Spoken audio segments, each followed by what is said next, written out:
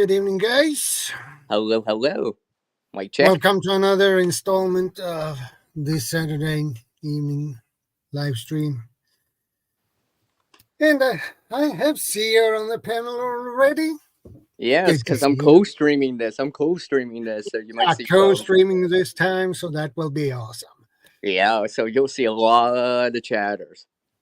Yeah, probably. Yeah, so. Yeah, and people begin to pop in, so that's or dropping in.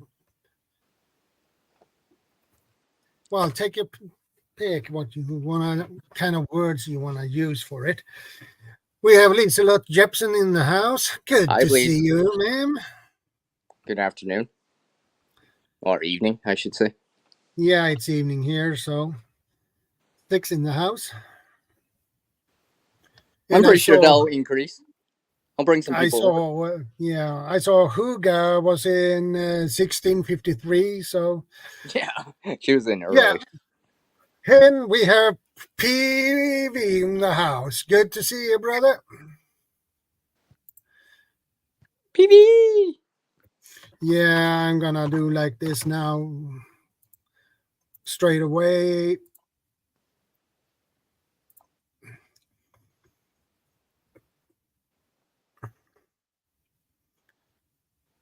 So, and Sean is in the house. Good to see you.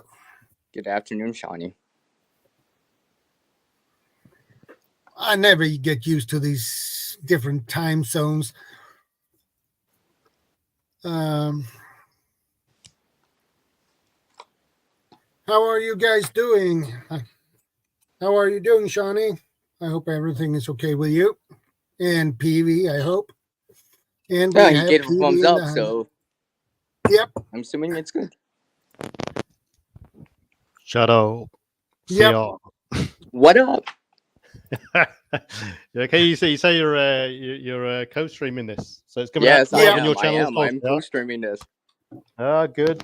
Double the audience, double the distribution, double the transmission. Yeah. Yeah, we have Joseph Moore in the house too. Good to see you, my friend. Hello, Mr. Moore. Hello, Mr. Moore. I always want to call him. And I have actually an announcement. The Mark is in the house too. Magic Acres. Good to see you. I have an announcement to make. Yep, drum roll.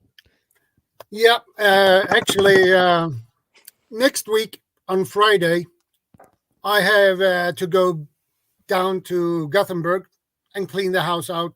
So I will not stream next Saturday. And the week after that, I will be home at November Sunday 17th at the evening. So I will not stream that week either, but I will upload a video for next week, and I will schedule another video for week after that. So. Right. So your next stream is going to be the 23rd of November. Not really. I will be back at November 17th. Sunday, 17th. November 17th. You say you're going to do your live stream on the 17th instead? No, that's a Sunday. I will be back home. So next would be Saturday 23rd. November 23rd. Right. Gotcha. Yep. Mm-hmm. I have to do that to clean the house out and prepare it for sale. So. Yeah, no problems. Yeah, do what you got to do. We understand. Yeah, and my brother could next Friday. He asked me if I could next Friday, and of course, I said I talked to my bosses, and I got the green light, and I just go, and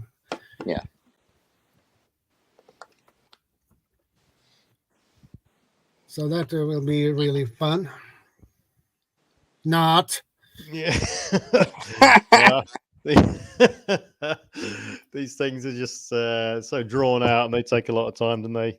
I mean, especially with distance involved, it doesn't make anything easier. Yeah, it's 860 kilometers, which is 86 Swedish miles.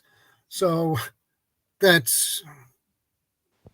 takes 12 to 13 hours to drive. So, right, are you driving down there, or are you getting the train? Driving, right. I have rented a car. I will pick that up next Friday, 7:30 a.m. in the morning. I pick the car up, and then I go back home, get my stuff, and then I take off. So right, that's where you want a self-driving electric vehicle if it can do that range. no, it's a gasoline, Yeah, a Volkswagen, a Volkswagen. So station wagon. You got snow there, have you, Shadow? Yeah, we got snow yesterday. I woke up and it was snow. Yeah. Right. Don't even say it, BB. Don't even say it to me. I was going to say I've seen reports that people are saying in BC that it's coming early this year.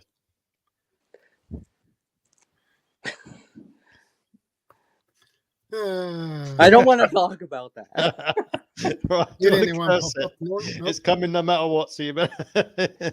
It's like a wave. Guardian is in the house. Hi, Guardian. How you doing? All right. Yeah.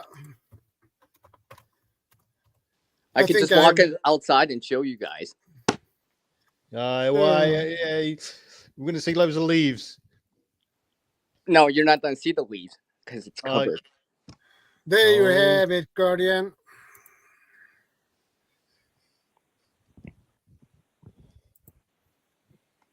And Mark says here got white crap just now, and he's break the skis out. Don't rub it in, Mark.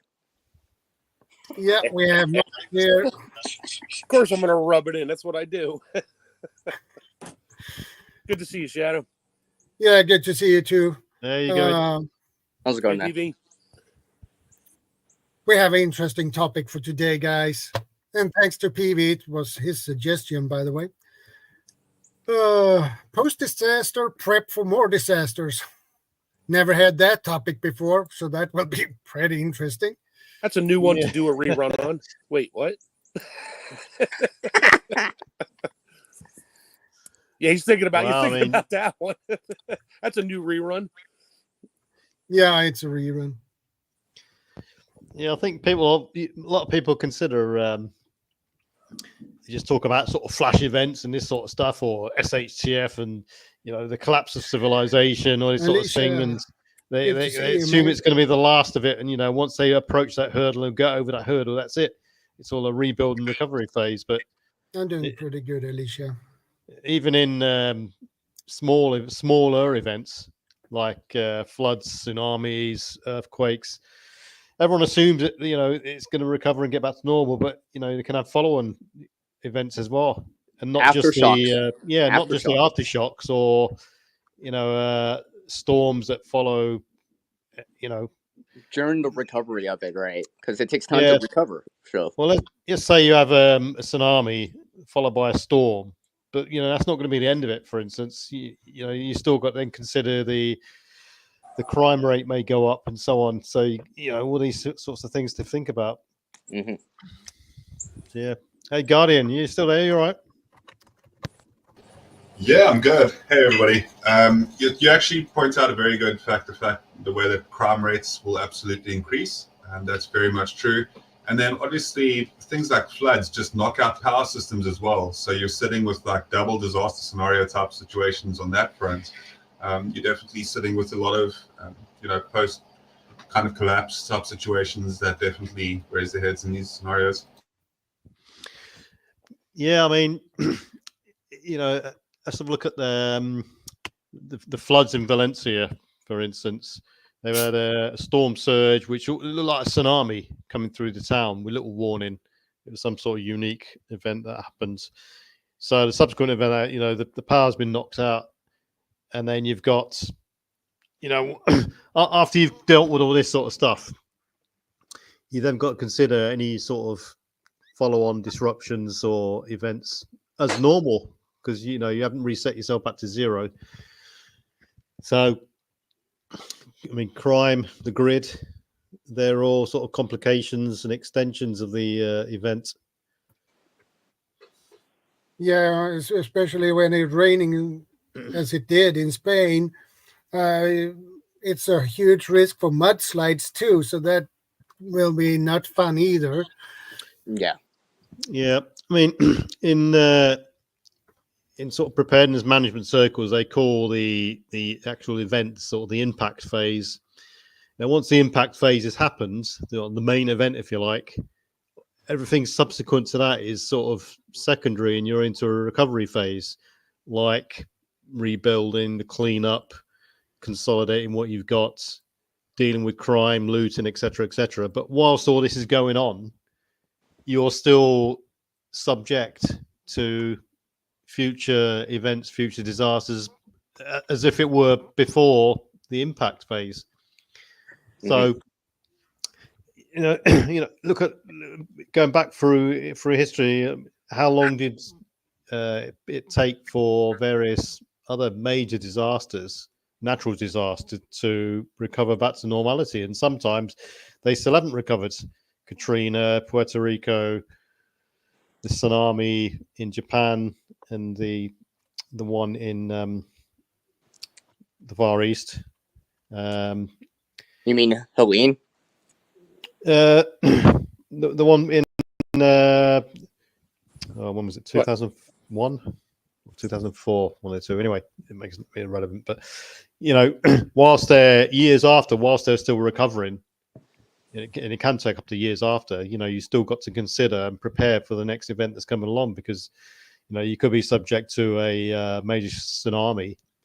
3 months later, there could be another tsunami because you're still in the sort of the danger area, or if you're living in the Ring of Fire, for instance, you're still subject to future earthquake or subsurface earthquakes, subsea earthquakes, for instance, which could produce further tsunamis. So the quick question is, how do you prepare for something once you've just recovered, or you're still in recovery from the previous disaster?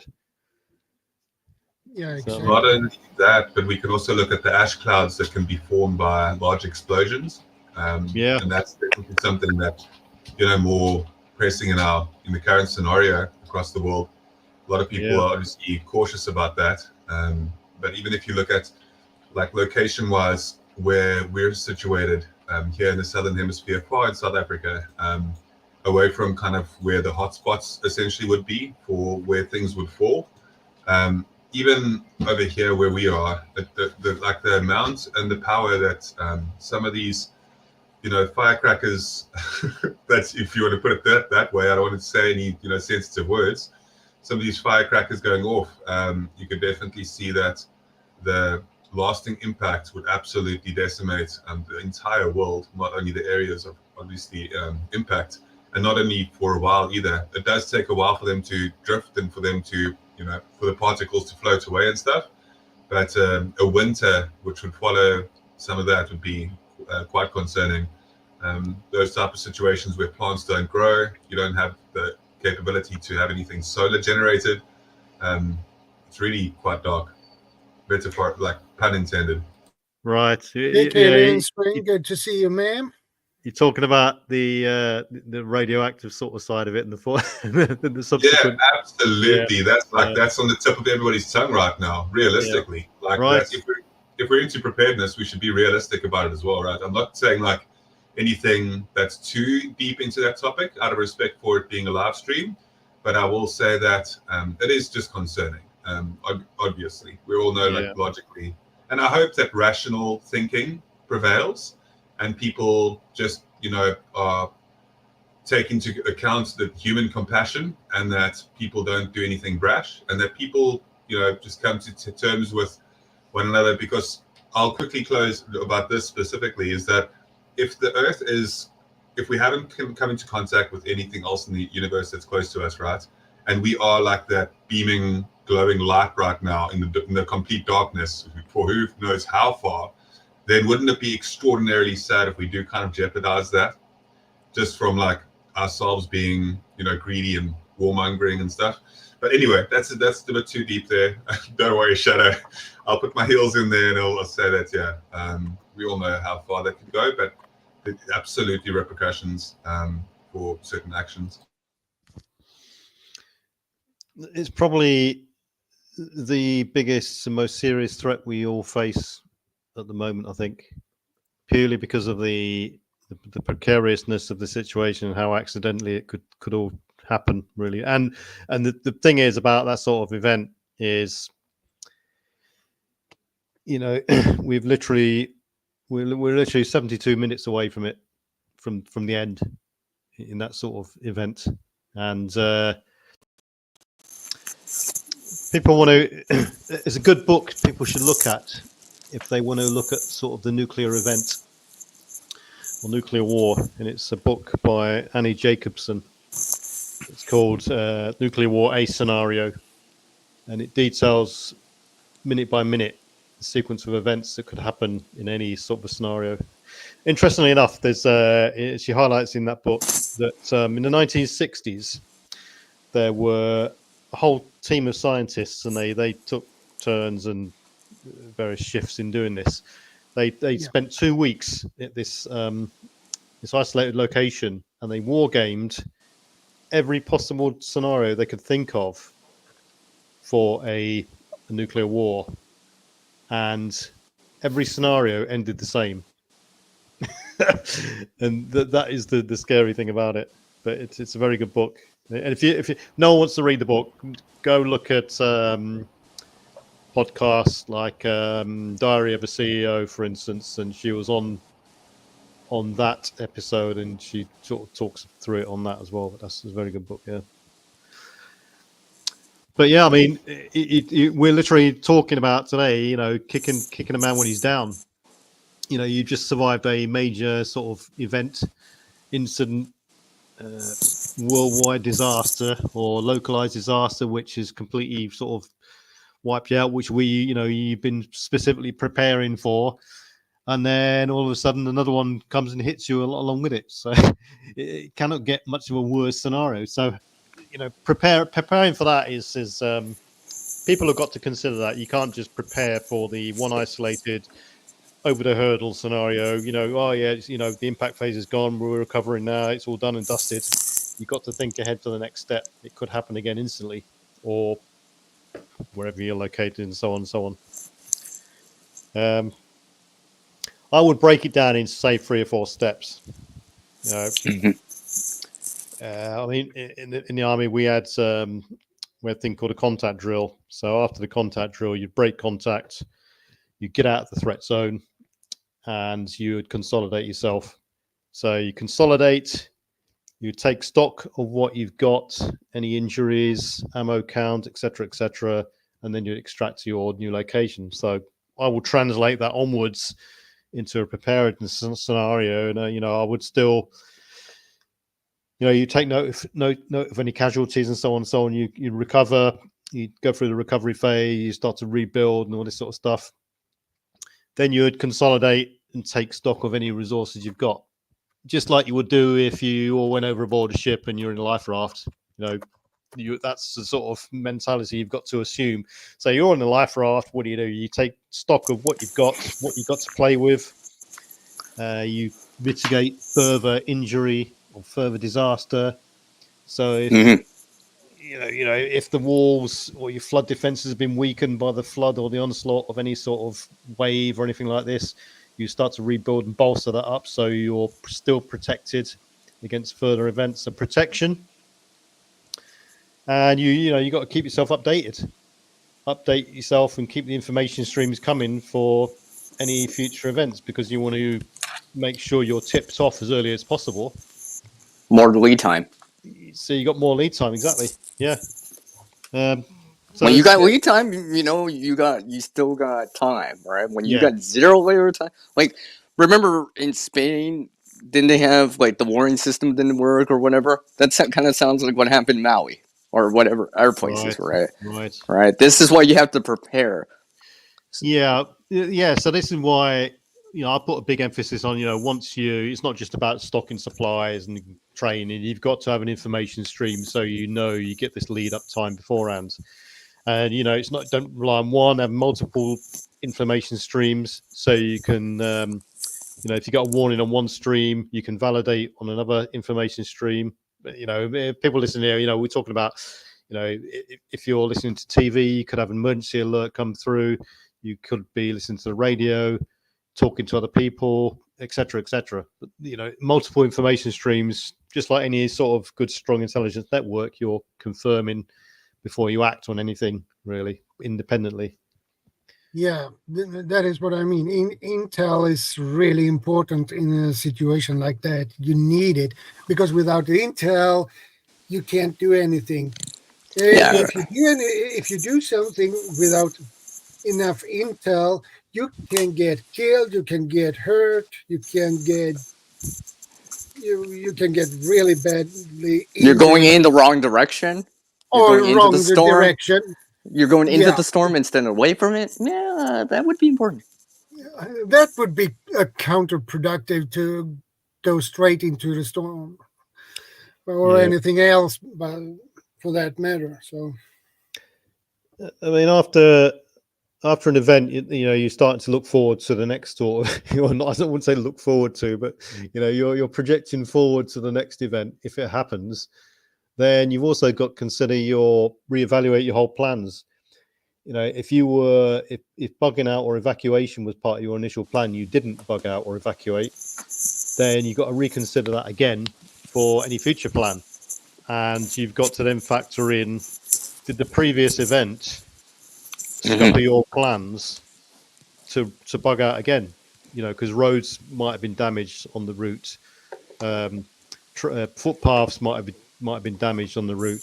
Resupply runs might have been damaged, as in the supply chain might have been affected. So therefore, taking stock of what you've got is quite critical. It's the case of, I suppose, people prioritizing these things.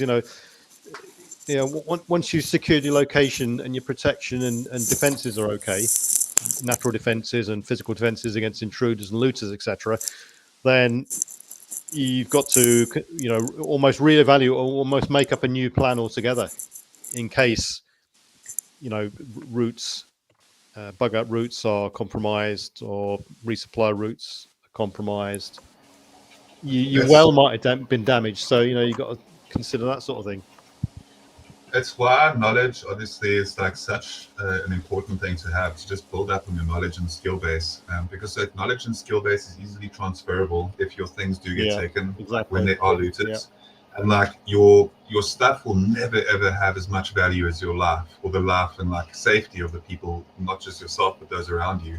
So just always have the ideology that, of course, you defend as much as you can, and I'm all for that as well. But realistically, if it comes to harming like the people that you care about the most, like that, it's always best to just kind of hand on the material things. Because there's so many people's lives who've been, jeopardized because they tried to resist. So it's a situational thing. You need to be very assertive, and then obviously you need to be mindful at all times. So being like mindful in a scenario where there are looters around as well and where you are taken advantage of. It comes down to, and this is really, if I'm ever going to give like any advice on this type of scenario as a South African specifically, I'll say that like when it comes down to it, your life is extraordinarily important because it's all you have, right? And realistically, the people that are going to come and ever like cause harm to you, you need to go full out and use every possible like utility that you have around you. Think of anything close to you as a weapon. Be always like on the be ahead of them as well when it comes to things. And the way to do that is by increasing your security. Don't make yourself vulnerable. Make sure that you have the capability to lock up wherever you are so that you sealed up, so that if they have to break in or if they have to come in, that they'll make enough noise that you can be, have the one up on them. Use darkness always, and I'm just speaking about this with looters specifically after SHTF stop scenarios. Use darkness as your ally, 100% so. You know the location and the whereabouts of where you are compared to an intruder that's coming in from an unknown location that has no idea of the blueprint and footprint of your home as well.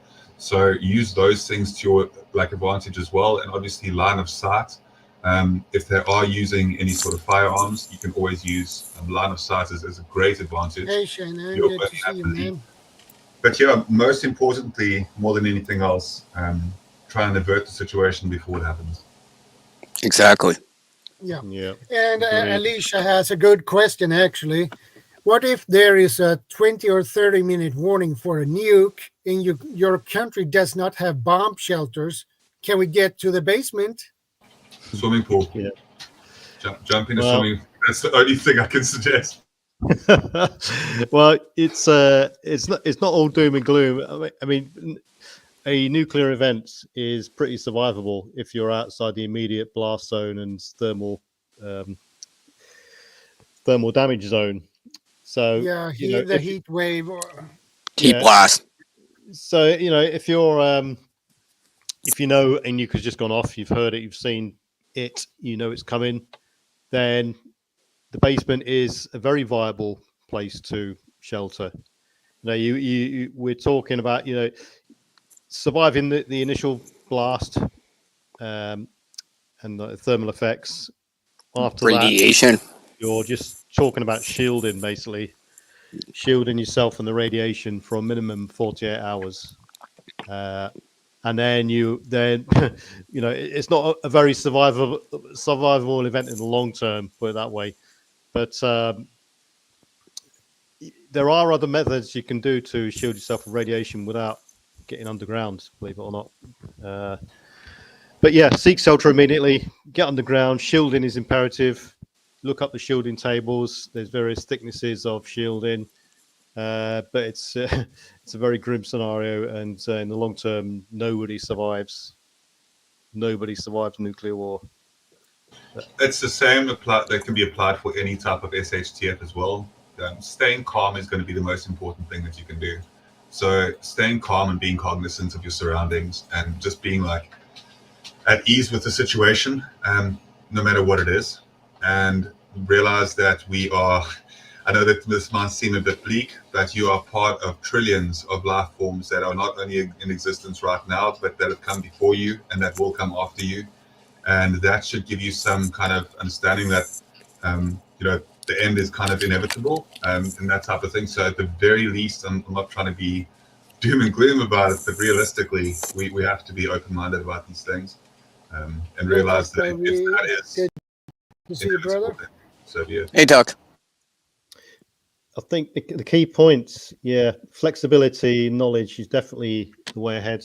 You've got to, and it's just like Guardian says there, you've got to be level-headed, coordinate yourself,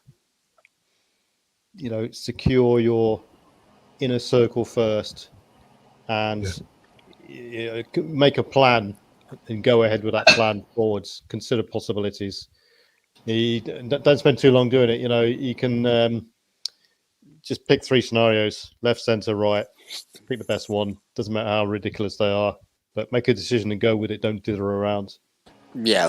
I mean, even if you gotta, I was gonna say, even if you go kind of ask everyone in your group. Let's say you got 4 or 5 people in your group family, right?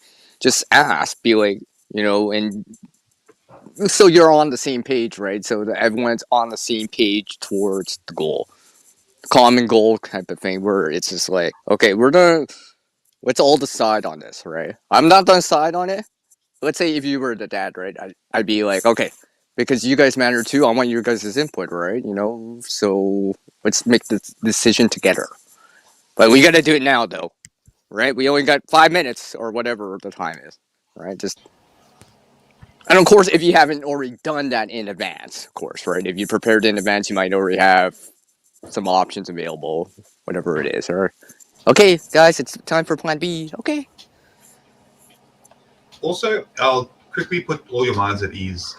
So the banking systems around the world, they, in every way, what they have to do is they have risk analysis across the world, regarding the real possibility of there being an SHTF. The reason why the banks have to do this is because, and this is legitimately trying to assist everybody with just a peace of mind, is that because the banks would not be offering any loans to anybody if the banks believed that they would not be able to make money.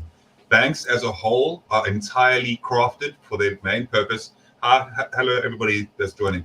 The banks themselves are entirely crafted for the purpose of making money, and they're making money off you. And that also means that they need to be sure that the next couple of years you're going to pay. So trust me, no bank in their right mind ever that's in existence, and trust me, their risk analysis teams are far more advanced than you could ever imagine when it comes to these things as well. You can look into this. What I'm saying is absolutely legitimate. So am I saying that an SHTF is not possible? Absolutely not, because they didn't see, the CV19 thing coming, for example. There's a lot of things that they don't always predict perfectly, but I will say that you can have a lot of ease of mind compared to like just thinking that fear and anxiety will take over, because that's the whole thing, that in any sort of scenario, you have to be calm, and fear and anxiety will absolutely the enemy. And so is worry. If you're worrying right now about things that are happening rather than being like proactive and like doing what it takes as well, do the things on a daily basis, worrying is extremely bad for your nervous system and for your own like overall health. So legitimately, I mean it when I say that you've got to try and be positive and be like a positive prepper. Yeah, it'll cloud your judgment too, right? Yes, you're thinking a different way, so to speak. That's exactly that is like you're rushing, something like that. Because why be a negative prepper? That doesn't work well. So I try to be a positive prepper. Well, and not only that, if you're with your family, you're going to keep everyone's spirits up as the best you can for the situation. It still may be grim, but you still got to keep morale up, right? Yeah, that is the hard part, to keep the morale up. Yeah, I mean, in spite of what's going on outside or whatever, right? Because everyone's gonna be scared. I mean, look at Spain, right? I'd be scared to see. I'd be like, yeah, okay, this is kind of dicey, but we gotta stay positive here and try to do something.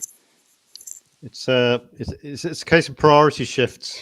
When you get a massive disruption in your life, whether it be disaster or you lost everything, it's just completely your priorities shift, and they shift down to the basic level in some cases.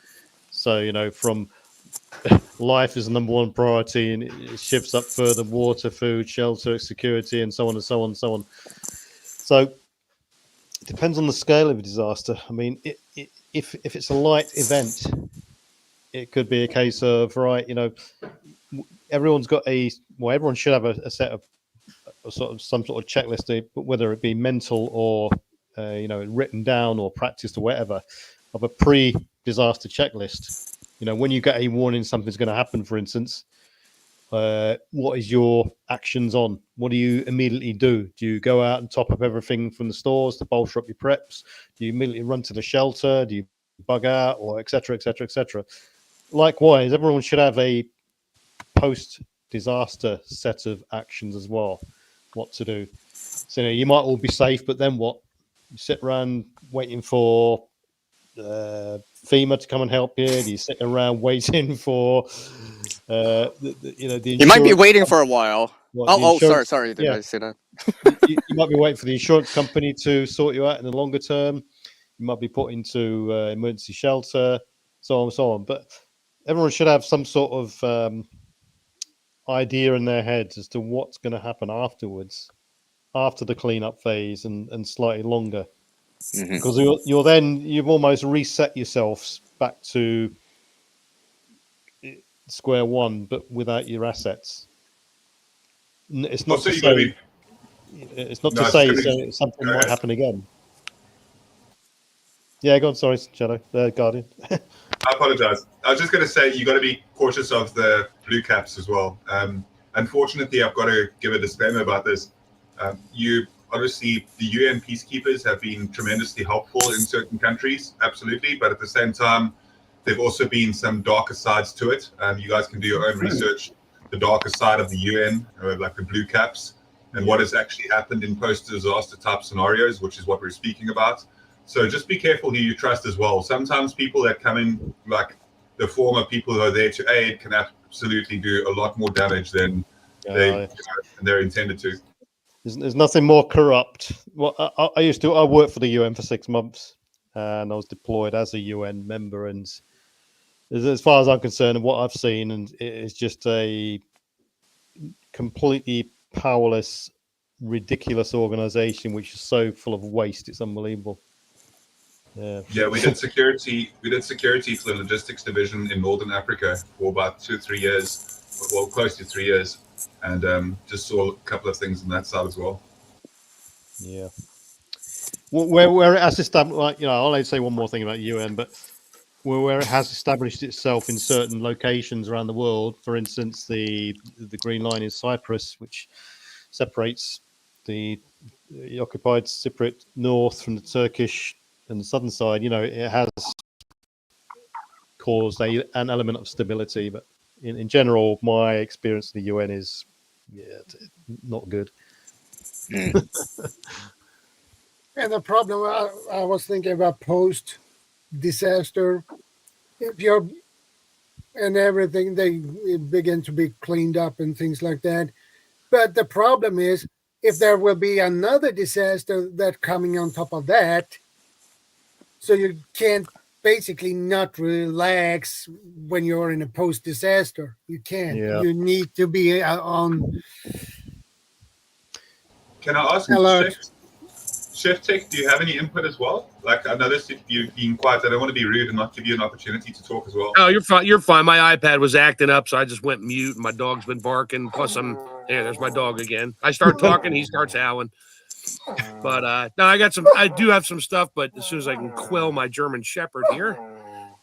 They're the best. I've got a GSD as well, and we've had her for about 5 years now. I love the breed as in general.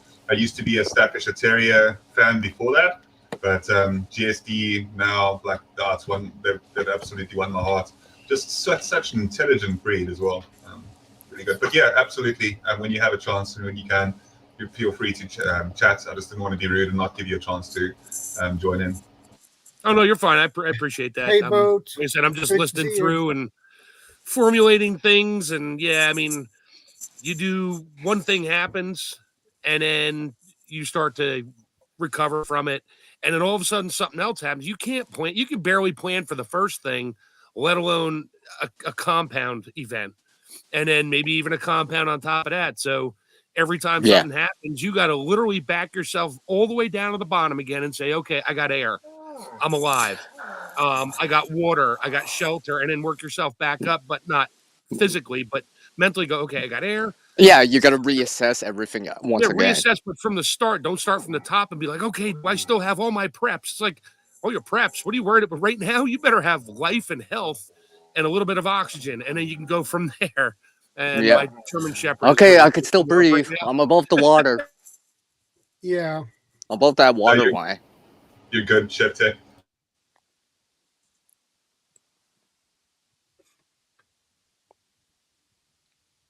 He's also 9 years old and getting a little struggling to get up and downstairs right now. Yeah. So if you guys are just going to mention a bit about series and stuff, if you haven't seen already the Fallout series, it is really good. It was pretty good for a series as well. I actually enjoy some of the Fallout lore, so it's definitely for those people that enjoy that. But for anybody that enjoys, a bit of a good series, just quickly, completely off topic because I was speaking about Fallout. But if you guys have seen that new Penguin show, that's absolutely amazing. If you haven't seen it, really do yourselves a favor and go check that out if you got time available.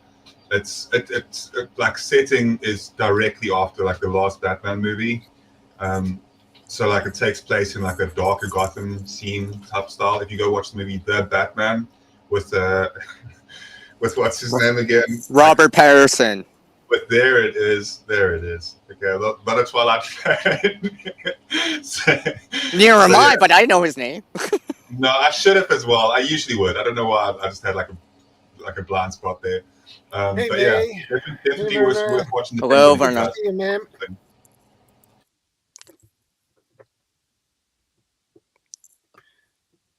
Just giving a good series suggestion. I think my first thought about prepping anything all came from watching Mad Max when I was 13 years old. Oh, yeah, Mad Max. It's not a bad Watching place everything to fall start. apart and then a continuous after that and never got any better. Is that how you came up What's with that? this channel named Mad Chick then? No, that's Oh, okay, my okay, mother okay. father name. Oh, okay. Yeah. I thought that was just I was like, how No, did he? no, Oh, no. okay, okay. I mean, I don't well, know. Maybe. I'm thinking of using like a screaming angry woman for my openers on my videos, but that has nothing to do with Mad Chick. That's my mother's Okay. name, my father's nickname, and yeah. I was thinking. We're talking about like post-disaster situation, right? And kind of thinking To about prep that, for right? more disasters. Can we bring in some real world examples here? Because I know Boats is saying that they're still having issues with the Yeah, power real with the world hurricane. examples are I all. mean, look at Spain. Look at what happened after Helene, right? I mean, these guys are still recovering, and they'll probably be recovering for the rest of the year still. So Well, maybe some real world examples, and maybe yeah, if you were in that situation right now. I mean, I'm not in a flood zone. I mean, like if I'll give you a I would know what to simple do. example. It's earthquake hits or a tsunami hits or a flood hits, and then winter's approaching. Your house is destroyed. That is a pretty grim That happened. scenario. That Yeah, actually happened here in Canada.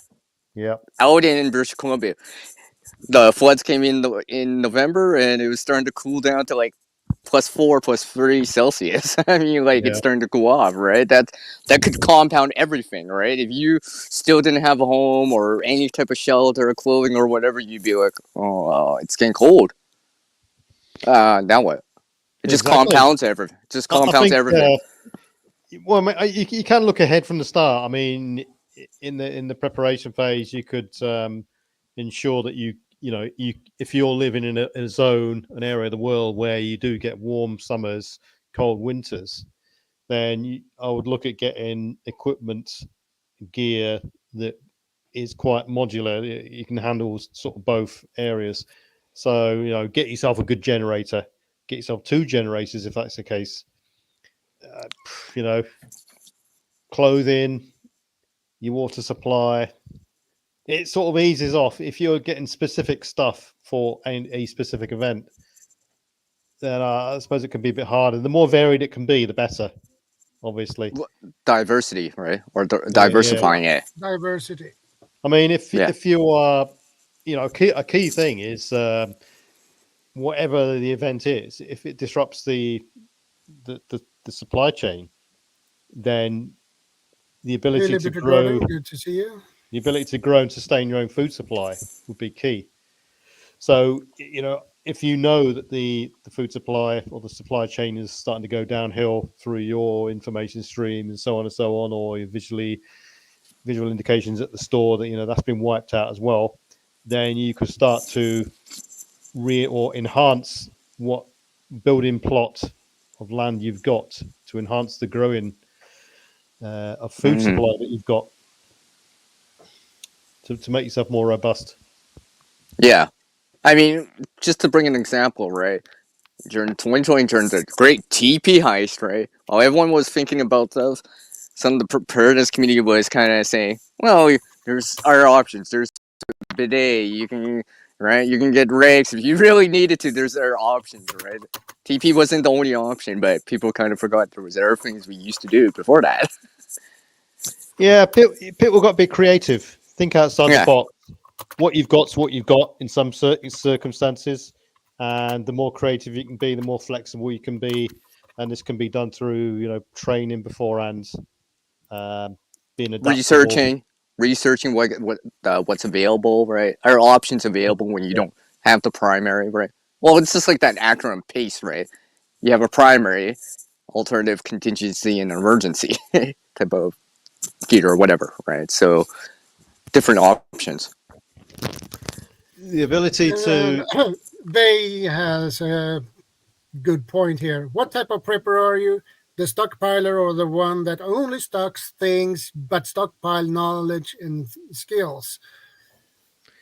Yeah, I think in most, if not all scenarios, the key to surviving anything is the ability to adapt. If you don't adapt, then you will succumb. And then it can be the simplest form of event like COVID, for instance. You know, the people who failed to adapt, failed to comprehend the situation mentally, they couldn't cope. They couldn't handle being locked down, for instance. They couldn't handle a bit of extra government suppression and all this sort of stuff. They couldn't handle the thought of people banding around the words, you know, forced vaccinations, all this sort of stuff. So, you know, the ability to mentally adapt or adapt to anything, be flexible, is key. If you can't adapt, you'll succumb. Simple as that in any sort of scenario. Exactly. Yeah, I Exactly. agree. I agree with that. Totally. And you know, in some cases, you've got to roll with it. What you've got's what you've got. Enhance what you've got. Make everyone aware of what the situation is. It's not actually going to be as rosy as it was. You know, post disaster, you could adopt various other sort of regimes. You know, change your daily routine into a routine where, you know, you all gather around in the evening, for instance, for an update as to what's happening, what could be happening, what you've done about it. You could shift the balance in terms of responsibilities, where, you know, you don't want all the loads to fall on one person. Share the workload out. Otherwise, you'll start to get bitterness throughout. Yeah, I agree with that. You know, if one person is deemed as having an easy job, or is coasting while the rest of you are grafting and you're all having the same food and water, etc., etc., you know, resentment can quite easily build up, and you don't want that sort of thing. So, group cohesiveness and morale of the group is quite essential. I think also relying on people's strengths, though. So knowing, yeah. So base as well. He's mentioning that delegation is important. Also knowing people's strengths, and then I think I mentioned about a month ago, where I was saying how obviously everybody has different strengths and they have different interests, and if you can lean into that Hey, specifically, Howie, good to see you, brother. some people will Welcome, go Howie. fishing, like in the hey, good to see you, Forrest. Yeah, it's amazing to know that like there are people that can really enjoy fishing, and they will much prefer to do that for the most part. And if you go take somebody specifically that prefers hunting or building, or a lot of some people enjoy the gardening and growing things as well, and tending to your food as well. There's a lot of different types of things. Even some people are more specific and trained towards defense, as Boat was mentioning there as well. There's a lot of different types of strengths, and having those different strengths and having the different variety within a group, which is why it's great to have different people's skill sets and be able to lean on that. Because if you do delegate it correctly, then you have a lot less stress and anxiety built up in the group. You've just got to make sure that there is sort of like an even playing ground. You got to get to know your group too, because you can't just, something happens and you don't know anybody. You had to remove yourself from your pleasant place, and now you have a whole new group of people. You got to get to know them before you can rely on anybody, because distrust is going to be huge. Even where I currently am right now, anything happens within the next year or so before I get out of here and move to another spot, which we're working on. I don't have much faith in a lot of my close neighbors. Most of them, you talk to them, and I always generally talk. I'm like, hey, how you doing? And then if the conversation comes up or I can aim it that way, I'd be like, so, hey, Mike Blizzard this year, you got enough food to get through 3 or 4 days? Oh, no, they'll plow the roads. I'll get, the stores will be open. And right you away, hear that. You're done. Yeah, I'm done with you. I'm not going to tell you anything more, because I don't need you knocking on my door either. If they have no skills, they're all IT people. That's all they know how to do. They have a gardener. They have somebody come in to cut their grass. They're always getting, workmen in there to fix their house. They literally have, a lot of people have like zero life skills. And I look for stuff like that to make sure I not steer clear, but I don't need to involve myself where I'm going to be the sole provider for other people who don't know how to do anything. Nothing against them, but that's just my personal opinion. That's how I've always rolled.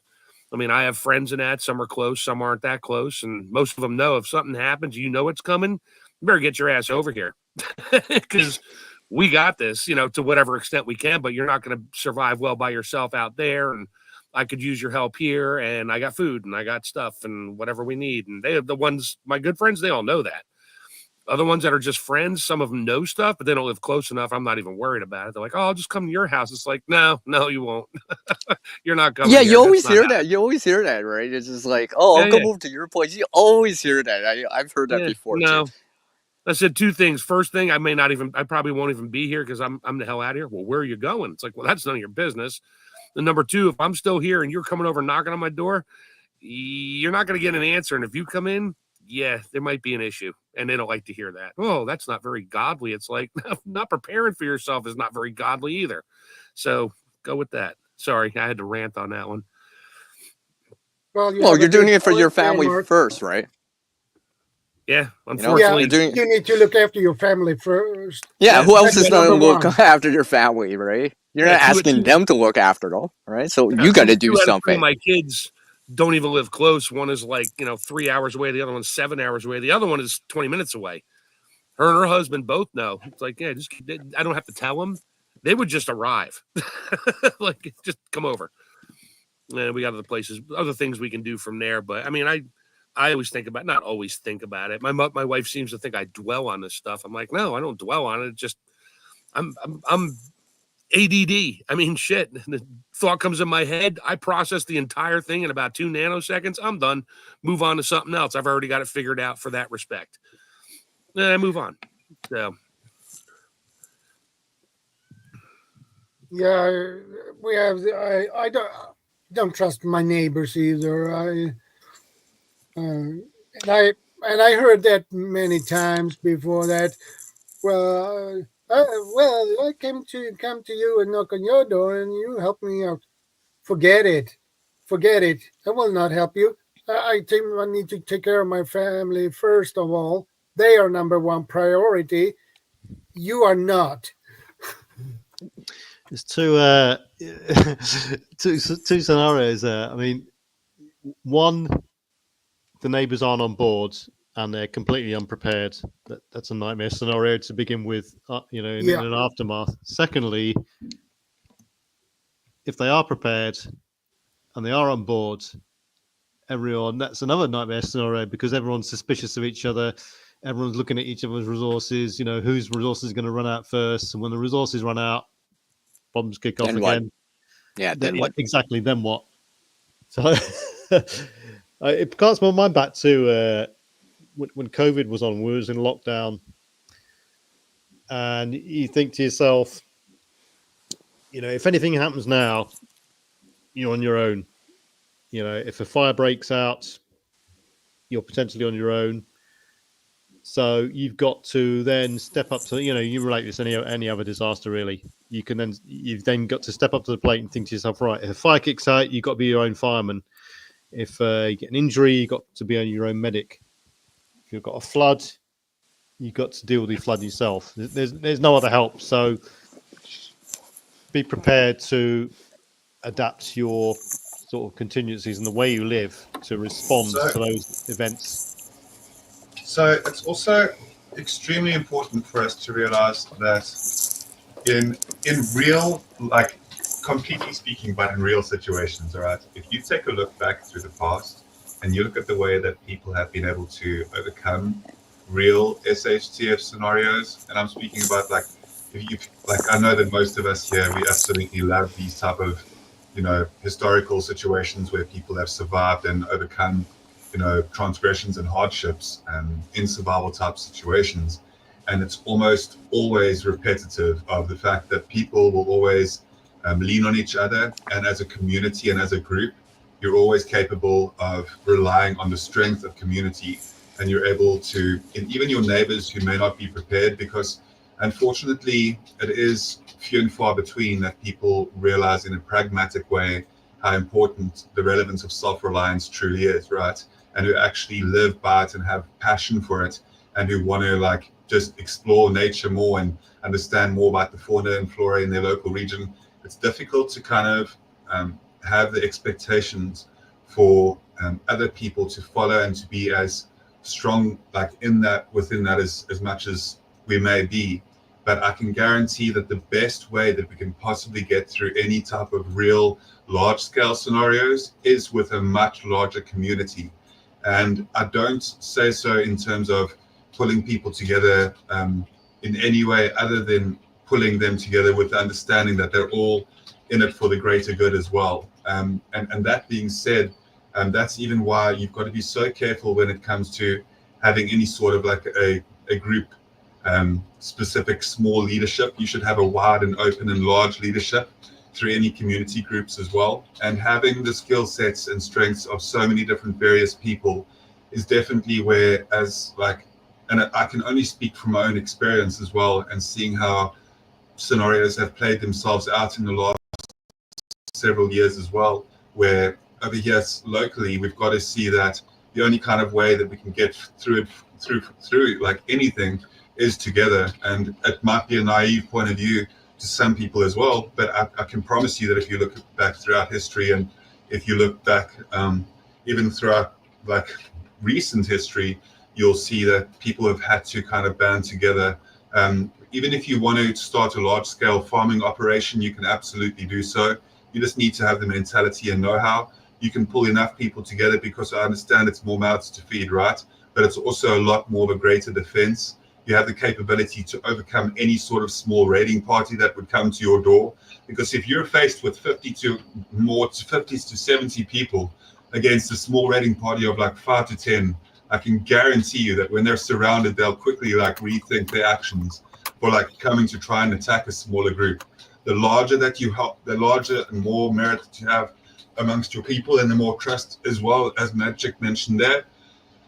Having trust is extremely important, and it is difficult in a larger scale, but it's the only way to kind of rebuild what we've lost if we do have a long scale, SHTF. That's my 2 cents. Yeah, and sooner or later we will have a long-term SHTF situation. Sooner or later we will get there, but we are not there yet.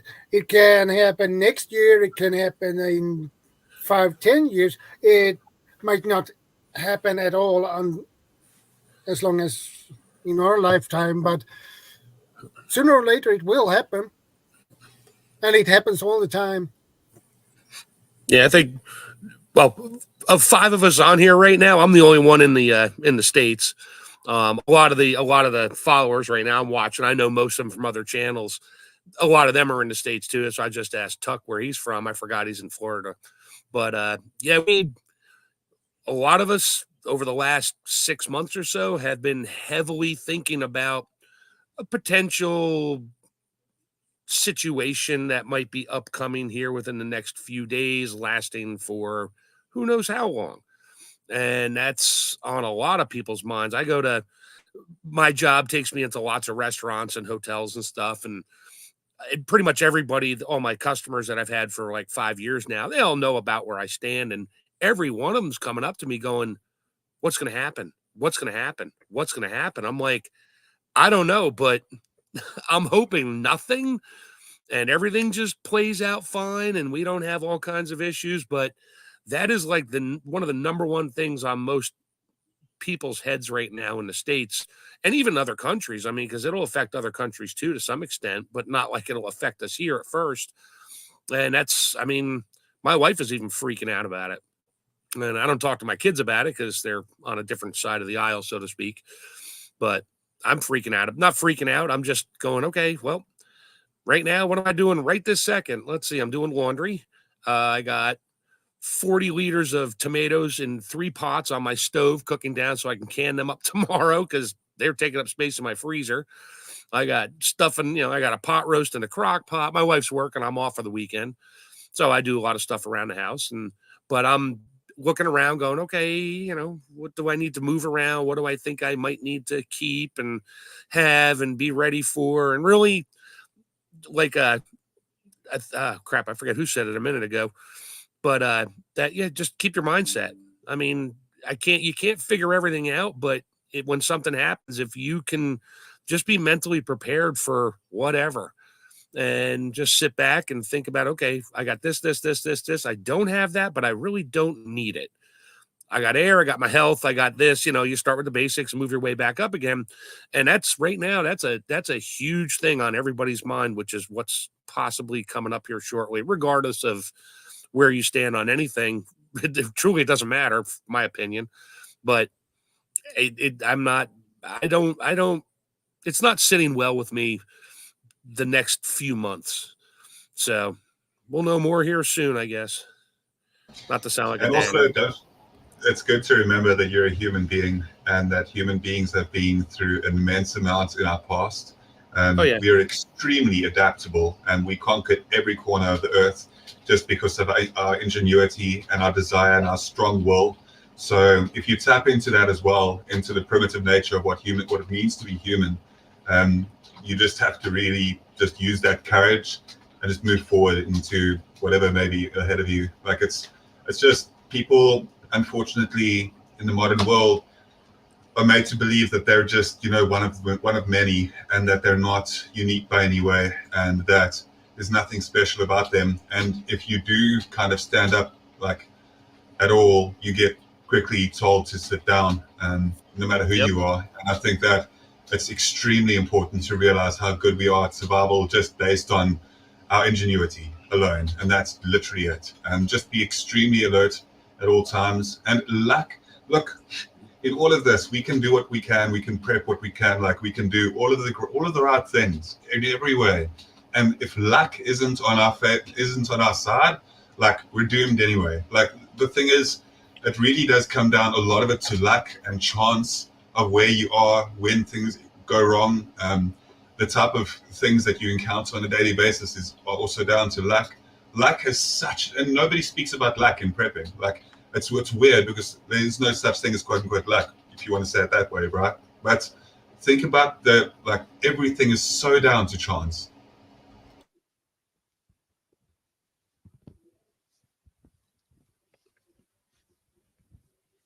Yeah, I can agree with that, Guardian. I think another thing people can do is they're looking forward to a potential cascade effect of events. So, everything there's some common cascade events that's going to happen, and some uncommon ones. Common ones, you can tick them off quite easy. Crime rate will go up. That'll be a given. The electricity grid becomes more unstable and has the potential to get disrupted more, or can completely go off. And the heat and the food supply as well. So you can mitigate those. And if you talk, everyone's thinking about the US elections as well over here too, and the fallout that's going to present, because it has a habit these days of spreading worldwide, not just throughout the financial markets, but also, it takes hold everywhere. So, what's the fallout of that going to be? You could have areas, and you're starting to see this in many countries now anyway, where you've got areas where you can go into and areas you can't go into, and people will cling like magnets to their own sort of areas, whether that be political areas or religious areas or so on and so on. So look at where you live, look at how the people around you, what their views are and so on. That could give a good indication of future events and so on. But social disruption, social disorder, it could quite easily cascade into the grid and other infrastructure going down the pan as well, or getting disrupted. So you can think ahead on that front. If there's going to be sort of big riots kicking off, or social unrest or disgruntlement throughout society on a huge scale, then you can maybe sort of have a thought process going on where you can think about other future scenarios now, as opposed to waiting for it to kick off. I think it would be extremely interesting. It's not something that needs to be done immediately, but Preparedness Veteran, we've been good friends for a while, and I think that it'd be very interesting for you to just have a bit of a short trip down here in South Africa, just for a short period, and for you to be able to see like how the culture is here, like how South African people are compared to what I've seen everywhere else in the world. And I'm not saying, all places have their strengths and their weaknesses, of course. But I think that it would just be such an interesting thing for you to see the way that, like, South Africa's got an extraordinarily dark past, but because of that, like, it's come out in such like a way where we've learned to like integrate with each other in such a unique and positive way. And I think I'm proud to be from where I am, really, and I think that'd be amazing for you to come and see like some of that. It'd be really, it's something that not many people always like understand, but it would be really rather special. And yeah, we could do like some game reserve trips and stuff. Like I could show you like, just sort of the way that people live, and we'd be pretty much like, even if it was a short trip, it'd be something that we could discuss sometime. But absolutely, when you speak about, different places and like certain zones where people go and where they don't, I mean, it even like occurs here to a degree. Absolutely, it occurs everywhere in the world for sure. And I think that's just growing pains. If you look at globally, the whole world, where we are and where we've come from, we're only now kind of entering the age where we're completely like able to communicate like across boundaries, like even with the linguistical AI technology that's available at the moment, like the translators and stuff that are now available, where they have these large meetings with everybody with a different accent from a different language. I mean, and they're basically able to speak to each other in real time, and it's able to translate for them.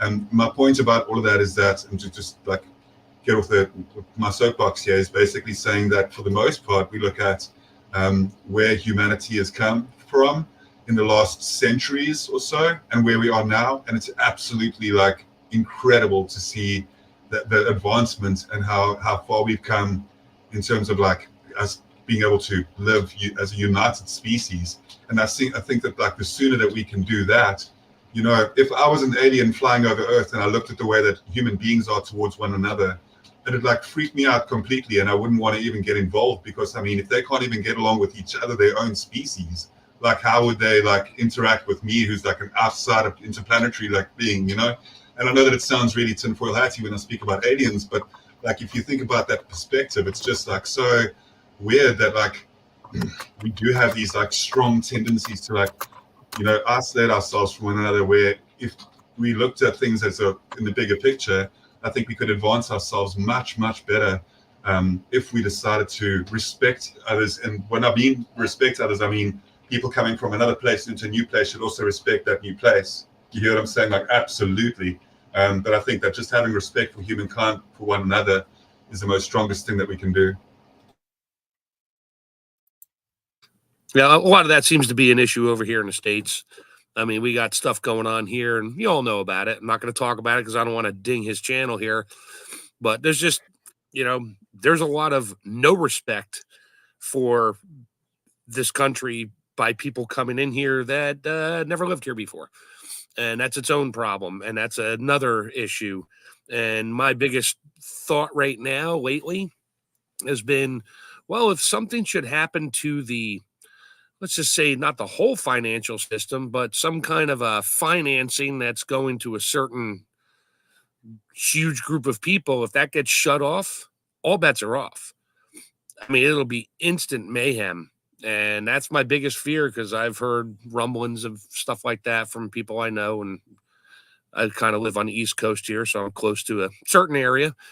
And I hear lots of things that if it happens, it'll be ugly, because you shut the money off, whether the stores are open or not, it's going to go down a really bad road really fast. And that's where you need to just stay the heck out of the way. Yeah, I agree with you about that, Mark. Definitely. And well, as you said, Mark, there is a lot of things that are going on in US right now, and even here we are a little bit worried about that too, because if it's turned out to be the wrong one, it will affect us all to the bad, not the positive way. So Yeah, and on the other bad foot, if it's the right one, the wrong one won't let it happen. So then things will go wrong anyway. So there's that going on, and that's it. Truly, at this point, it really doesn't matter either. Whichever side it goes to, it's just going to go down the ugly road. One way, whether it's going to be really ugly or moderately ugly. I don't see a good turnout on either side, regardless of what's up and coming here shortly. Yeah, I think it's going to be like that one way or another. I'm sounding like a depressed individual here. I've just been doing a lot. Well, you're being realistic. You're being realistic, right? I mean, you want to be optimistic. We're trying to be optimistic. Comes to me and says what's going on, because they know I'm just going to tell it like it is and what I'm feeling and what I'm hearing, and they know I know people and I don't talk about them, but I hear rumblings and things, and it makes me temporarily nervous. It's like, okay, what do I really need? Nothing really. I'm good. I just got to stay out of the way. You know, I don't need to go run into the store at the last minute, and I don't need to do all these things at the last minute. No, I'm good. Just lock the doors, turn the lights out, and put a muzzle on my dog so it doesn't bark at everybody walking by, and that's about it. We'll have to wait. I think you know, it's a perception of people. It could go either way. I mean, I personally think that there'll be a lot of shouting and disgruntlement and bawling, and you might get the odds sort of demonstration, and then people will gradually accept the fact. Who knows? We'll literally have to wait and see, but considerable possibilities, definitely. Yeah, a lot of people are frustrated. A lot of people are polarized, but on the other hand, I think a lot of people don't want trouble and strife. They just want to carry on with their normal lives. They will vent their anger and argue amongst each other, and as to who should do this, who should do that, and who should be in power, etc., etc. But I have faith in the outcome of events in the couple of months following. We'll just have to wait and see. Hopefully, I'm right, but yeah, it's going to be so interesting. Like either way it lands. Like I think that obviously, us speaking about what's happening in the US right now, it's definitely one of the most tense situations globally. Is what's and it is the most important thing at the moment. And it has an impact on the rest of the world. It really does. So just know that if you're in the States right now, that the entire rest of the world is really watching closely as to what's happening. No pressure, you guys, but I'm just saying.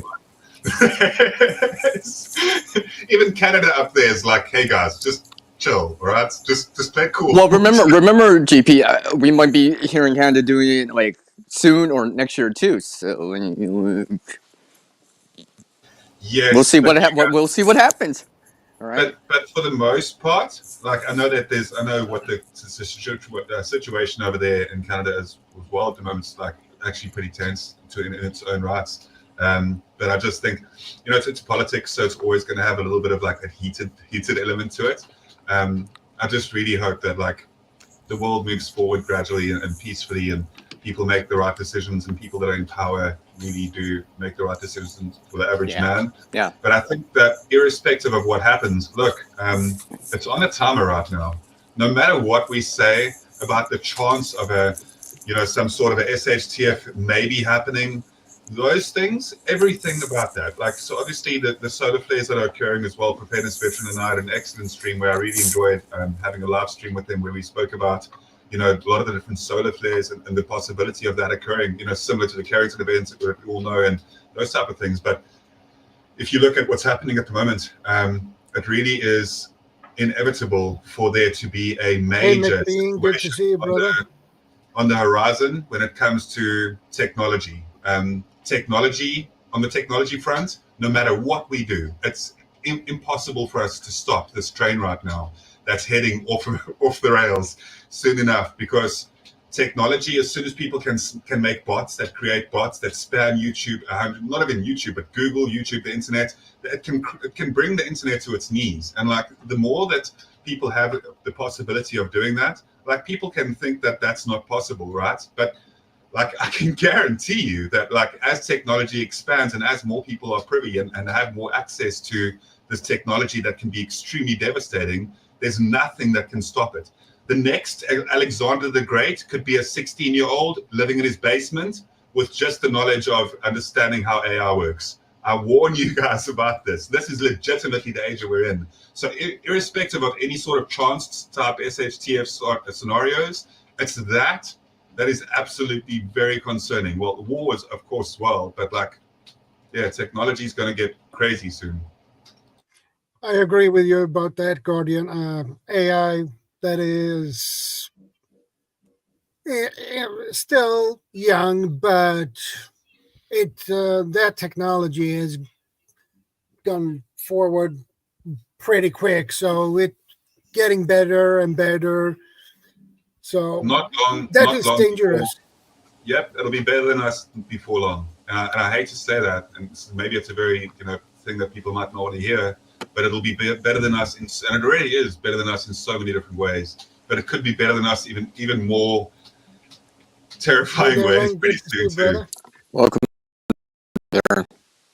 Yeah, it's just like the movie Terminator. Yeah. AI figured it out, took over. They build their own stuff. They build machines that build machines, and Yeah, they machines don't need machines, us.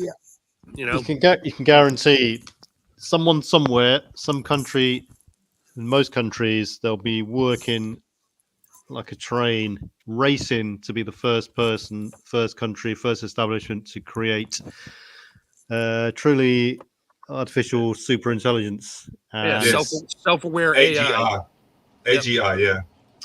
Well, one step beyond AGI. I mean, when AGI, the next step is ASI. But you unleash this thing, and we don't know. It's the unknown, and the projection of time is the unknown as well. It could happen. You're talking about this singularity, this event horizon as well. It's been predicted that we're looking at the sort of the 2045 sort of timeline, but question marks on that as well. Who knows? It's very 2000 had the original timeline, but we know where that went real quick. Y2K. Yeah, that was a debacle. I remember sitting in an office on New Year's Eve waiting for your computer to shut off. Yeah, because the date code was only in 2 digits, not 4. Yeah, I mean, theoretically, it was a possibility, and I was sat in an office waiting for it to happen, and we had all sorts of contingencies lined up in case. Yeah. Then all of a sudden, the lights in the entire building shut off because the computer just shot back to whatever day of the week it was on January 1st, 2000 or 99 or whatever, 1900. And it's a Sunday, so shut all the lights off. So I mean, that's about the worst. That your thermostat goes a little haywire, and that computers were just a little confused, but they figured that out. Well, we saw nothing. I'll put that scenario in the same sort of lines as the Mayan calendar 2012 scenario. that was a similar sort of thing. Yeah. At the time, it was like definitely a thing. Like if you guys remember, that was my first prepping experience was running to the store getting stuff about a month before because of all the rhetoric going on. Well, like I said, I was we spent. Hey, Darren, good to see you, brother. Hey, Darren. Nice to see y'all. We spent up to 18 months. We spent up to 18 months before Y2K preparing on a huge scale in a military establishment for this thing to happen.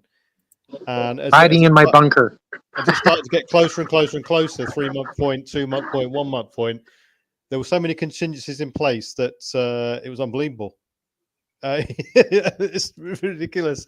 And it was. Yeah, the next morning we all woke up, walked out the front door and said, nothing changed. Like Guardian says, people took that seriously, because it was a real possibility of happening, but it just turned out to be nothing in the end, really, didn't it? Yeah. So, if you guys, it's good to have you with us, by the way, Darren. Thank you for joining us. So, yeah, it's also all of this deep fake stuff as well is getting pretty funny. Like how well it's being made right now. If you look at like the fact that they can like alter videos, it's going to be very, very difficult to discern what's real and what isn't. Oh yeah. Well, like it What? really is going to be hard. I don't really trust anything I see on the internet or read anymore. Hey, dear Lou. Yeah, Good to see Hey, you, guys. brother. Daru, how are you doing? All right. Hey, PV, DR, Guardian, Welcome, brother. Shadow, Uh-oh. everyone listening. Oh, we Mad lost Good to Darren. see you. Darren, come back if you can. It's good to have you with us, Duriella. Hi, Guardian. Just how you guys doing? You okay? Yeah, Yeah, we're good. You're looking well doing there. good. Yeah. Well, just got to have ever since you told me if I get caught out and unshaven, and I'll die if I want to put my mask on, my gas mask on. So I try to keep shaved these days. Yeah, absolutely. No, you're looking sharp, bro. Really, looking good. Thank you very much. Checks in the post. A big hello from CJ as well. Ah, there he is. Look. Yeah. Such a happy, good-spirited looking doggy as well, bro. That's awesome. He's got a big smile. He's a happy doggy. I don't know if Yeah. you'll agree with me, but I legitimately stick by this ruling where I can almost always tell the character of a person by the way that their animal treats them, by the way, the temperament of the animal around them as well, like how that bond is and how the people are towards the animals. It means the earth and it means the world to me, man. So much respect for that. Check. You must want a lot of checks. I don't trust anybody that my dog doesn't trust. Yeah, there it is. Yeah. That's a good one. Oh, Yeah. If you, my dogs don't like drunk people. My dogs don't like certain people, but I won't say that here. Right. Okay, let's not go there then. How's we're not. everybody? How's everybody? Yeah, good. We're talking about how to prepare for disasters after a disaster. Wow. Post-disaster, prep Yeah, for it's more very Very disasters. good one. So I mean, you could have just gone through a major SHCF event, disaster or minor disaster, whatever it is, and that's it. You could be imminently hit with another disaster. So how do you prepare for that? You might be in a situation where what you've got is what you got to deal with it. So you've got to deal. The only way to handle it is to use your remaining resources, your ingenuity, and your group thought action, really. Maybe just your physical fitness to get you through it. So Yeah. Oh, we spoke about this some time back, I believe, as well. What happens if there's multiple things happening at the same time? yeah, I think I look at it in terms of like a cascade effect, really. Yeah. One sort of system can affect another system, and so on and so on. Power outages, economic decline, sanitation down the pan, and not necessarily all these could happen at the same time. It could be weeks apart, in months apart in some cases. The communications infrastructure might just completely get clogged up and go down. Hospitals will gradually, decline or get clogged up as the influx of people come in, or he's dropped off, he'll be back again, or the supply chain is disrupted and the supplies in hospitals start to run out, if you can actually get to a hospital, and so on and so on. So the more, I think it's a situation where not many people can be in, because preparedness is quite an expensive thing to do, to be completely prepared. I've said this many times before, we'd all like to have a bunker with many years supply of food, and we'd all like to have, a medic friend or be medically trained and have a defensive play, etc., etc. You know, a complete, cohesive, all rounds, all ticks in the boxes done. But we haven't. So what you've got is what you've got. So, you know, once something happens and you're isolated there and you begin to recover, keep your eyes and ears open for the next one, because that could happen. And if your post-recovery plans and contingencies aren't robust, then they will fail if you haven't got plans in place to rebuild them or have backups for those. Simplicity is great, you know, but it's going to be hard, definitely, if you are hit one disaster and you haven't got any sort of idea as to how to look forward to another one. Yeah, an example there, Calvin Strange says there, back in 1993, the Iowa flood basically killed the growing season for farmers, massive crop failures and livestock loss. So, yeah, and I take it that wasn't an immediate thing. That took a couple of months to kick in as well. There's a lot of things that don't hit the media. We just had I think it was Kansas, just had a what they call a lithium battery recycling plant. It's huge. Well, guess what? It went up in flames. Right. And now all that toxic stuff is falling everywhere out there, depending on which way the wind's blowing. They're finding fish dead, and nobody's talking about it. Just like happened in Pennsylvania with the train derailment. And they lit it on fire. Nobody's talking about it. And then nobody wants to talk about it because, well, we want to talk about it, but the powers that be won't, because they know there's nothing they can do about it at this point.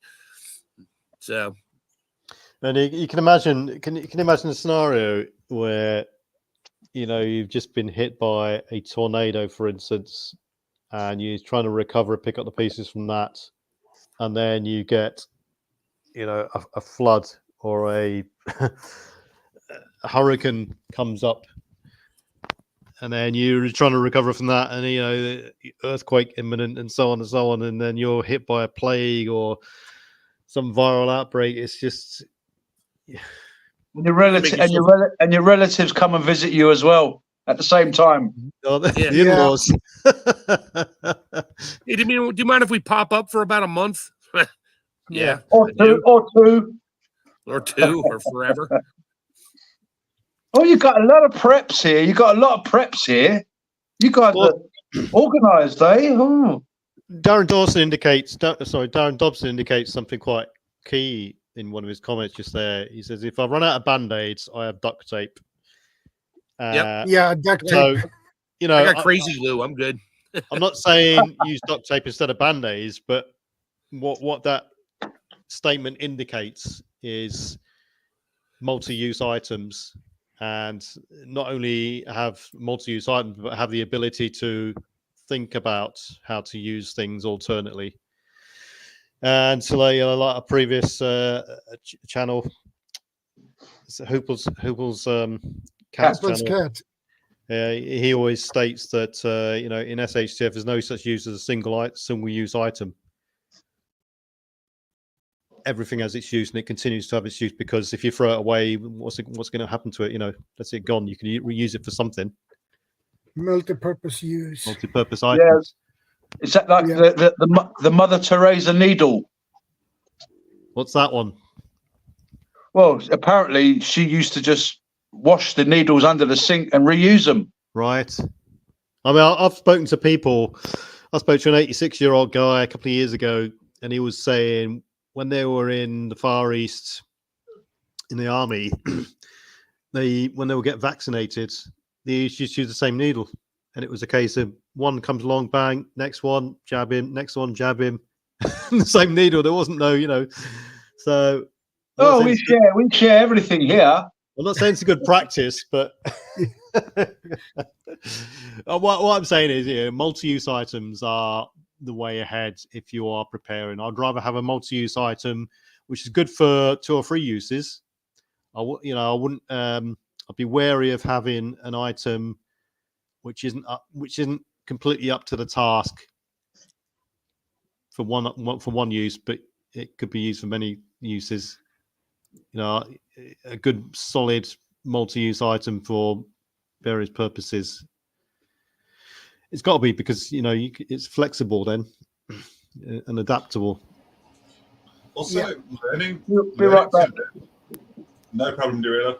So learning to live in sync with nature as well, and learning how to like grow things, obviously for food. I mean, food and water, right? The primary like requirements and needs to keep us sustained and like alive. That's why, and I won't dwell on this for too long, but it's really something.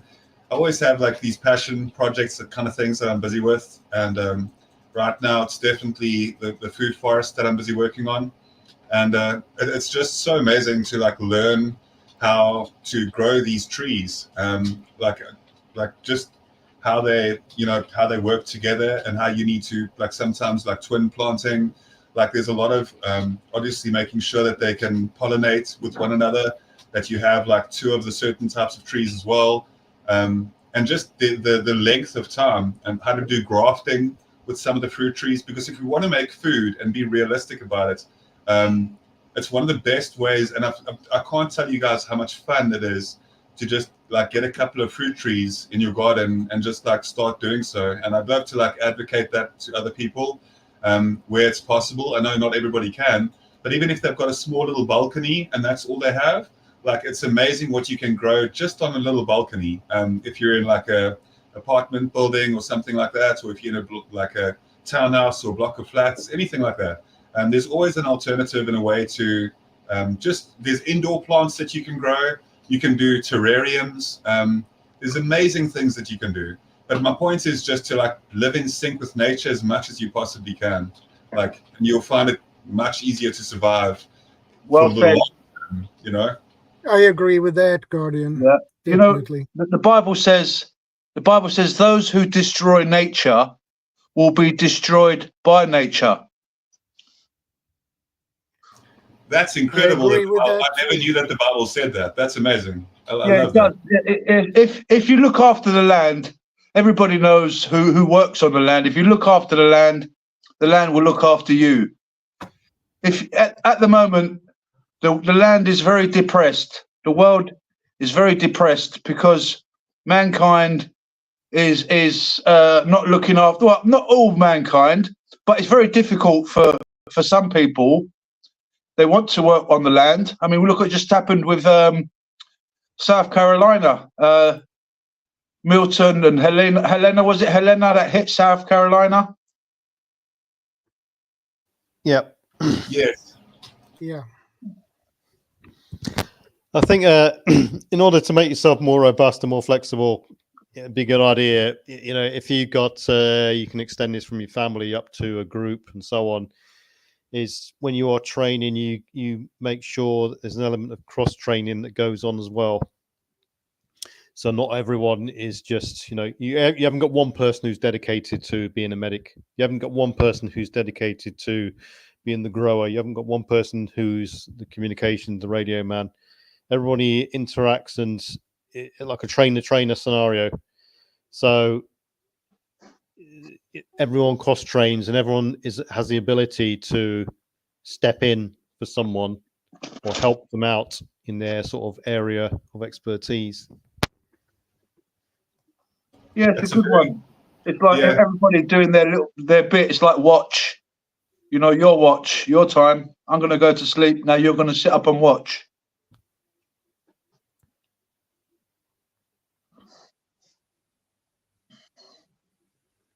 Yeah. Some days you can learn about some things. Other days learn about something else. It's a good idea, PB. Yeah, Tuck by V1 has got an important thing there, which I've been thinking about for a while now.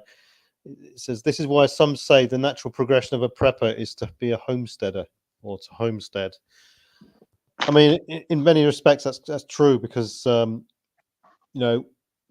my mind, the ultimate sort of preparedness solution is to be, apart from being resourceful and immediately able to respond and cope with anything that comes your way, is to be as self-sufficient, self-reliant as possible. And if you want to go down that route, then the homesteading scenario is like the golden solution. if there's Well, any, yeah, you go know, ahead. so so the more major the event is, or disaster, or whatever it is, SHTF event is, the more back to a basic lifestyle you'll have to go, and you can't really go back to anything more basic than being sustained in growing your own food. So the homesteading scenario for me is sort of like the golden solution, but it's achieving that, which is the hard part.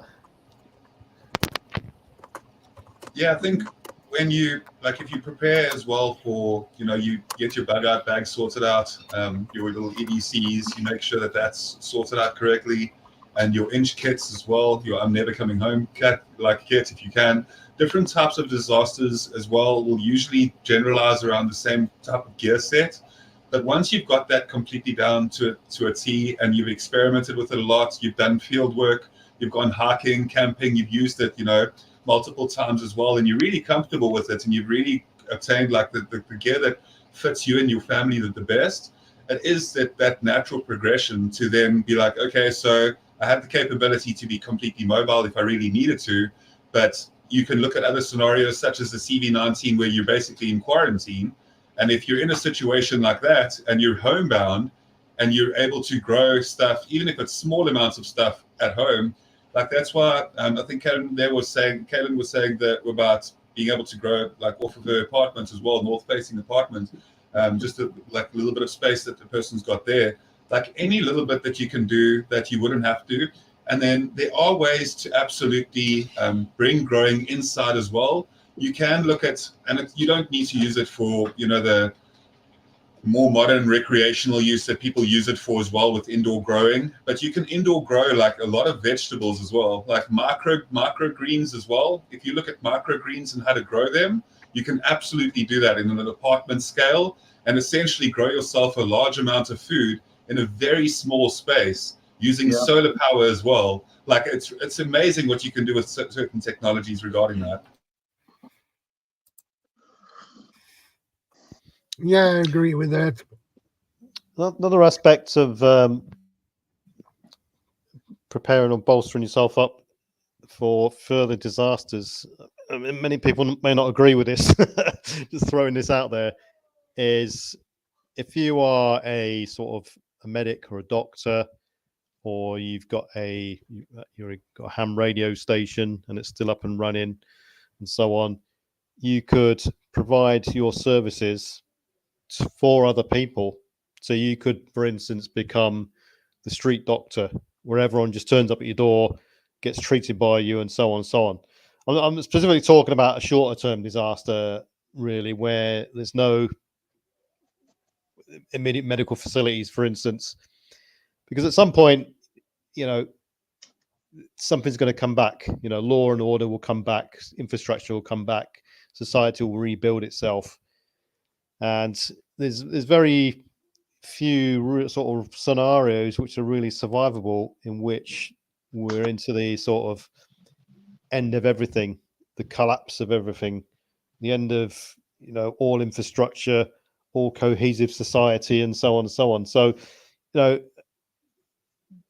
an option for people out there, if they've got a speciality and so on, is to offer it up for the community to use. And I can imagine, there is an element of danger there, because many people will take advantage. So you've got to really, if you want to think about that sort of thing, you've got to really err on caution with that sort of thing, because you're opening yourself up to people coming in to raid you, take advantage of you, and etc. People may think they take priority over someone else. So just a thing to think about for people. It could offer up benefits as well, especially if you've chosen beforehand to live in a community or an area or a village or wherever you are, where you've got this sort of like-mindedness around you. Although people will change when times are harder and resources are low. So, like I said, I think that's more of a shorter term sort of scheme of work for a certain scenario. What do people think about that? Would they offer their services up? Do they keep stores specifically for that? Do they keep extra medical equipment, for instance, to treat other people? What I do is I've got a kind of mental sort of preparation as well, not just medical and food and other kinds of preps, but spiritually prepared. Many people are going to crack up, and I think where I had a really sort of hard past, parents divorcing, separation, violence. I won't go into it now. I don't want a crying party, but I had to learn at a very young age how to just take each day by day. See what happens today. I just get my antennas out and see what's going on. I think so. I would say that if anybody, needed sort of to be spoken to or counselling, yeah, I'd put that about. As to my preps, I mean, we tell people, and how many here have been told, "Oh, you're a prepper. If anything happens, I'll come round your house." Yeah, you got to do it with caution, really. When it comes to actual physical supplies, if you haven't reserved any beforehand, it's going to be difficult. I mean, during lockdown, I I gave this old couple, because I had a bread making machine. I was making my own bread. I gave this old couple away from me a couple of loaves of bread now and then. And Nice. afterwards, they were giving me bars of chocolate and stuff because they had a hoard of chocolate that I didn't that they were keeping. So it's a bit of a barter situation, but a bit off topic there. But yeah. But that's a good thing as well, though. Having some stuff that you can barter with. I mean, what I often think about this: if I've got a lot of stuff sort of prepared and what have you, and then there's a real need, do you say to people, "Oh, I got a room load of that," or can you, what I was thinking was more like, "Oh, I know someone who might have some." Right. Yeah.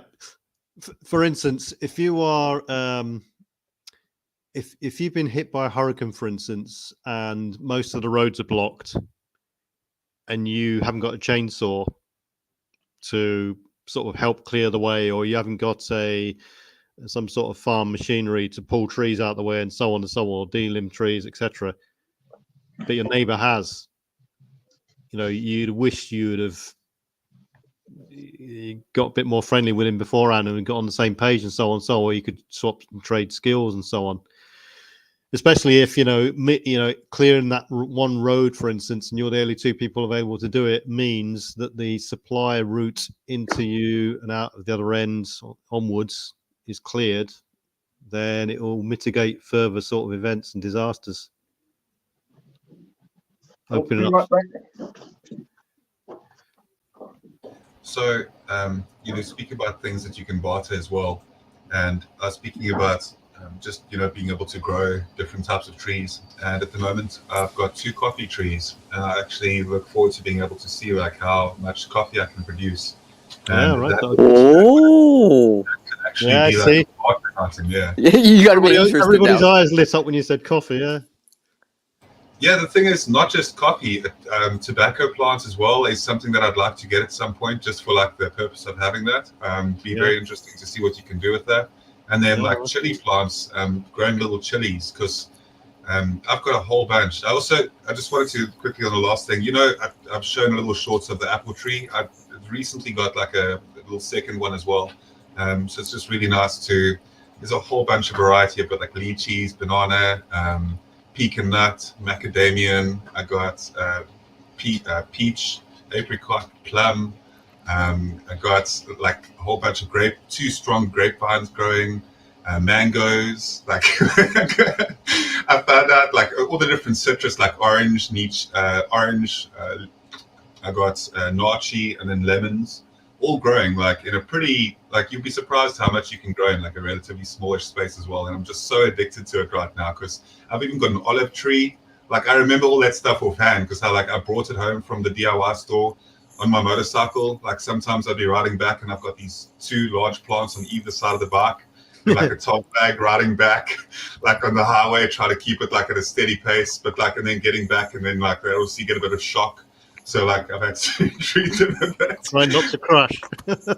No, I did like 12 years of pizza deliveries. So right. definitely, yeah, the skill comes in handy, Pre-training.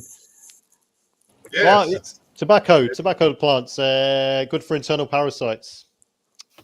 That's another use for it. Yeah, Wait, so you repeat can. that? If you have a cigarette, you can chew on that and swallow that if you want to. Yeah, tobacco can help get rid of internal parasites, worms, and stuff like that. It's not. Does not taste good, but No. But That's very good well, for if you have medicinal. parasites, and you don't have anything else, well, just begin to chew them. It's like diatomaceous earth. That's a good all-round prep. So that will get rid of internal parasites as well. Yeah, people got to research as to That is food graded. Yeah, they get the food grade. Don't breathe it. Yeah, exactly. Food grade. Don't breathe it in. Sorted. People got to look up the doses as to what to take, but that works. It also defleas pets and stuff. But yeah, I mean, to me, it comes back to getting anything you buy in terms of a preparedness item, multiple uses, multiple functions, and it will just add to the more the robustness of your preps. Well, even growing stuff, right? Like getting doing more with what you got, I guess, right? So yeah, if you're growing something for one reason, for multiple reasons, right? Yeah, I mean, another scenario where one disaster on top of another, you just come through a disaster and you've been growing all your stuff for in preparation for the grid going down or in preparation for the supply chain, and you're there with all your plants rubbing your hands together thinking, right, we're sorted, we'll harvest all this, etc., etc. And then all of a sudden all your plants get wiped out by something, fire or pestilence or whatever, locusts. So you got to deal with that event. So how do you prepare for that? You got to be extra cautious. Once an event happens, everything becomes so much more precious. You've got to really dig into the weeds, make sure your contingencies are on the ball. Mm-hmm. Because you don't want to lose what you got. I think the nice part to being able to create a food forest, though, one of the interesting things is being able to have that skill set, like being able to know, like, and learn how to grow fruit trees in the case of disaster scenarios. If it ever came down to really needing to do so in like a long term, like being able to make sure that you can graft fruit trees so that they can produce fruit in like, just several years rather than like 10 years down the road if you grow it from seed.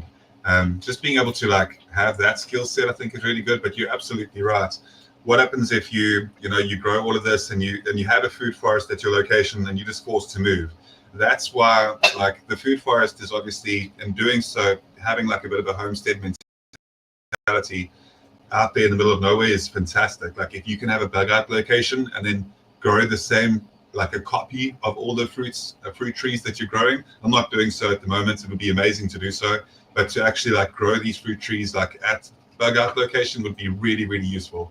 And then obviously like just even over here, when if people are struggling and or people are going through like really rough situation, then you can always just increase, like if you make your community aware of how important it is to grow to grow more fruits and vegetables at home, that's, I guess, one of the most important starting points. Yeah. It's an interesting concept. It's called guerrilla gardening.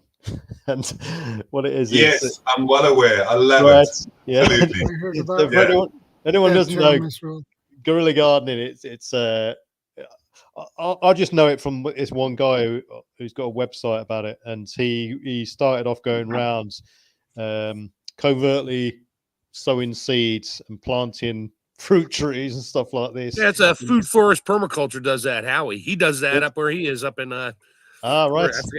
I forget where he's at. covertly planting things in various locations, so that just plant it in city parks off in a corner somewhere where they don't the landscapers never go. It's just bushes and stuff, and he'll just plant. He'll put a couple squash seeds in there, and come squash time, the squash is growing up the trees and the bushes, and he's just picking squash, whatever he needs. He leaves it for everybody else. If somebody sees it, knows what it is, go get a squash. Yeah, it's brilliant. I think you're increasing. I think that everybody should be doing that. Obviously, the whole idea of having, I don't know, fruit everywhere and vegetables in spots like that is just so awesome. And it's not just the fruits and vegetables, seeing plants grow.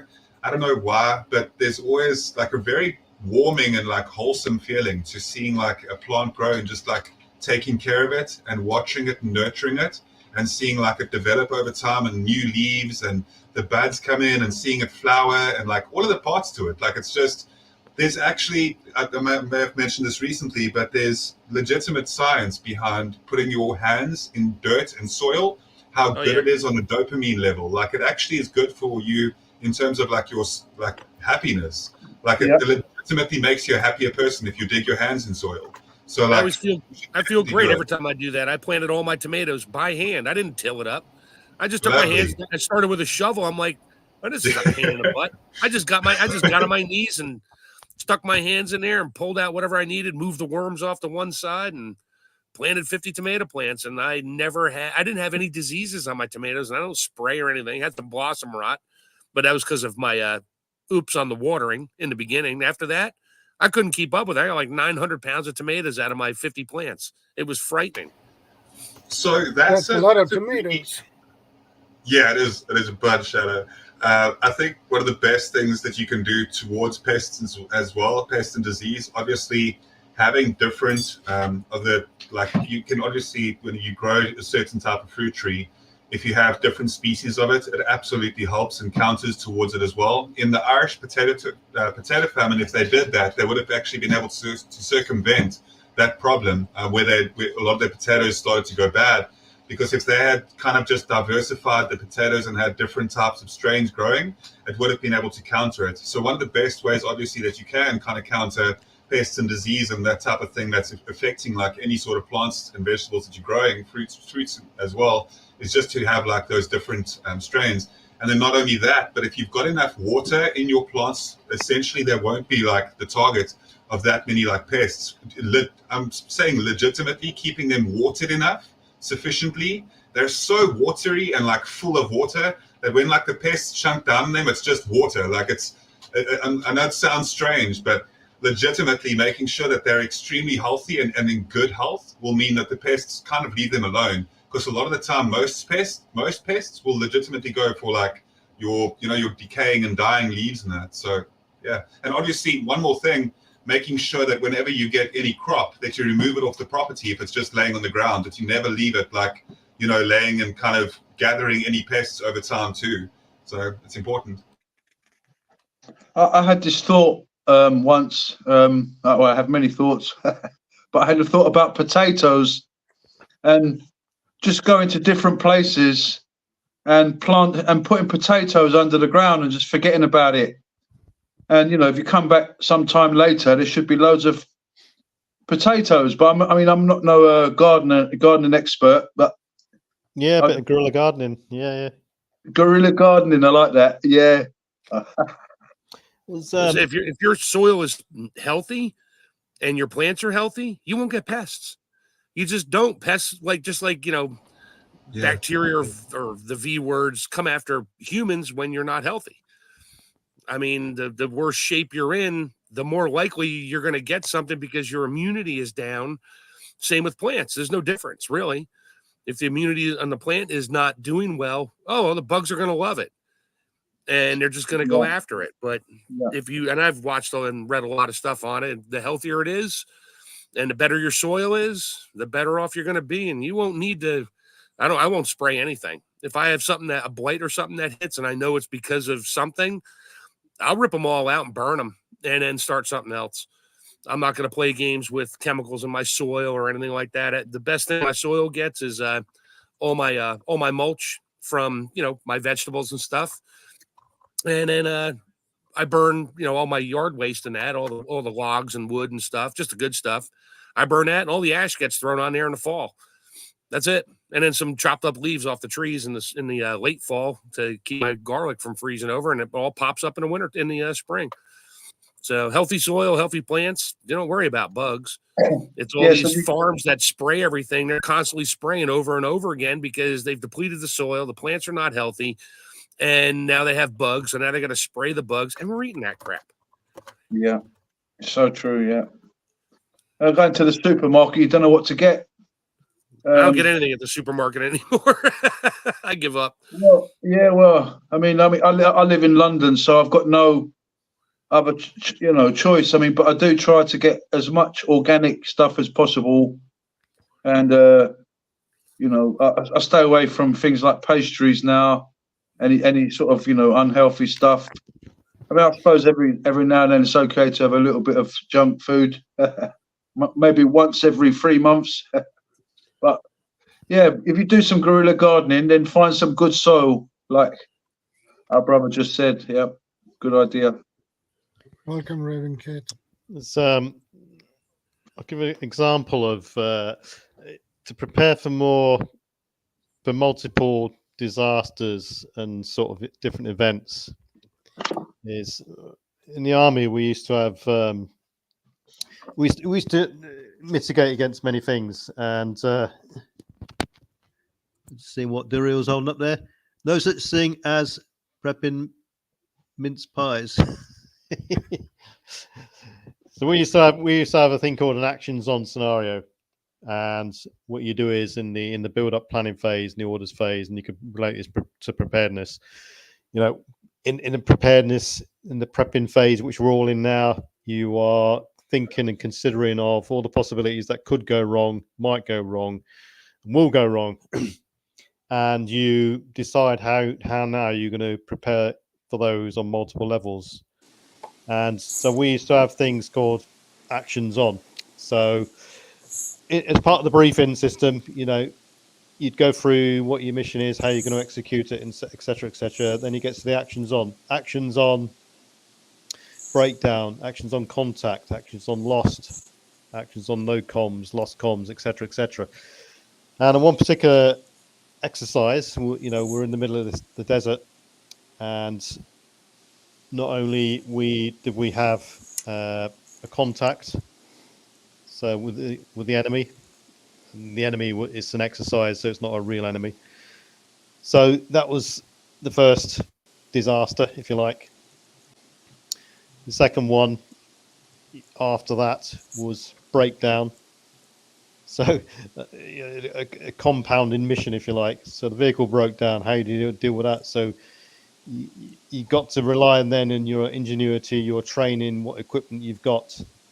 We got to our location eventually, and the radio was broken through the initial first contact that we went through.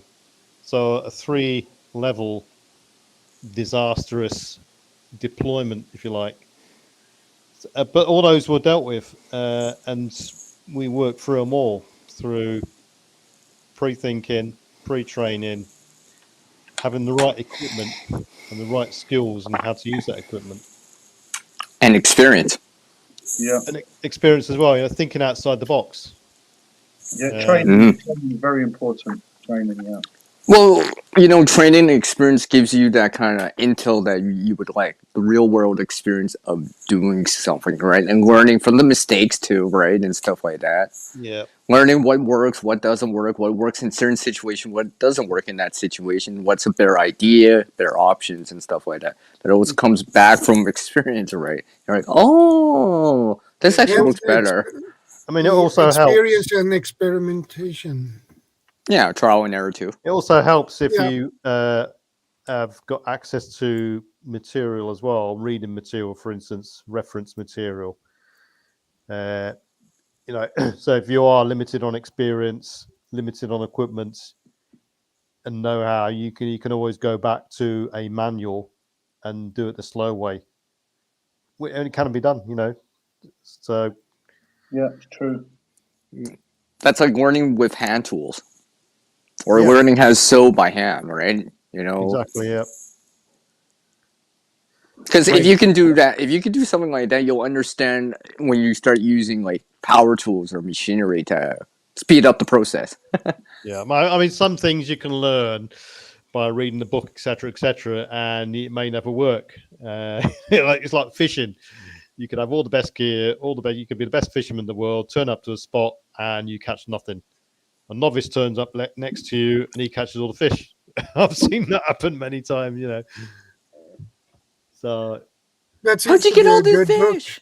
but it goes back to what Guardian says earlier: circumstances and luck. Yeah, You know, luck does play a part, right? It's just like Oh, in the a big part. Yeah. I mean, you could be.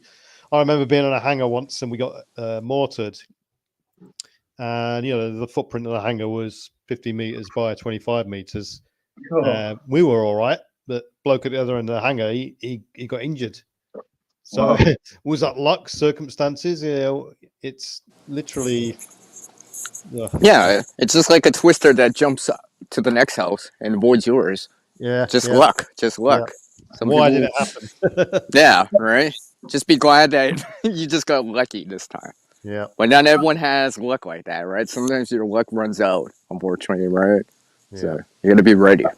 I think you can gain more luck if you're a good person. I legitimately think that if you're like a nice person with, I know that good intentions are the road to hell. I'm well aware of that, but I'm serious when I say that if you spread positivity and if you put good karma out there, like I legitimately believe that like if you put enough, and I know that the like karma in itself is an overused word, but truly like if you pay it forward, it definitely has a weird way of coming back to you too. So I've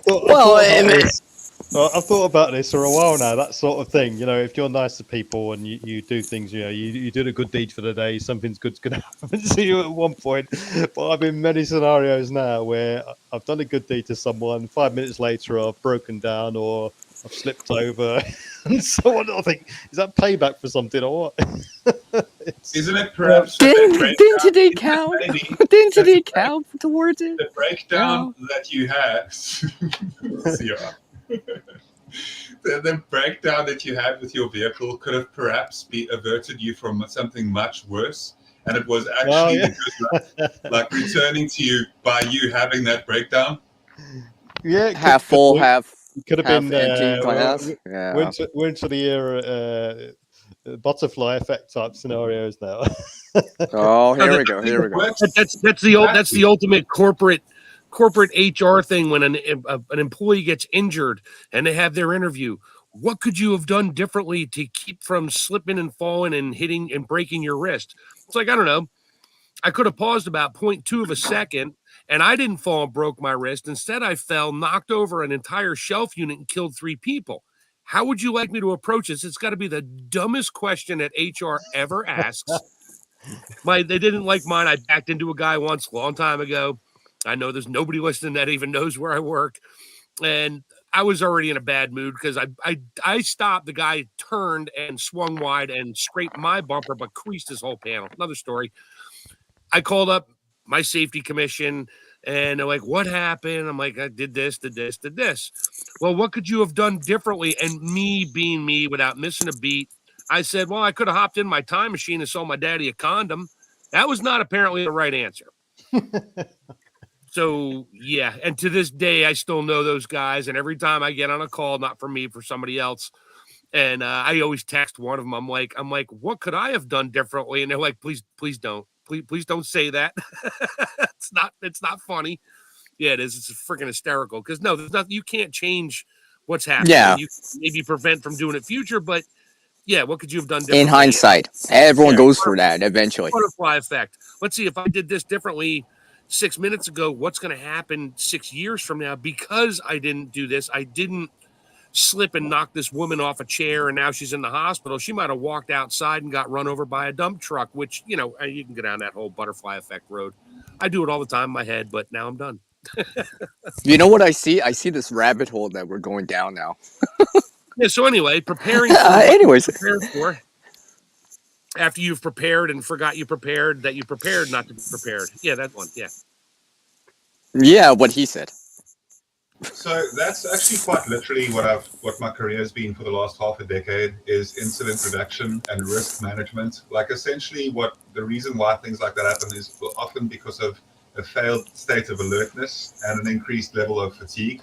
So then what happens essentially is that a lot of the time, like that's where we as a like the company that I work for is very high level overview in like a lot of different type of industrial verticals as well, like aviation, logistics, manufacturing, all of that. Because essentially what happens is when people aren't at like their correct state of alertness, like and everybody has varying states as well and can be impacted by a varying amount of things too. It's not only like on a health level, but also like person's dietary choices, their amount of sleep diary as well, like the amount of sleep a person gets.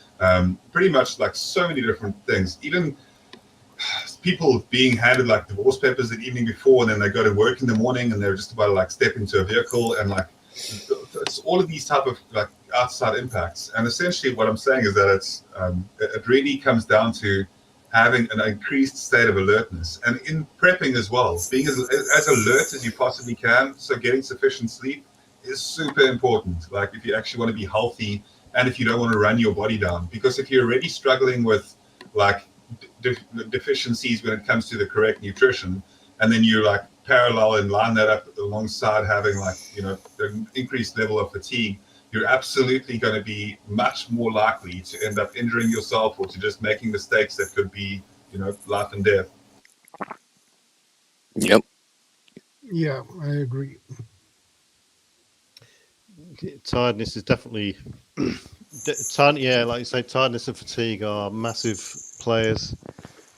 It doesn't Especially take long the either. fatigue. Doesn't take long either.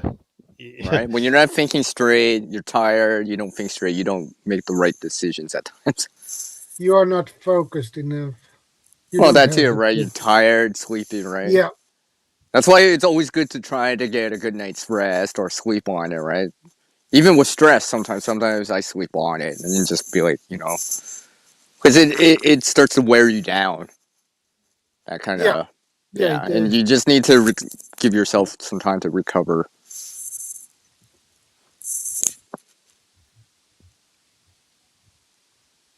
Well, don't everyone talk at once now. No,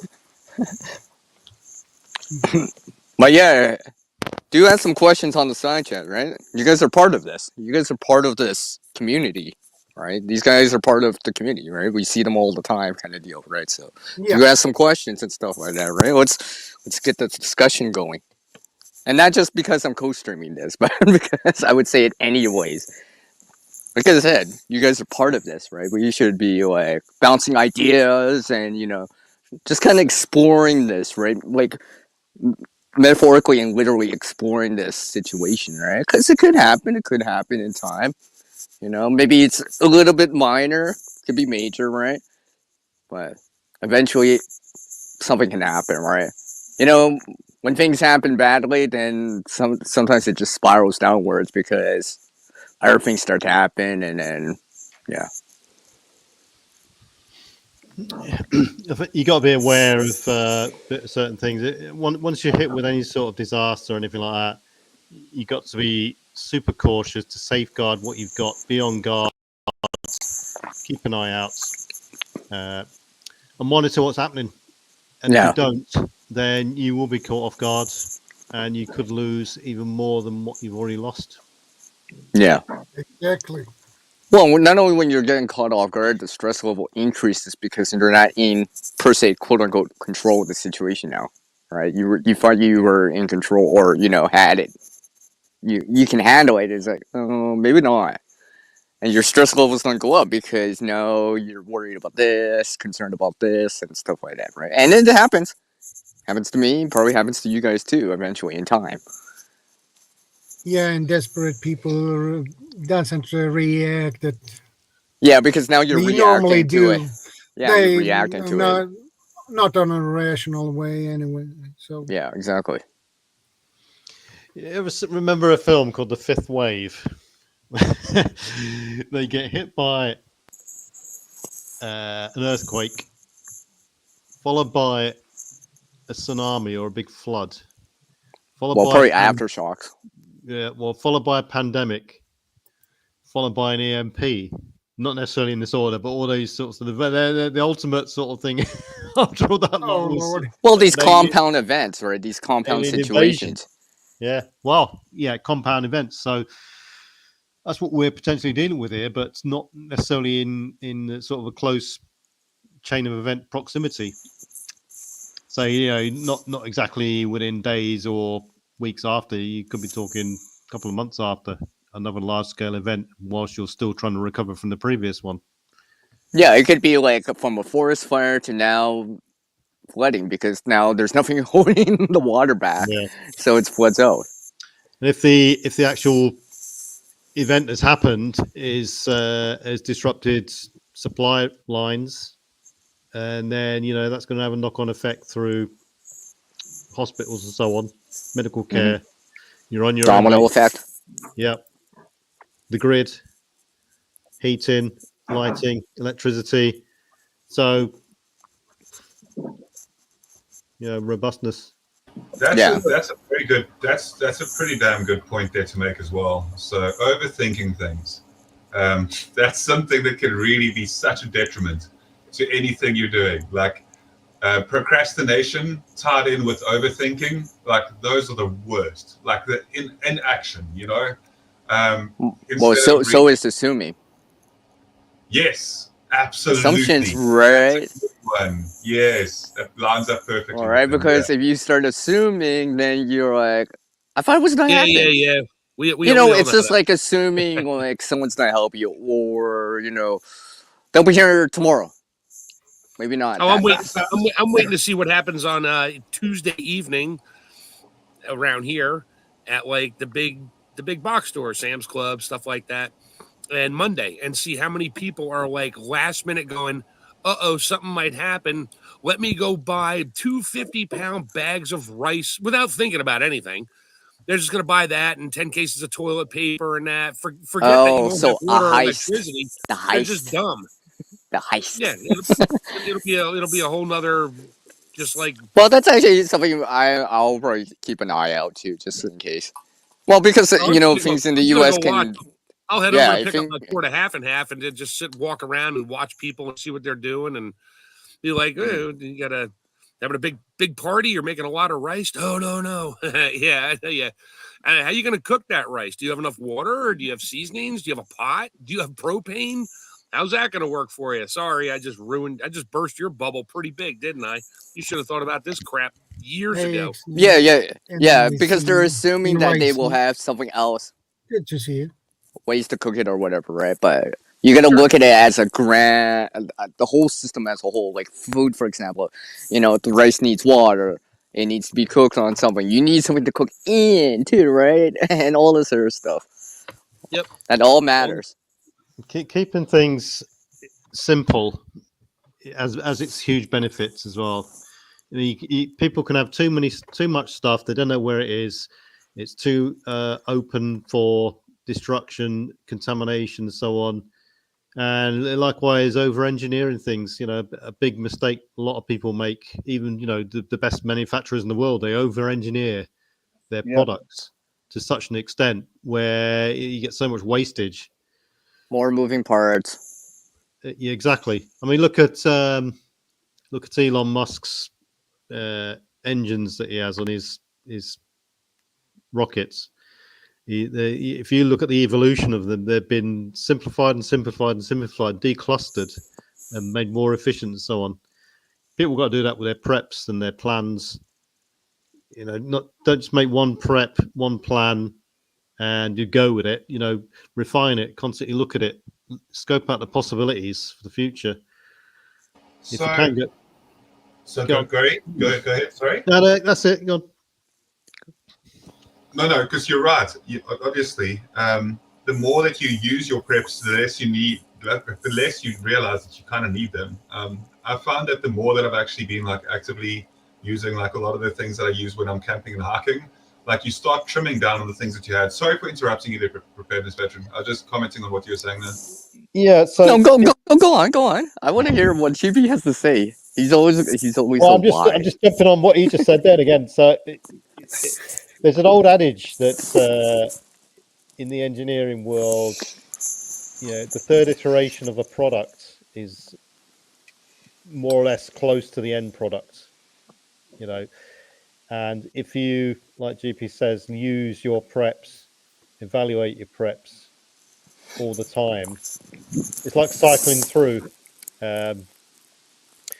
Store what you eat, and if you're constantly cycling through what you're storing, you get to know exactly what is the best preps to have, what are the ones Store to what avoid. you eat what you store. For yourself, your area, your situation, wherever you are, right? Because everyone's different. And you might not even like the food that you're storing. If you've got loads of freeze-dried stuff as part of your preps, then you end up going through them, and they either give you the shits or you don't like them, and it's counterproductive. So that's the difference between buying freeze-dried stuff. It's like, look at me, I got 20 number 10 cans of ground beef. It's like, well, that's great.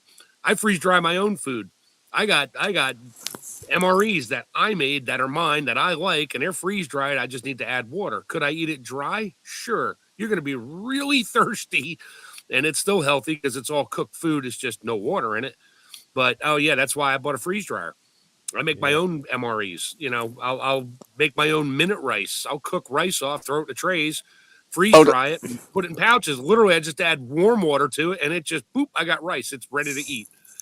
Although that's not the only thing you do too. I'm aware of that, right? You don't. There's certain things you don't freeze dry. Well, you got fresh stuff and other things too, obviously, right? It's probably not the only thing. I'm not saying freeze dried or food or another type of food is better or worse. Everything's got its place. But what people should do is use their preps continually as they go along. Not only so they get used to knowing what is good, what is bad, what works for them, what doesn't. But it also prevents people getting to the stage where they check their preps and they discover that they got a huge amount of preps that's just suddenly gone out of date or that it's unusable. So you're continuously cycling through them as well, you see. Yeah, that's a problem, and that's something that not a lot of people talk about. You buy. Well, I think that's important. Yeah, right? you buy a couple. With food being so expensive, we don't want to be wasting food, right? And I don't like wasting food. No, you buy a couple extra cans of green beans every time you go shopping, but you're not eating the green beans you bought 2 years ago. You go to open a can up, it may say it's expired. You open it up, it's like, oh great, it smells like metal. Now I don't want to eat it. Now I just wasted. Back then it was 69 cents. Now it's $4. So you literally just $4 in order to replace it. You got to do it. So if you don't rotate through to keep everything up to date, you're literally throwing money away and throwing food. That's really important because I've seen people go for that, right? And I'm like, dude, this is like a year out, a year over, right? I've eaten my share of stuff. I open a can, I'm like, it expired last year. Well, the best. Okay, some things, better buy. I open it up, smell it, I'm like, oh, that corn's just fine. I pour it in a pot and heat it up and have it with my meatloaf. I'm good. Didn't get sick, didn't die. The can wasn't bulging and stained and rotted out. And there's a lot to be said for some of the commercially canned stuff. Some of the stuff will last a very long time. High acid stuff, not so much. Well, some people gravitate towards certain foods, right? They like it more, right? So stock up on that kind of thing, whatever it is. You don't like beans and rice as much, maybe a little less. You like pasta more, then have a little bit more of that, right? Because if you're more likely to eat it, you're probably not. It'll probably pick up your morale in an emergency situation if you have to consume it, right? If you had to be stuck on a desert island for 1 year with one food, what would it be? One food. Potatoes. Potatoes. Brother. Potatoes straight up. My personal one would be sardines. I love sardines. I've been eating them since I was 3. Love them. They got all the nutrients and stuff in there. I could live without potatoes for a while. That's sardines. I mean, I love fish. I really do, more than most people. I really do. I absolutely love fish, and the benefits of it are amazing. Sardines would be. I could imagine maybe the first month I'd be okay on those sardines, but then on the second month, I'm sorry, buddy, I can't join you anymore for those sardines. But the thing is you got to think about how many ways you can do sardines. Perhaps there are much more ways that you can do sardines that I'm not thinking of right now. Fried, stir fried, barbecue, over the can make a grill, lovely over a curry. fire. You can make a lovely curry with sardines. Make a What did you say, soup. Jariella? Make a soup. You Oh, can sorry. make a lovely. You can make a lovely curry. Mm. That's another true one as well. You can make curries, and then as CL was saying, you can make soups. I think you could make a sardine jerky. Could you? Could you make like sardine jerky? I don't know if you could. If you could, you could smoke it, I guess, as well. It'll still taste the same. It'd just be dry. Yeah, it's pretty much like dried fish or something like that. Yeah, Right. and sardines are already cooked, but unless you have raw ones. I was just talking about a specific one item, maybe a can or something, but no, as is. You don't have extra ingredients. You don't have spices, herbs, anything like that. You just have a pot to cook it in or not. That's it. I mean, I think about stuff like that. It's like, well, what can I live with? Okay, sardines, I can do that. Do I have a bunch in my preps? Oh, hell yeah. Some of the expiration dates on those are like 2030. I'm like, yeah, we're good. Yeah, we got some time on it. You got some time. What I you was could just do, Sorry, you can do you can do a monthly. You could prep and say, right, I need this much for a month, and so you've got a variety of different food. You're not eating the same stuff. You get a lot of people prepping, and they just get like 10 buckets of beans. Yep. There's That's a right. danger there. Well, I found this initially when I was first getting a load of preps in years ago. Is if someone goes to the store, on week 1 buys 5 cans of whatever beans. Week 2, they go to the store, buy another 5 cans of beans, and they do that for a couple of weeks, buying various cans or whatever. They've got to be aware that the cans of beans that they bought may all be from the same batch. Yep. So they will get to a point where all those cans of beans, the run out dates will be the same time. So a tip for someone is if they're going to do this sort of thing, the top up cans, or they're going to go out every time they go shopping and buy a couple of tins of this or a couple of tins of that, is vary the actual stores that you go in to buy your stuff from as well, so that you're ensuring you're getting different batch numbers and different run out dates on your food as well. Yeah, look for the furthest out run out date on anything you're buying for that. Yeah. And if it's like, well, If you're gonna reach the back of the shelf, take a look. Just take a look, right? do that. You might be able to get an extra couple weeks out. I do that. I do that all the time. Even with the milk, you see the milk. Oh, yeah. Oh yeah, the milk. Yeah, exactly. Right. I'm always You're on looking. the back bottles, and you see that. Oh, there's one that's got more date, Well, more time. Sometimes, but I mean, I've noticed. I've been to a store and I bought a particular can of something, and 3 months later, I've gone to the same store, bought the same type of food, and it's been exactly the same batch number, both Wow. exactly the same run out date. This is what I'm talking about. Oh, I see. I don't know. We discovered something like pretty recently in terms of food, and if you're saying like if you can have one food in that aside from potatoes, I don't know if you guys have ever had it, but it's called this. We discovered this Biscoff spread. It's like a Lotus Biscoff spread, right? And I've never tasted something like this like ever in my life. Like I can't tell you guys how good this is. It's like it's a biscuit spread. It's called Biscoff. And like, if you guys ever want to taste something amazing, like, yeah, we get it here, yeah. Have you had it before, Preparedness Veteran? I've not had it, no, but I've seen it. I've seen it on the shelves, yeah. You What's in it? absolutely have to. Next time you go past, you have to. If you ask what's in it, I think that it's like the worst thing known to man, because it's obviously biscuits. Like it's, and I'm supposed to be like all about fitness and stuff as well, right? But it's the most magical flavor that you could ever have. I'm telling you, like you guys don't realize how good it is. So if you say like, if I've got to have one thing over a year, do yourself a favor, Preparedness Veteran. Please do me a favor as well. Next time you see it, just buy yourself a tin. Just buy yourself a bottle of it. Try it out. I'm very fussy. I'll give it a go. I don't think we're going to find out here in the States, and I'm not going to pay Amazon prices to ship it to me from wherever it's made, probably in Europe somewhere or India.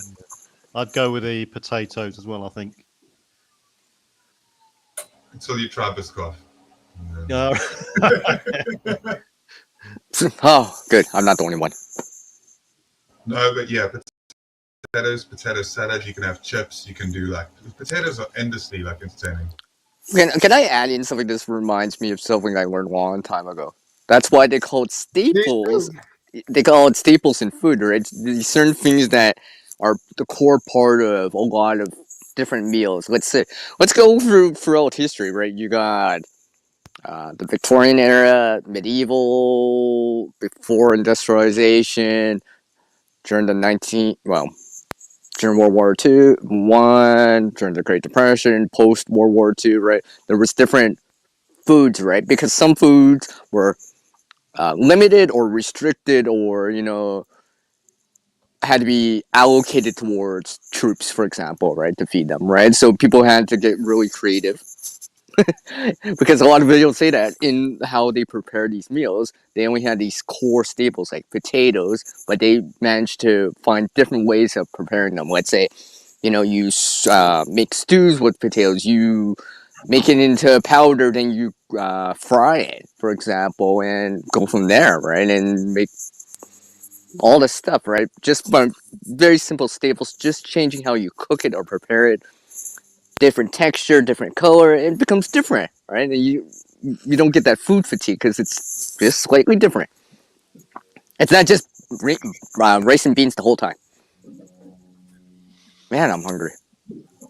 Oh, sorry, I said that out loud. Anything. No, but you know what I mean, though, right? I mean, because there's videos out there you can learn. Hey, maybe I should try that out. Let's see, this kind of. Maybe you have that as a leftover, right? I mean, like nowadays, who knows how many people actually even use their leftovers, right? But in a situation like an emergency, you don't have to. You don't have a choice. You know what I mean? Like, you don't have to use that. You're not going to waste the food. Yeah, have you ever heard of bubble and squeak? Can't say I have. Nope, Yeah, I yeah. haven't. Bubble and squeak is basically the leftover vegetables from the day before, Oh, okay. and they make it into kind of like they mix all the veg together and make it into kind of how would you describe it, PV? Cakes? Well, you can do various things. You can put it up into a stew or anything like that, or add something else into it as Hey, a Vanessa, staple, or good make it to into see a you, man. soup. You're Welcome, Vanessa. continuing reusing food basically and reheating it up and make sure it's safe to eat. And yeah, Delicious. Bubble and So- squeak is delicious because how often do people say, "Oh, it tastes better the day after the food tastes the stew because it's had time to marinate." Soaking So, the yeah. flavors. We also had it quite a bit when I was younger. Like we didn't always have like a lot of cash and stuff when I was much younger and stuff as well. So it's quite interesting that bubble and squeak was just one of those things that the next day if you're hungry and we've had a bit of extra food the night before, you That's just me. fry it up in the morning. So you can maybe if you've got like Lovely. an egg It's fried up, yeah. Good to see you, yeah, you brother. fry it up and you put some onion with it or something like that as well. Mm. You can make it just like Yeah. just the frying it makes it delicious. Like even if you take like say for example you have a dinner like it's a mince and you have some potato and you have some carrots, and then you take the minced potato and carrots and then you like put it into a fryer and then you like just put some oil, maybe add like an egg or two or a little bit of onion with it, maybe some garlic and some spices, and you just fry that up in the morning. You just make it in some nice fry, and then it's delicious. It's so good. We call that hash. You had Mm. leftover protein, leftover potatoes, leftover vegetables and that. Yep, chop it all up, mash it into a patty, throw it in a pan, add a little oil to it, heat it up. It's hash. Whether I it's mean- Yeah, In a chicken hash, situation where you're yeah. hungry, that would be the most delicious meal you've eaten. Oh my God, yeah. As long as you had a place to keep it cold and not from spoiling overnight, that's your only other problem where you just got to keep it in the pan and keep it hot all night, but then it just deteriorates. Yeah. I mean, some people actually already do that during Thanksgiving or Christmas time, that kind of day after for turkey, yeah. right? People make sandwiches, stews. I mean, I made an egg omelet with turkey before. Everyone's like looking at me like, "You made an omelet with that?" I'm like, "Yeah, Yeah, just throwing together stuff, right?" Turkey Yeah, potato pancakes, they're great. Throw a little gravy on it. Yeah. Yeah, it's best to be prepped up than not have anything, because have you guys seen like last minute shoppers, like Christmas shoppers? Oh yeah. Like all of us, Oh they're yeah. running around last second. So these are normal everyday stuff. Imagine when there's a serious like incidents going on. How people going to panic if they're panicking because it's last minute? Oh, what am I going to buy someone a present? I mean, it's not exactly life threatening. Yeah. Yeah. It's one thing we used to do in the army. Every exercise, every project, every operation, no matter how small or large it is, in some way, shape, or form, this would be carried out, and it's some sort of post-analysis review, basically. Yeah. So you learn from your experience. So once you've gone through a disaster and you then recovered from it, or you're recovering, you're then sort of going into the next preparation phase for anything else that's going to hit you. Then you go into some sort of after action review type of scenario. So you want to learn from your previous experience.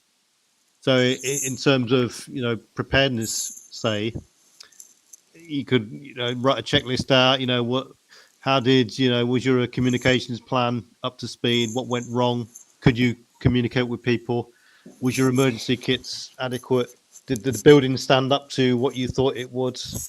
Your evacuation plan, did you get to where you were going in time with all the resources, the food, the water? Did you waste any food? Did you waste any food? Right? Yeah. Or waste anything at all, right? So realize maybe I need a little bit more.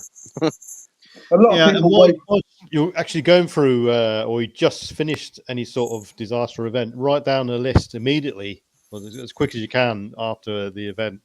Action report, or some sort of post analysis, or a tick list.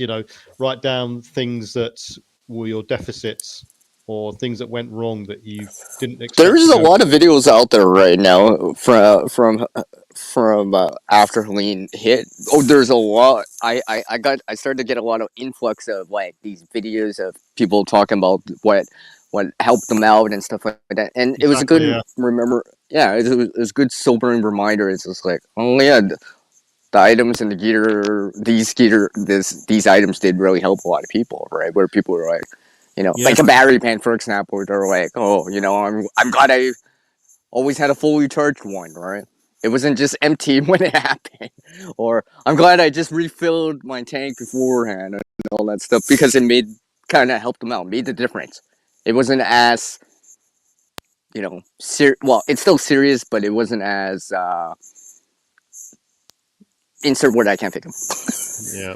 So you basically not only learn from other people's experience now, but learn from your own experiences by writing down your own failings and successes after your event. I did this in COVID. I actually wrote down what I was short of, what worked, what food was crap, what food was good, what masks were good, what sanitizer was good, what was bad, all this sort of stuff. And I've sort of changed things out as a result of that for next time. Yeah, because you gained the experience during that time, real world experience of it too. Also, knowing who's around you is very important. Yeah, exactly. That time when something's happened, how did they react? You might have had the most calmest person in normal time. You think, oh, he's going to be calm, she's going to be calm, but they weren't. They cracked. And the ones you thought weren't going to crack, didn't crack.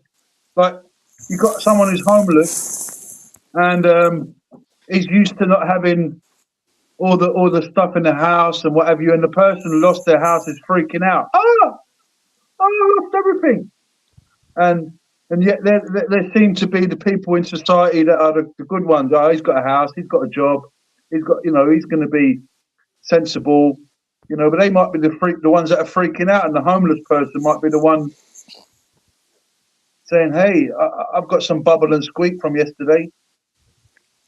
Some things only manifest themselves after the disaster or events happened, and they don't come to light. You can't think of everything. That's why it's a good idea to write things down and analyze them for next time. It could be something, like the antenna on your roof that you put up there in preparation for communicating to other people wasn't in a good place after all. So experiment. Set a couple of days a week where you're gonna do something. So right, today I'm gonna have no electricity and no gas, and I'm gonna use my camping gear. And get used to using your stuff as well. I mean, a lot of people, you see, they bring out their bug out bags or they bring out their stuff, and it's all brand new. They've never used it. It's never been tested. At least use it once. I mean, come on. That's the point of having the gear, is to like have fun with it. All right, the toys, as they say, right? You got to use it. Yeah, just know. He was saying, this was good. That never worked. This worked. That tasted nice. That never tasted nice. I mean, people think, oh, I'm just going to buy myself 15 boxes of Mountain House. Trust me, you get halfway through a Mountain House meal, and it becomes, it's not. You'd have to be really hungry to really enjoy it, because it's actually very salty. And imagine having 15 boxes of the same kind of taste. I mean, you get halfway through a Mountain House and you think, I can't eat it. But that's because I'm not starving. I'm not. I mean, obviously, if I was starving, I'd go down the treat. But because I've got food in the house, I've got things I can eat. So when I tried a Mountain House, I feel like I'm starving now. Oh, sorry. We keep talking about food, and we're getting to see our hungry. Can we talk about something else for a little bit? Can we talk about the water? Well, I think a lot of people, the confidence factor in a lot of people, I think the mentality comes from. Welcome back.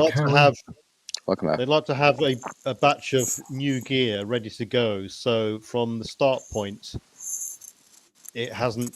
They got maximum life use out of it. I think that's the sort of mentality I envisage with people who buy brand new stuff and put it in the bag as a contingency, for instance, and not continuously use it. Like some sort of filter which has got a lifespan of, say, a couple of thousand. Okay, but I mean, a tarp. I mean, you can still set it up in the backyard, and you're probably not to wear it down that fast. Or like a cutting tool, like and just try it out with a couple sticks at least. If people are in that sort of mentality, maybe they should get 2 sets of gear, duplicate sets. Although that would get expensive in time, but yeah, exactly. It's not a cheap game. Yeah, everyone wants to practice or have something a bead or knife or whatever, but you're gonna do what you got. Yeah, because I think. Go ahead. Sorry, here, like PV said, I've got this bug out bag here, and it sits in my front room all the time, every day, and I've got this bag and this bag all ready to go. Food. Oh everything. yeah, I remember that bag.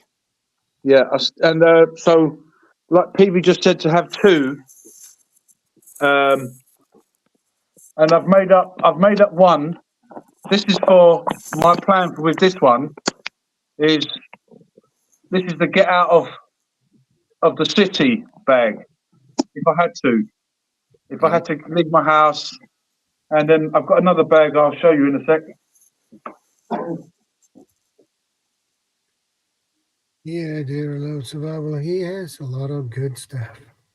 You just got to watch the lifespan of each one, and just make sure that if you are continuously using things, that if anything happens, you're not using, you're not bugging out with a bag that's on its last legs of everything, Yeah, I agree. You don't want to quite do it like that. Holy crap! That's a little backpack. Just kidding. This is the one I'm working on at the moment. Maybe I should put a new knife in. I've kind of worn it down. This is the one that I want to use at my bug out location. So the bag on the table is going to help me get out of the city. This is going to be left in my bug out location. So like people said, have 2 kits. I'm looking more for wilderness survival. Yeah, there's not a one glove fits all scenario, is there? Every sort of personal situation is different. No, and it's so on and so not. on. So Shadow, I've got to shoot off in a sec. Yeah. Well, I know. don't worry. We got second star to take your place. I mean, to It's going to come fill you tag in. team me. Fill you in. Yeah. I'll give it another 5 minutes, and then I'm going to have to shoot off. But yeah. Yeah. Well, the basic rule is be conversant with your equipment, know how to use it. If you can, there's nothing wrong with getting a new item and There he using is. the other one. Hey, Right, Matt. second star's Yeah. up here. It doesn't So, matter if it's pre-made, right? It doesn't matter if it's Right. pre-made or something you put together, right? You Yeah, still want to exactly, try it exactly. out, right? It Yeah. doesn't What's up, matter, family? right? Hi, second what's star. up? I was holding out until he got here, so you can fill in the gap, and I'm gonna have to shoot off because I was run over my time. It's your turn. I'm gonna- Your relief, brother. Shadow, I'll have to catch up with you later, and Yeah, we'll see you I'll in a bit. catch you later. Take care, PB. Yeah, no worries. See you later. Take folks. care, Have a good veteran one. brother. You like Mr. and Mrs. PB? No worries, Take no care, worries. Pee-wee. Biscoff, right. Galinica. Galinicos. Galinica, for those who don't speak Greek, means good night in Greek. You know, I always Good to know. in the Debbie Downer. You know, it doesn't matter how foolproof, how solid your plans are. You know, we always plan. We always plan for the worst case scenarios, even though we've never truly been in a worst case scenario. You know, Yeah. like what I said in the chat. You know, I was watching a kind of like a prepper documentary and everything. The people that survived for like weeks on the roof of their house, surrounded by water. You know, until somebody could come by with a boat to get them or whatever. Well, there was one guy that was a prepper. He had stockpile of food and all this stuff. He thought he would be fine until the water level started rising. Wow. And he went from his first floor to his second floor. He was moving his stockpiles, everything up. And he's like, well, it shouldn't get that much higher, you know? And, well, then more water started pouring in, and he could not find a way to move the stuff to the roof of his house because his car was already surrounded by water. So all he had was just his little, his quote unquote bug out bag that was probably about, he said he had a week's worth of rations in it. And he moved that up onto the roof of his house. And that's all he had to survive with. The only thing that really saved him was the water filtration kit because he was surrounded by water, he said. And there was no way for him to cook. There was, like, had a small, like, survival stove. How can you cook in a survival stove if you don't have any tinder? If you don't have any wood, you know? And he was sitting there eating. He said he was eating cold MREs. He was eating, literally pouring cold water into like the Wise packs and everything to try to eat those mountain man meals. He said that was making him sick because it was cold. And it's like, he said, even that guy said, it's hard to fully prepare for something that you do not know what's going to happen. Yeah. Like, we all can sit and think, oh yes, we have the perfect plan, but No you such have to look thing. at, yeah, there's no such thing as a perfect plan. And that, even if your last resort is to throw that rucksack on your back and take off walking, how long do you actually think that rucksack is going to last in the wilderness with constant use? I'm talking about everyday use. It may work for a weekend trip, or, because you're not going to be, when you're training with it, you're not training every single day with it. You're not doing everyday tasks with it. You're only doing what you're training for. The reason why I've got this bag is because I know this homeless guy, Yeah. and he uses the Snugpack Bergen. Mm-hmm. And I've known him for many years, and he's survived. He comes into the city, Yeah. and he sells a magazine. So basically, homeless people get helped out by this magazine. They sell the magazine, they get a certain percentage, and they survive. So Yeah. he's got the same Snugpack Bergen as that one right there, Mm-hmm. and it's true though. I mean, you can't, to know exactly what's going to happen is extremely difficult, But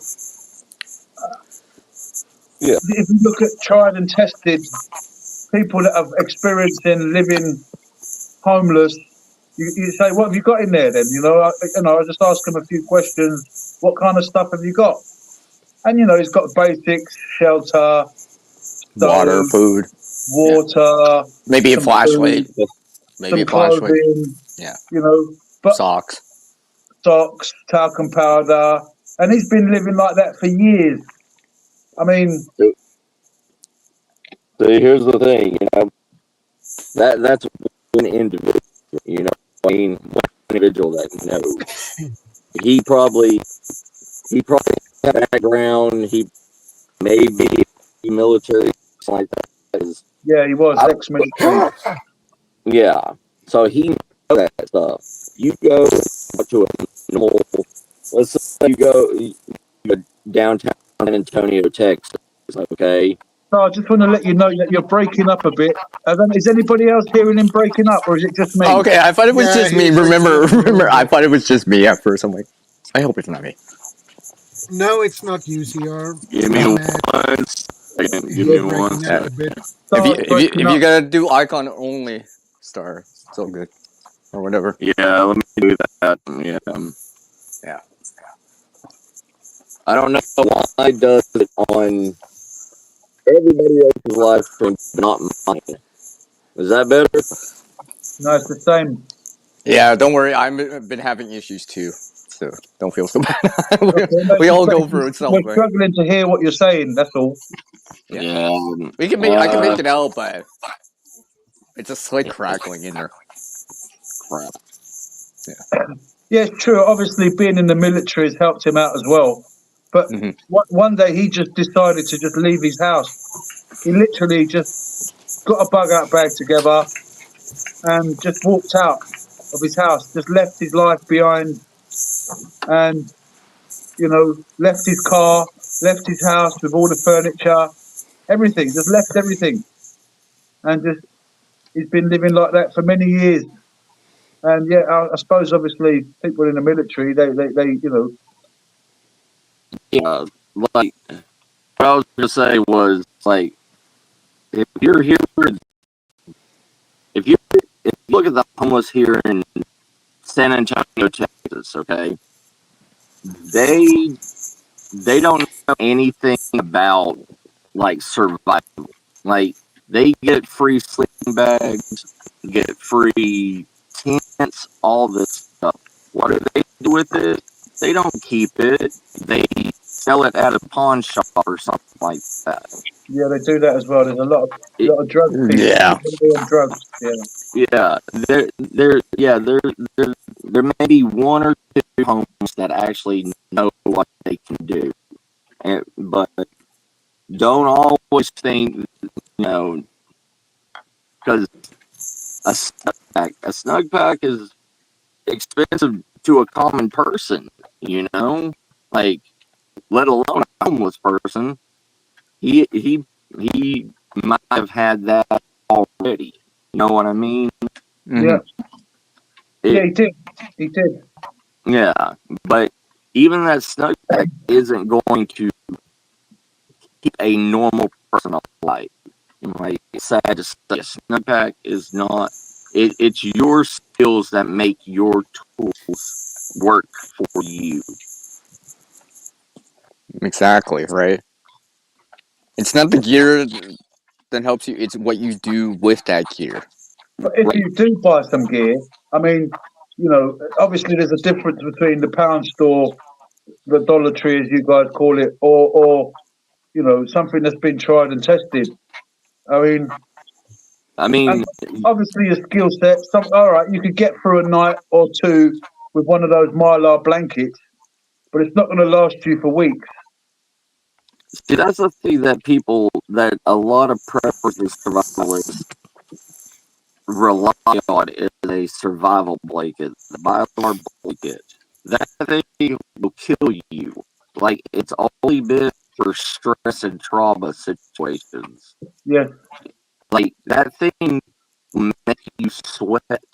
Like, it if you put on the inside of your sleeping bag and everything, and you try to sleep through a cold night, it's going to build up a sweat barrier in you and your sleeping bag, and it will cause hypothermia and everything. And you come out because your sleeping bag is now pretty much a soaking sauna now because of what it's done to you. And yeah, it's cool as a reflective shield for like a fire or something like that, but it's not meant to be on your skin and wrap around you. Exactly. That is a very important point right there about Mylar space blankets. One thing I learned a long time ago, because like I said, I posted when I did this a long time ago, and it was just like, it was snowing. I tried a Mylar space blanket, and I learned a Mylar space blanket, you're supposed to be as close as possible without directly touching it, and realize that it will hold back moisture. For the same reason that it can shed rain on the outside or block wind, well, unfortunately, it's going to hold the moisture on the other side too, right? So you're going to be aware of that. And if you're directly touching it, it'll bypass or overwhelm the heat reflectiveness, because you're actually directly touching it, so the conduction loss from the heat is greater than the heat reflectiveness of it. Hence, your hand, if you're holding it, will be cold. Yeah. I've experienced that. I tried that out. I was just like, yeah. As soon as my hand was just away from it, it felt warm. But as soon as I'm touching it, it felt cold. Because remember, Mylar is made from aluminum. Yep. It's coated, right? And aluminum is a conductive metal. It will conduct heat away. All right. So, yeah, and people don't realize that, right? I mean, I got a Mylar space blanket in my bag, but I also keep everything like a tarp, an actual blanket that. So the system, the system itself, I would use it, all of it together, right? Not just a Mylar space blanket, because Mylar space blanket, there's limitations. There's limitations to it. Yeah, and people got to be aware of. It's not just mysteriously make you warm. The best thing that you can have is a good wool undergarments. I mean, an actual blanket. Yeah, like an actual wool blanket, or or just a good $5 fleece blanket. Yeah, those things keep you warm on a purpose, because it is meant to breathe. My Mylar is not meant to breathe. Exactly. And you see these in everyday cheap Amazon survival kits. Oh, you got a space blanket, you got all this stuff, and it's like, if you do that to somebody that doesn't know anything about survival, that doesn't know anything about whatever, they think, oh, I got a space blanket that's going to keep. Oh, I'm good. Yeah. Without trying it out, and it goes back to trying the gear, right? It goes back to testing the gear, right? If you tried it out in certain conditions like below freezing, you would start to realize these tidbits that some videos don't kind of forget to say at times, Yeah. right? They don't say that part of it, right? Oh, it's great. I'm nice and warm, but they Yeah. kind of forget. Try not to directly touch it and all this stuff. Condensation on the inside, right? And all the stuff that. Oh yeah. Yeah. I mean, it's like what are those bivy sacks? You know, all it is just a giant, triangle of mylar. Yeah. That's going to keep you warm and everything, but it's not directly on your skin. Yeah. That's why those things work. But the thing is people don't have the skills to set that up correctly, so it either rips or it gets destroyed, or just in their anger setting it up. Mm-hmm. Hey, I got to roll here, Shadow. Take care, Yeah, Mark. no problem. You have a good next 2 weeks, and we'll see you when you get back. All right. Take care, man. Yeah, we do. Take care, brother. Later, Daryl. Nice meeting you, Second Star. Later, CR. You. Hey, man. Have a good one. It's just and that's what we need to do. Like, that's what a lot of, because most people that want a bag or whatever, they go to the big thing people, and see what their magic credit card can afford for them. Well, if you don't go to at least one survival class or one, and actually test your gear, you're Go camping just and try. Go right. outside. Go camping. Go in the backyard to at least start the process, right? Yeah, Get to use it, right? you're not going to look like an idiot in your backyard being a 40-year-old man or a 40-year-old woman learning your, survival kit. Like, people probably look at you weird because you're 40 years old playing camping in your backyard like a kid, but at least you're using your skills, you're using your gear before something actually happens. Yeah. Right. You know, I've said to people, it's just like they ask me, it's like, "What are you setting up the tent right now in the backyard?" It's like, "Oh, I'm just trying to, I say, oh, I'm about to go camping on a long distance thing. I just want to make sure it works before I leave, right?" And I just kind of hide it in like that, right? So when people see it, it's just like, "Oh, I'm just making sure it works before I go," you know, Yeah, and just being proactive. I don't want to be on the trail and have something happen, right? And and I say, oh, I don't want to have to call emergency services or. All right, I'm trying to avoid that, right? Be smart yeah, about it, right? Not be a dumbass. right. And that's the thing. There's other people may look at you like you're stupid, but the thing is you have that skill, those skills with your gear in case something does happen, because you never Yeah, know. well, I don't want to look stupid on the camp out or on the trail either, right? You're right. Right? Because you would start to feel embarrassed or whatever. It's like, oh, I can't believe I let this happen. Why didn't I check this well? Why didn't I make sure before I left? I didn't bring the tent pole because I didn't check Yeah, because I assumed it was in there. And it could happen. It could happen, right? A little slip out.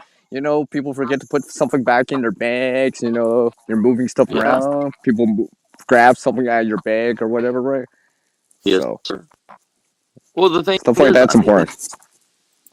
we the thing, the term survival, the the the the term survival has been bastardized.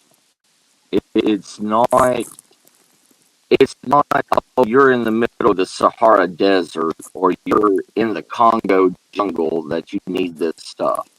Survival could be you're on you decide to take your a vacation down Route 66 that has no civilization whatsoever. Don't even send rescue vehicles out on that, highway anymore. Like, if you break down out there in the middle of that part of the desert and everything, what do you have to protect yourself? What do you have to, get somebody or wait for somebody to come rescue you? Like, it could be anything from a mundane thing. Day height. Yeah, I mean, you could lose your And it job does happen. I know tomorrow. it does happen. There's plenty of reenactments and stories that people have been telling that kind of stuff, right? And Yeah, and usually what actually ultimately helps them out is that they either told someone, they had some gear, and they got lucky. Eventually, someone passed by them or whatever, right?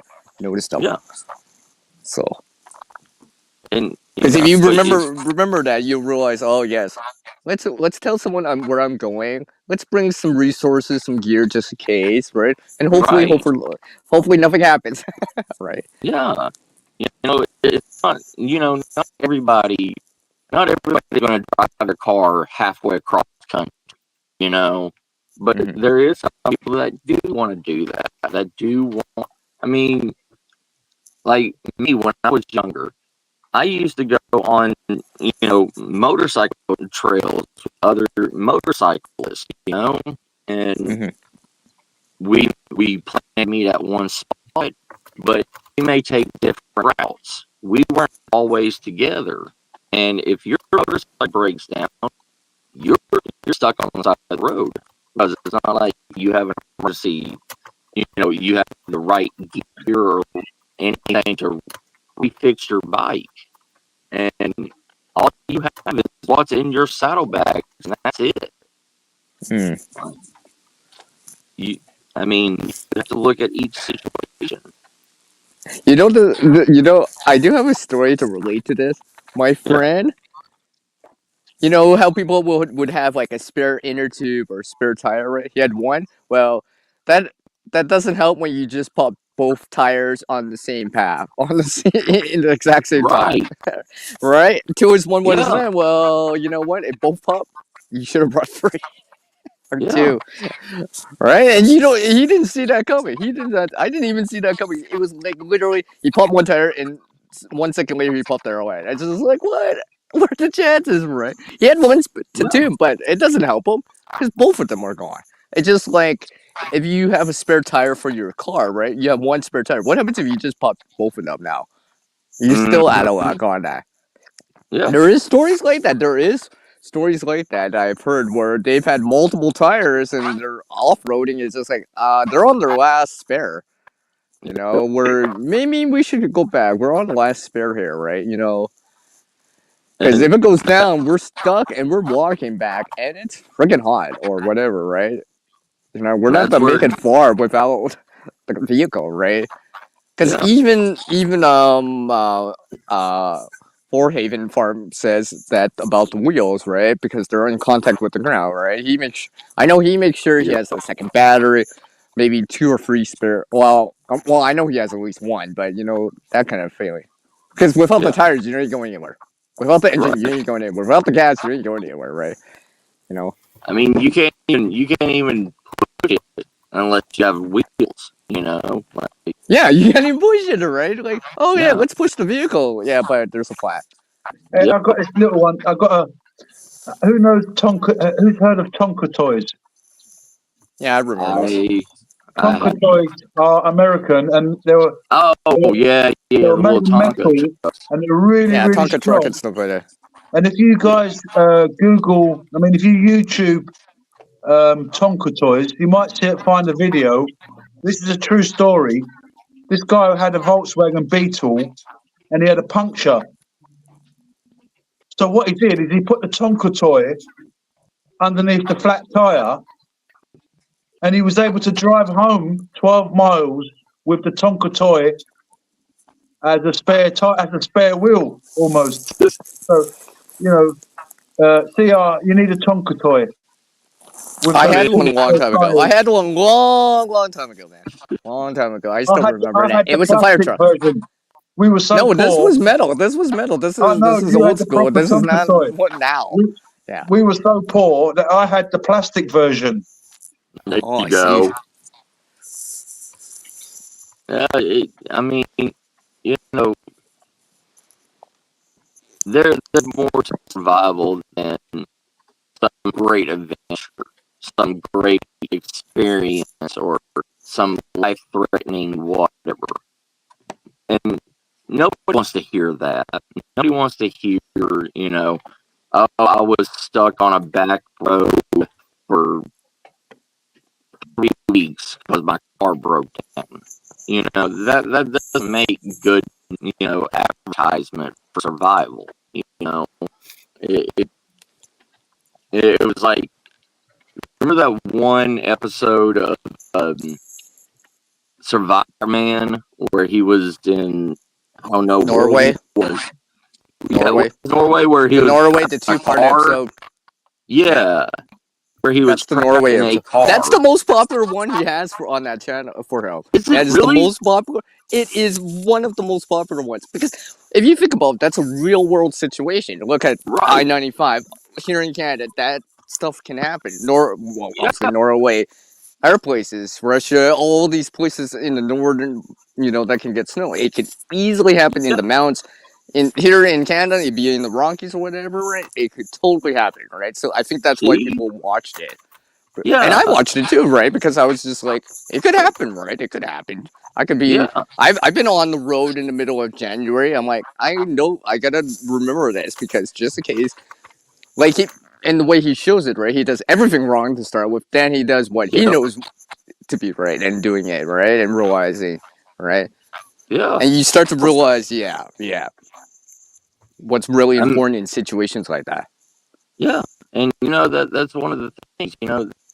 There's more people that die in Texas during the winter time because of lack of heat or the house, and they're either too old to cut firewood, put in a fireplace or something like that, and that's real life stuff that is classified as real survival for people. Like there's some poor, like very poor places out here in Texas, like Low, Texas, where if you don't stockpile mass amounts of wood for the winter, you're dead. Dude, you're screwed. Oh wait, that's a show.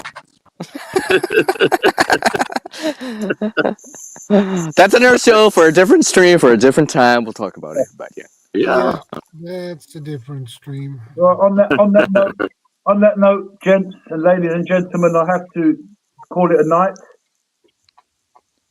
Another very interesting chat tonight, Shadow. Thank you very much. You're very welcome. It's good talking to you. Take care, The Real. Let me just put my glasses on. Brother. Yes. Yeah. God bless you, Star. God bless you, CR. God bless you, everybody in the chat, everybody that's watching. Take care. And, all the best. Yeah, just remember, I think one good thing to remember with everything, because we can't have everything sorted out, but if we could just remember this, just take each day as it comes and, stay calm, don't panic. I don't know if you guys know the poem If, but is it Rudyard Kipling? If you can keep your head while others are losing theirs, you're doing well. So keep your head, guys. Yeah. Okay, I got you. I can understand that. That's good work. Keeping a level head. It's like keeping like a level head, even though everything is like going crazy. Yeah, because I'm actually, when Star was talking about actual survivors, I went through parents getting divorced, in and out of battered wives' homes, police coming and going from my house. So I'm what you call a survivor. Yeah. And so that experience helped me to the most important thing is to keep your head. That's all I'm going to say. And have a good night. God bless you. Yeah. You take care of yourself. Take care, man. Hugs all round. Cool, cool. Love Oh, you, that's brother. nice to see him. Good night, brothers and sisters. Later. Nah, Take care. But yeah, I mean, we don't too many big name, too many big name survival people like TV and stuff has emphasized the worst case scenarios, and that's what's really made everybody look weird. I mean, survivalists, they've made preppers look insane. They made survivalists look crazy, and it's because situations that they put these people in, to get TV views or whatever. Well, And go ahead. well, I was gonna say, and that's why that episode with Lestra, that Norway episode, that two-parter, why is very popular because like I said, because people can see that that's something that can truly happen to them in a normal day-to-day, year-to-year, whatever, right? You're not in the middle of like the jungle. You're not out at sea, right? You're not Right. on an airplane. You're not,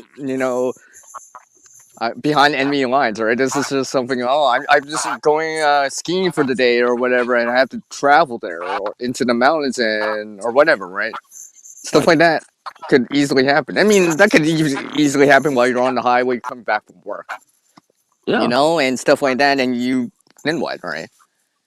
So Well, I think that's why that episode's so popular. Yeah. It's just like, okay, it's just like what recently happened in the States, in the Carolinas and stuff. FEMA had no money to help anybody because Or very minimal. because it was all weighted at Katrina and all the other national disasters and all this stuff. Mhm. And the majority of people, that is real life survival. That is real life situation that people thought the government is going to help us out. The government is going to come here. When the government came, That's assuming. Yes. You're assuming, Yes. right? And when you start assuming, that's where you get into trouble because when it doesn't happen, you get upset. Right. And people do get upset from that, right? And I know I've Yes. seen it, right? They get really ticked off about it, right?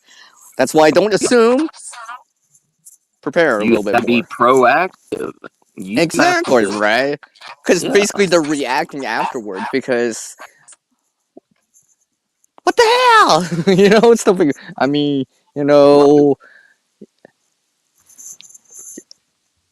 keep talking. I'll be right back. You're good, brother. You're good. It's just the world has became too reliant on outside sources for help, Yeah. and we have been catered to for so long, and thinking that, oh, we'll have government assistance, we'll have all of this stuff, we'll have our house rebuilt in 6 months, we'll just stay at a hotel or something like that. What happens when you live in a small town and there's only 3 major hotels and they're all packed full? What is your backup plan for something like that? What is your backup plan when your grocery store cannot get deliveries because it's not there anymore? What happens when you can't walk down to the street and get a burger because you have no money in your bank account? What are you going to do? This is real life stuff that you have to plan for. And, go ahead, Shadow. I agree with you about that. And besides, you have right about one thing, and that's the hotel and motels will be packed with people. Yeah. So. And it's not, most of the government is going to put the high-end individuals into hotels, not you. if you are in the poor class or you're a semi okay class, they're not going to care about you. You'll be lucky if you're going to be sleeping on a bunk bed in a church, if there is a church around, or in a school, if the school's still standing. You're going to be stuck in that area with hundreds and hundreds of other people. And you have to take care of yourself. You can't rely on all these. You can't rely on Red Cross. You can't rely on a church group to keep feeding you. And even if your house is destroyed and everything, you're still able to get to your food. That if you prep, you still have a stockpile of food. And at those times, it is not wise for to give food to other people. But in a time of that kind of crisis, if you have the food spare it. It, it, it breaks a lot of prepper mentality and prepper code, because us as preppers, we're supposed to stockpile for our family, for our needs, for our protection. Yeah. But if a situation like that happens, you're already compromised. Your food source and everything is already opened to looters and everything already. The best thing that you can do is go ahead and share your resources while you have it before it goes bad. And later on, people won't think that you're that crazy person going into Costco or Sam's Club buying $500 or $600 worth of food to bring back to your house. You'll get a lot of people that will help protect you in the long run afterwards, because they'll be like, we went through this situation and this person helped us. So that will take a lot of stress off of you trying to low key and low profile yourself, because they'll be like, no, this is a good person. If another true survival or quote unquote end of the world scenario happens, they won't be coming and raiding your place, because they may be able to trade with you now, since they know that you will have food or whatever. Yeah, exactly. We have to, as a prepper community, as a survival community and stuff like that. I mean, if you are a survivalist, if you are a prepper, you can go to your local community center and post, training classes.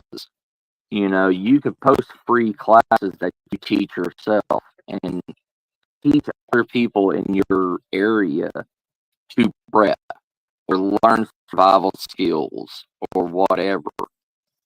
Do that to your advantage before something like the hurricane that destroyed, hundreds of people's lives happen.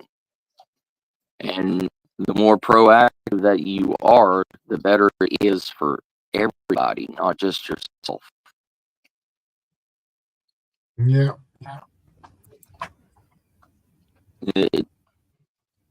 It's becoming, the world's becoming that we need to help each other instead of the government putting us away from each other.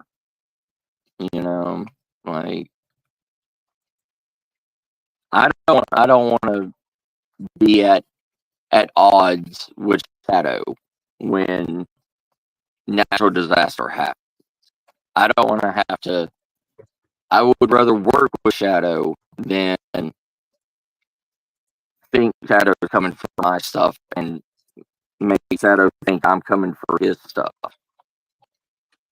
Because all of our prepper meetings, all of our prepper live streams and stuff like that. Guess what? If SHTF happens tomorrow, all of us are on here, and we're already breaking the number one prepper code of teaching people our skills. That is not our family. You know, we're showing people our stockpiles, we're showing people our bags, we're showing all this stuff that goes against the prepper mentality. And we need to focus that more on everybody else also. So we're not at each other's throats if something does happen.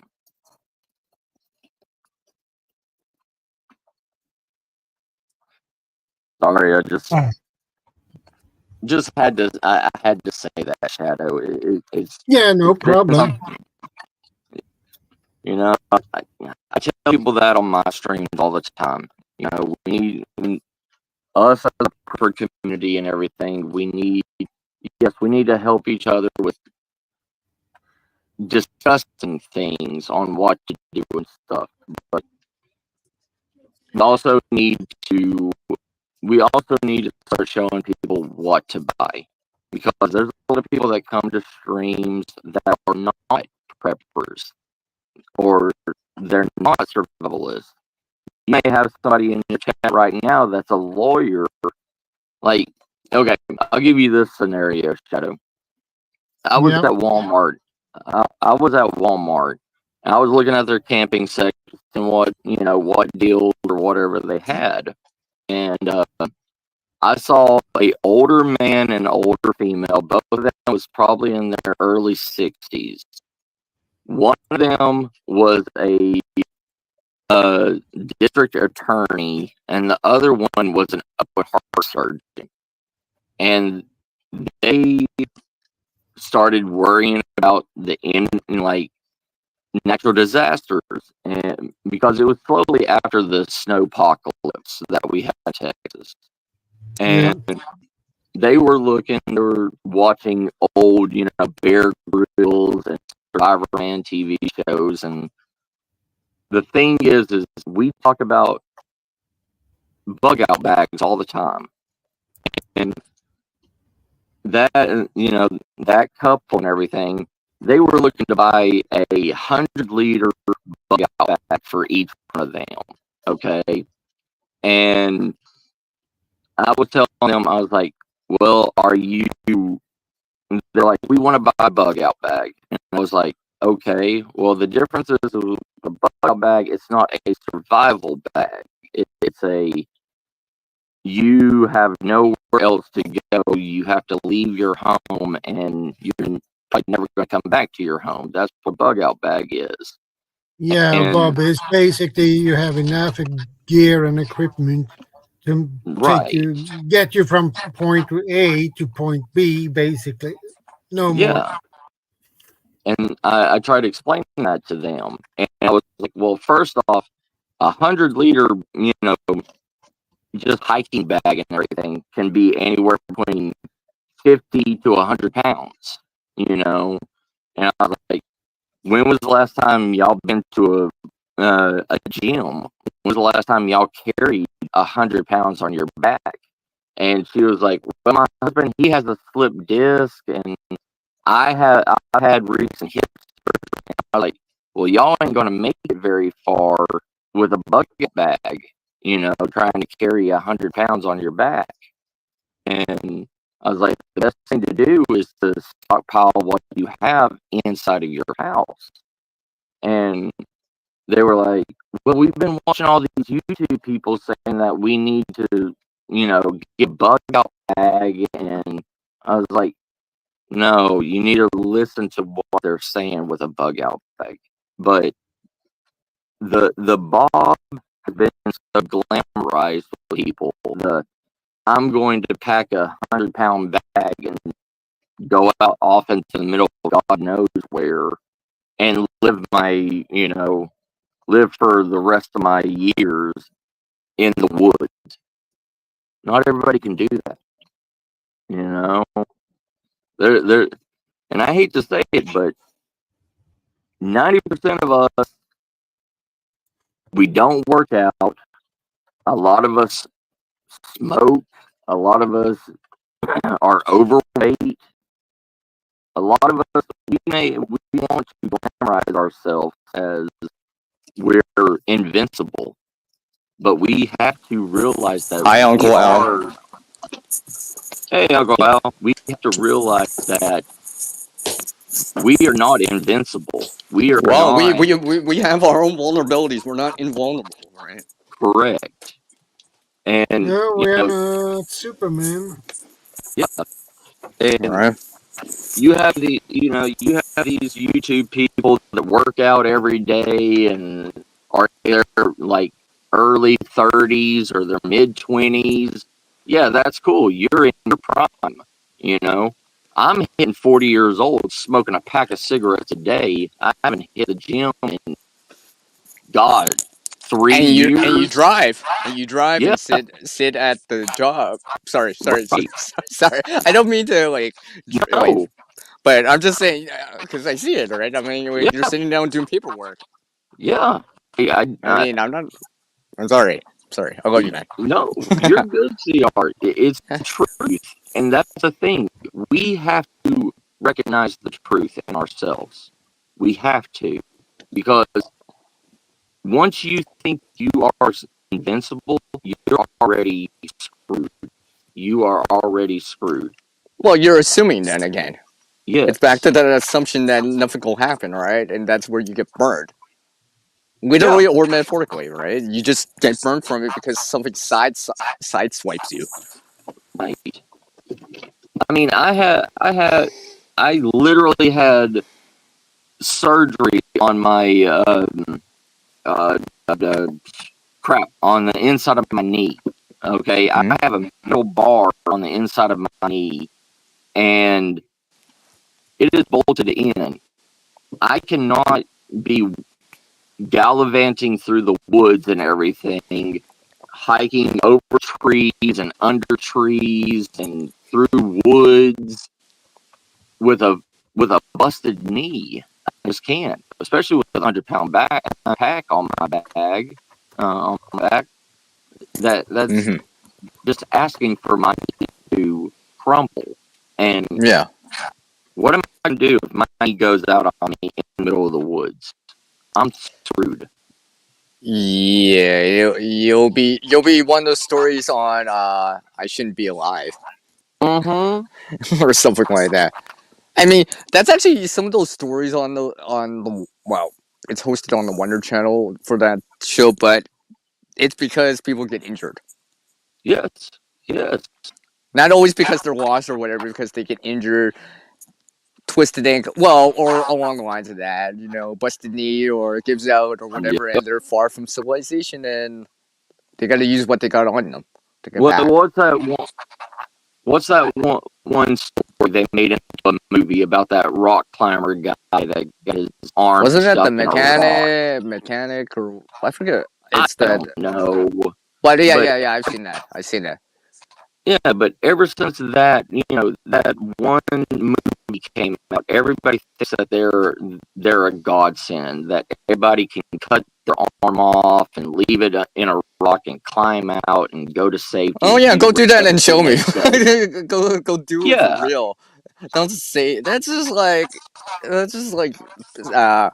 just but they don't want to bunch of talk right there.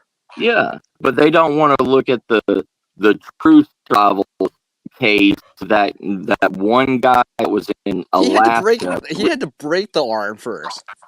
Yeah, he had to break his bone. Imagine breaking your own arm. Remember, that is painful. Yeah, breaking your own arm and cutting through the nerves and because your bone still has pain nerves in relievers or anything like that. This is just out of Right. adrenaline and all this stuff, right? It's gonna be hurting. Yes. That's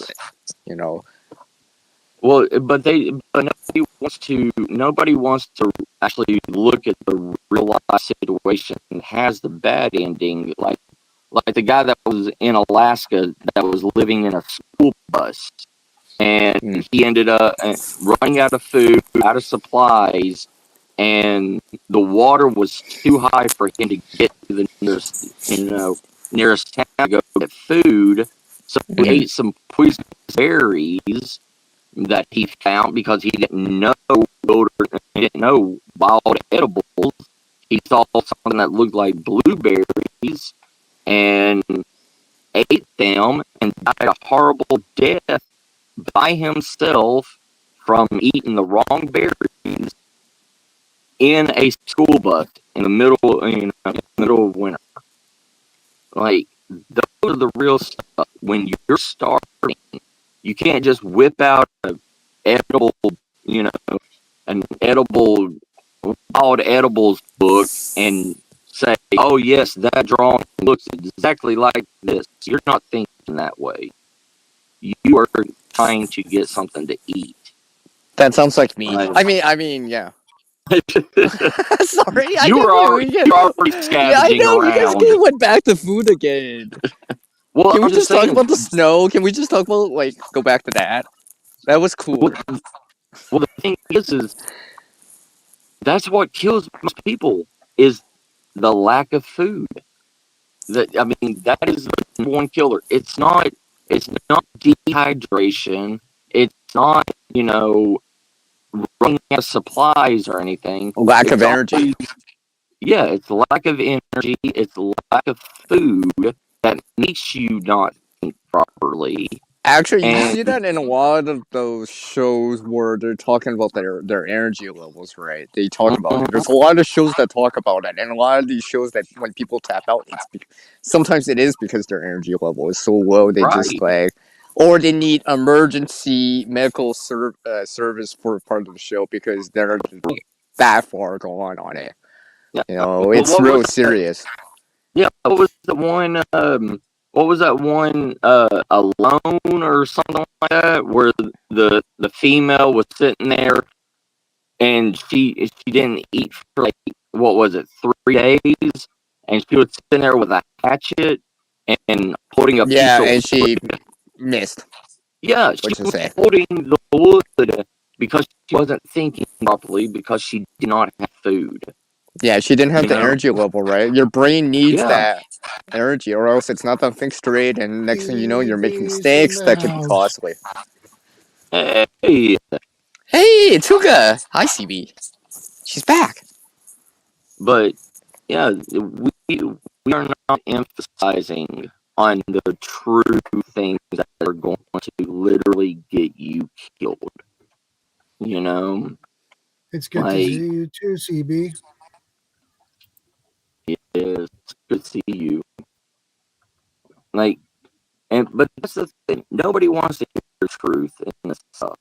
Nobody wants to hear the end all be all that will put you in an early grave in a survival situation.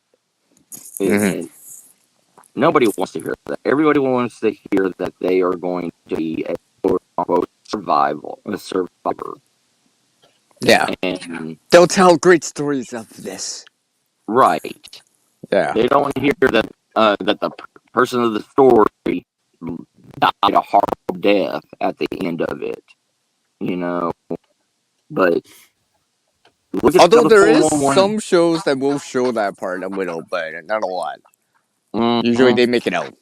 Right? So right, because it doesn't make it good. I shouldn't be alive if I didn't make it alive.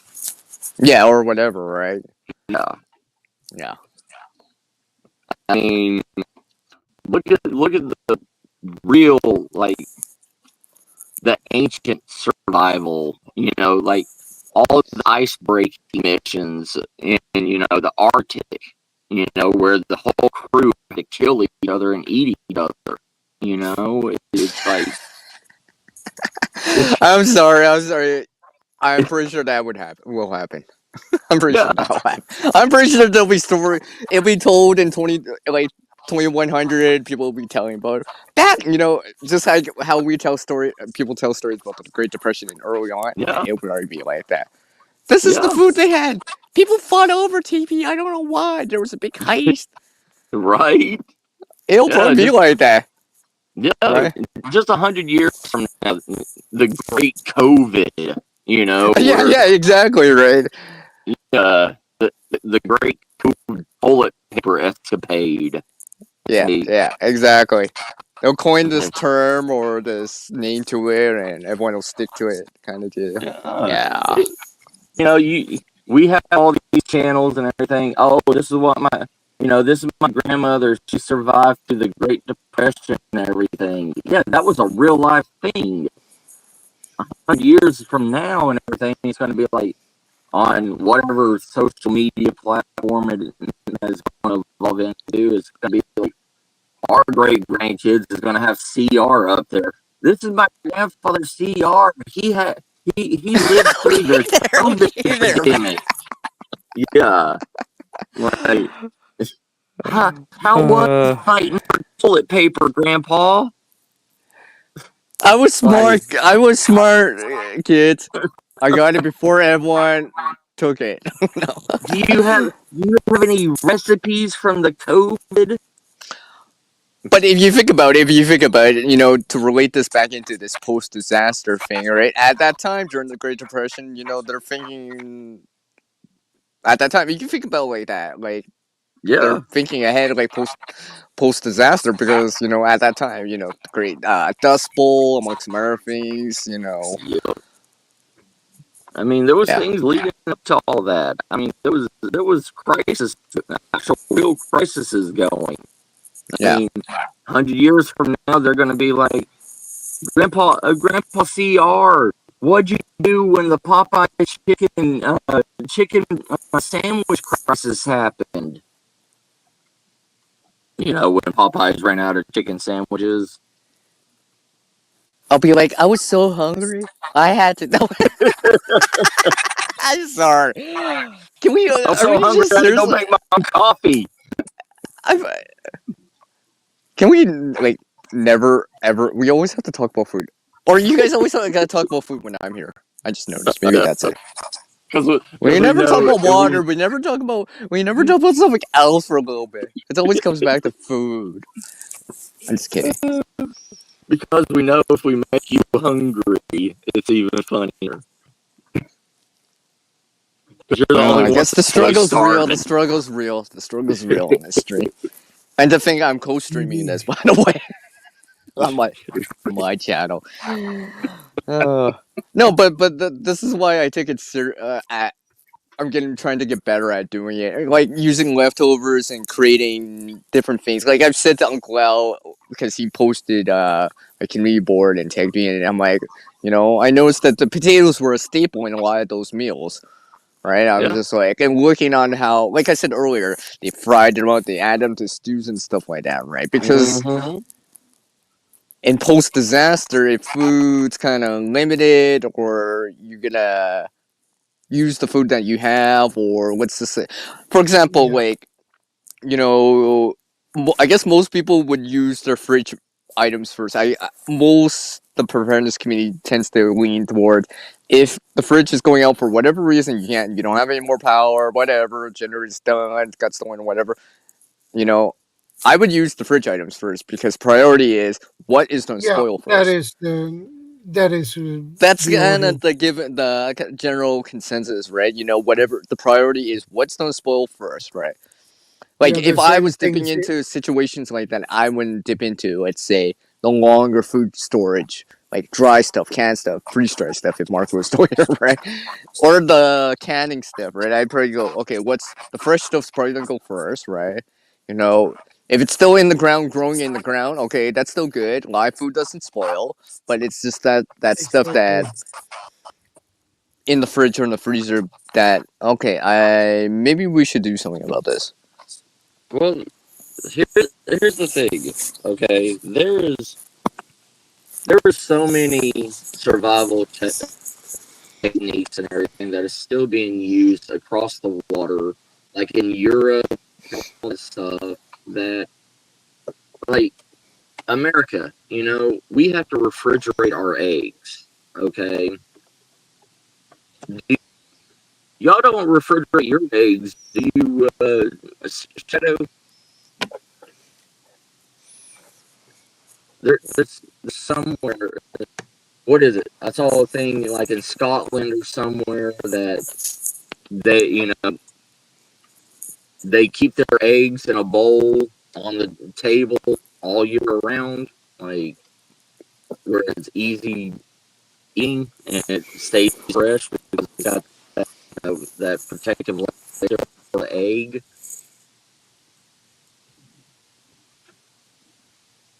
I think I understood that. Did you understand Oh, that? I think I understood that. I heard egg and among some other things on the table. I mean, a bunch of food stuff. Yeah. My phone's heating up, so it's gonna drop me off again. So if I drop out, I'm sorry. Well, Star, maybe now is a good time. Well, because if your phone over it's middle of conversation and we lose that Yeah. part of it, then maybe now just kind of maybe now just make your state exit state left. Or here we did. Yeah. I should have looked at it, but yeah. But I think considering these things is important because you realize that it's one thing to prepare for it, but what you don't do Yeah. after the fact too, right? Rebuild society, your community, bring things back, right? I mean, some of this stuff recovery takes longer. Like the destruction is fast, but the creation part or the recovery part is slow. You can destroy something in seconds, but it Seconds, takes years mere to build seconds. up again. Yeah, right. So like, if you think about like that, that's why you want to give yourself that buffer zone of time. So during that rebuild process, and hopefully you made it through the disaster, whatever it was, right? But you got to think, not just make you through the disaster. What are you gonna do after the fact, right? Try to plan ahead like that, right? Yeah. Plan like you're gonna make it, right? In terms of like being optimistic like that, right? You're trying to be optimistic, but being realistically, okay, I've survived whatever this was, now what? Because if you have a reasoning to keep going, you have a purpose, and when you have a purpose, well, you have the will to keep doing it, right? Because now you have reasoning to rebuild, you have whatever it is, right? You're doing it for family, you're doing it for your community Yeah. or whatever, right? You keep going for your family, and that is much stronger Than fear to do it sometimes. to do it for your family Yeah. Because there is like than fear for can go drive you to a certain degree, but there are emotions that can drive you even higher beyond that. Like because you care for someone, right? Or because then you're doing it not just for yourself anymore, right? For example, you're doing it for someone else, a loved one, or you know what I yeah, mean? It's just like in the movies you see it, right? It's just like that heroic last act from the husband or whatever, from the adult or from the parent yeah, to help the kid, their kid out, right? That's that kind of thing. That's way beyond. They don't even hear what happens to them, right? So it's not fear driving them. It's actually because their heart or they care enough for someone else that's what starts to drive them to do yeah, this extraordinary act, as they say, right? And you see it all the time in the movies, right? It's very dramatic. It makes a good story. It makes good action scenes and all that stuff. But yeah, something like that. yeah, I'm gonna. This was a good topic that PV brought up because I mean, if you really think about look back yeah. to the It is a real good world, time. well, because if you think about it, look at the real world situations right now that are happening. I'm not talking about what's happening in the U.S. I'm talking about the flooding and like from Helene, from Spain to other places, right? I mean, these people they're in post disaster situation probably right now, right? The Yeah, recovery effort, right?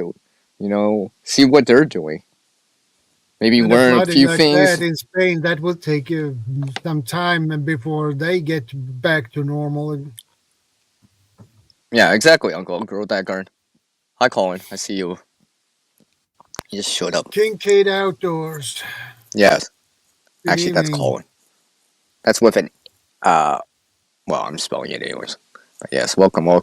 But yeah, it's important to remember that because you know, like I said, if you make it through the disaster, you want to rebuild and bring things back, right? Yeah. As much as possible, right? So go see what people are doing, right? It's just like people volunteering to help relief effort, right? They are part of that post disaster, right? Because the hurricane or whatever has already happened, and then now we were helping people out, right? No, I forgot to hit enter. I was like, oh yeah, I forgot to hit enter for the chat to say it. Yeah, Shawnee. Yeah, he was just cutting in and out. Don't worry, I was probably Yeah. doing that too. I've had issues too, so it's all good. Yeah. I mostly heard what he said. Yeah. Every like Mostly every complete. second word. I was just like, that's why I was trying to paraphrase a lot of the stuff just in case you guys couldn't hear him. Right? Because also we're hearing him in real time. You guys are hearing like a 20, 30-second delay on the YouTube side and stuff like that. Yeah. Because Yeah. I It's know a other delay. people. I know Serena was asking about that too and stuff like that. So I tried to type something in. Sorry. It's because I'm trying to charge my phone, so it's kind of hard to type at the same time Yeah. I into the know. chat. Yeah. So, you know, this is, all this stuff, right? Preparing beforehand, right? Being proactive. Yeah. These are the things that will help you later on because you'll actually have something Yeah. after the fact still to kind of drive you or motivate you, give you purpose, and maybe some gear to help you along with it, right? Stuff like that. Because in post disaster, right, some people feel helpless, alone, isolated, right? I'm pretty sure that has happened and will continue to happen, right? Because they're Yeah. isolated, right? Because, when Helene hit, was it? Well, anyways, when, Tennessee or whatever, right? That area, that was a remote area. I mean, people were isolated or it seemed like they were isolated forever, right? They didn't have any contact with anyone else for like, it seemed like days and days, right? So when they finally get contact, see another Yeah. person, And so, yeah. you realize that there are people still out there. You're not just alone, right? Because in a situation like that, you think like you're alone because it's just like you haven't seen The anyone for Jewish days. redneck prepper. Good to see you. Hi, Baba. Yes, exactly. And Shawnee has a point. Learn from those who have been in crisis. Yeah, you can learn a lot from them.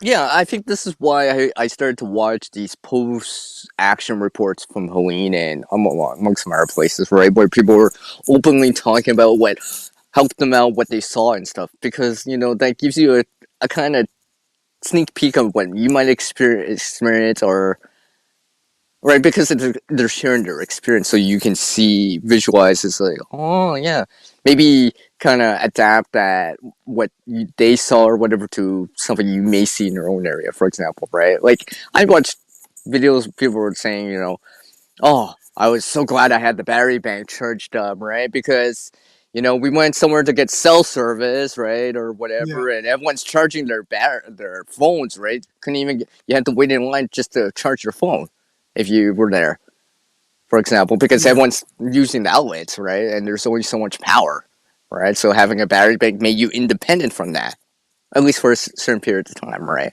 Yeah. You know, And Shawnee has another good point here. Being able to manage your emotions in crisis, processing feelings in safe, purposeful ways. Yeah, I agree with you about that one emotions, too. right?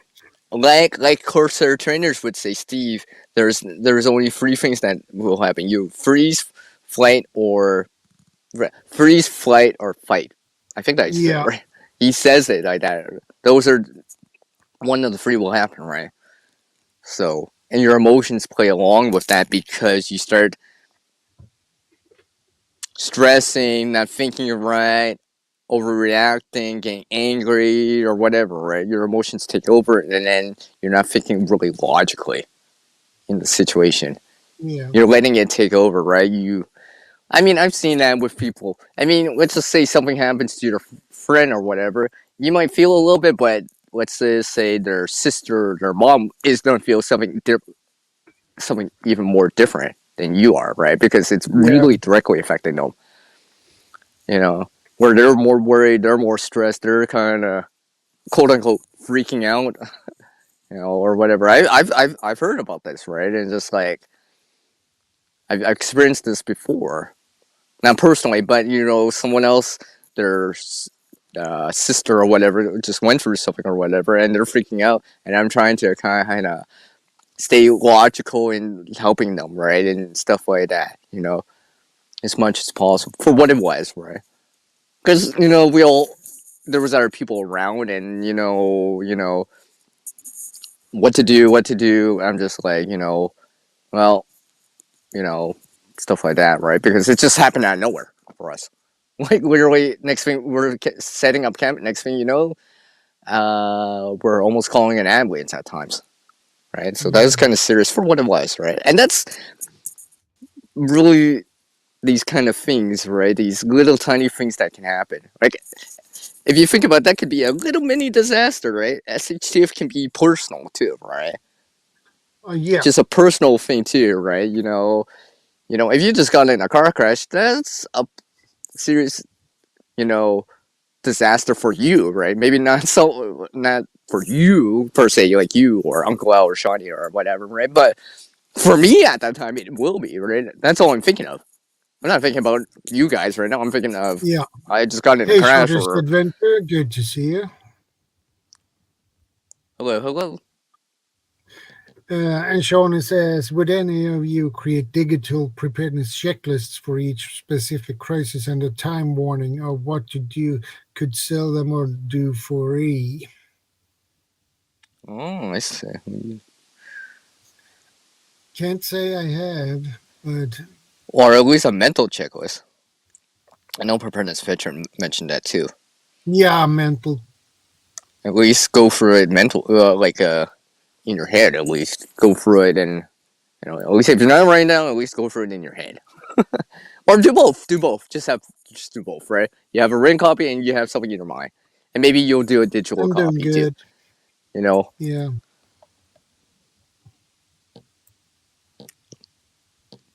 Can you highlight that? Okay.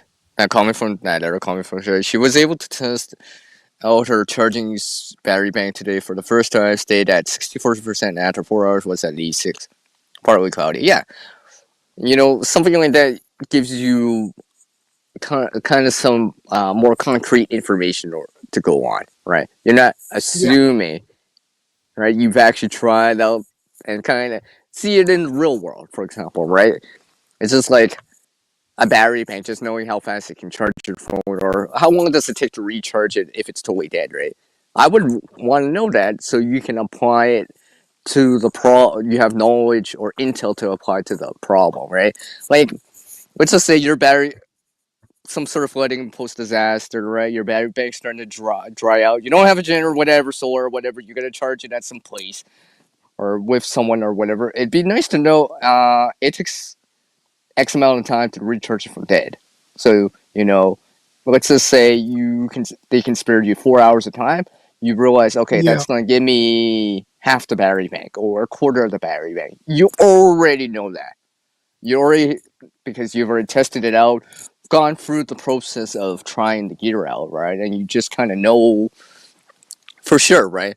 And you can tell them right away, okay, and let's just say they're selling you the power by hour, right? You could be like, okay, this is how much I gotta fork over for it. You know, you see what I mean about that? Because then you're not assuming or second guessing it too much, right? You know by previous experience or intel. Versus, Hey, Krista. Good to see you. Krista, she's here.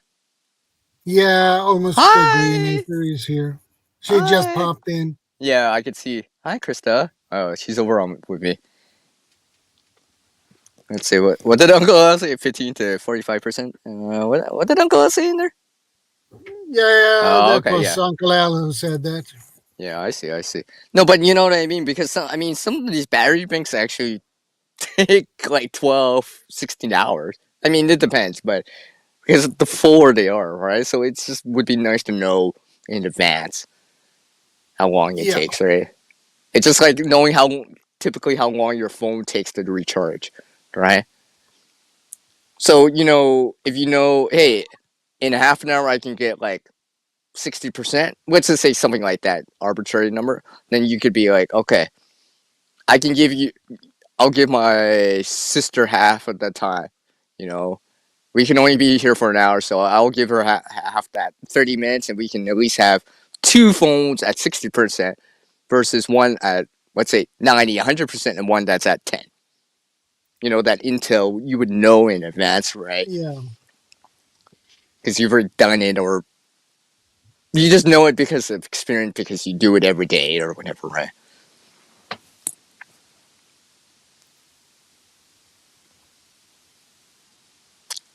Uncle Al said he had those EcoFlow bands. Oh, the Eco. Those are really good, but they're expensive. Those are really expensive, but they are really good ones. EcoFlow. So. That reminds me. Have you used that quote unquote solar generator? I'm using air quotes, by the way. Have you tried? Have you tried I something haven't. out with it? No, I haven't had time. I thought I had in mind to I do know it. you're busy right now, but I was just curious. Yeah, well, I had in mind to try it this summer, but Yeah, I think this summer, well, not that good. So yeah, I got you. I understand things. Sometimes priorities, right? But well, so try it in the spring, right? yeah, I will. Or if not sooner, right? Like I said, to me, when I always see like people like for me, I always see it in the same way a gamer would see it. If a gamer gets a new game, they're gonna try that game out right away. They're gonna put it in their console, whatever, load it up, install it, whatever, right away. Because they want to try it and see if they even like it, right? And that same way with the gear, in terms of preparedness, try it out, right? So you want to use it, right? Because that gear is there to help you out, right? And the more knowledge you know about it, the more you know how it works, what it does, how can you optimize everything if you wanted to, and stuff like that. Yeah, it's like for me, if I got like a new laptop, new phone, I'm going in it right away and setting everything up because I want to optimize it the best I can, know the ins and outs, right? Yeah, So if something else happens, I'll be like, oh yeah, I remember now. It's over here. I have to change the setting or something like that, right? Just so you yeah, know in advance and not kind of, what does this do? You know, it could be a solar light or anything like that, right? Something like yeah, that too, right? exactly. You want to try that stuff out. Because I've seen twice now from two different places where I've had issues with solar lights.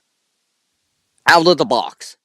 Out of the box, right? But thank goodness I tried it, right? Because if you think about it, if you didn't try it out of the box and you just left it on the shelf for a rainy day or whatever for emergency, you'd be screwed because you just realized that it wasn't working, or the battery's not working, the LED's not working, the solar panel's not working for whatever the reason is, right? And then the stress level would go up even higher because now you thought you had, quote unquote, an option or a solution. Now you don't again, and now you're back. Not only you're back to square one, now you don't even have an option because now you just realize it's not gonna work for you. You know what I mean? The stress level would even go higher because now your Yeah, option, you know, and you see it all the time. All right. When something doesn't work, when your first option doesn't work, then you're like, seriously, it's not gonna work. Now what? Well, if your first option doesn't work, why Well, hopefully you don't have you another try the one, but next yeah. one? Yeah, exactly, right. Hopefully you have another option in there.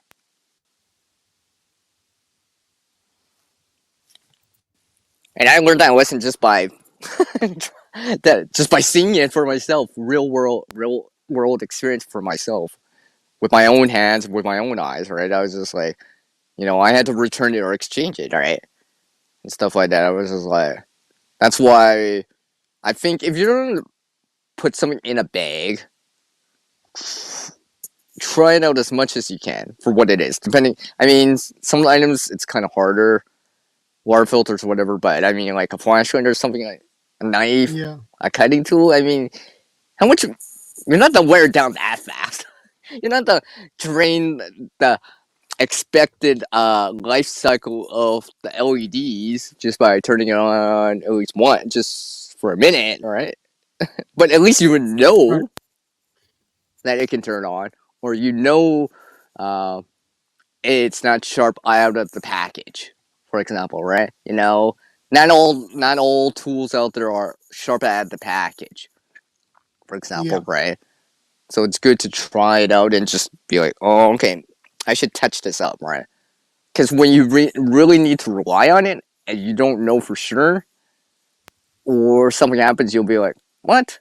I thought it was working, right? Because you'll be yeah. like, oh, you'll be shaking your head like, I guess then you'll be frustrated because you thought it was working or whatever. I swear it was working the last time, right? And that happens. Oh, because I went through that with this headset I have, not wearing right now, as he knows.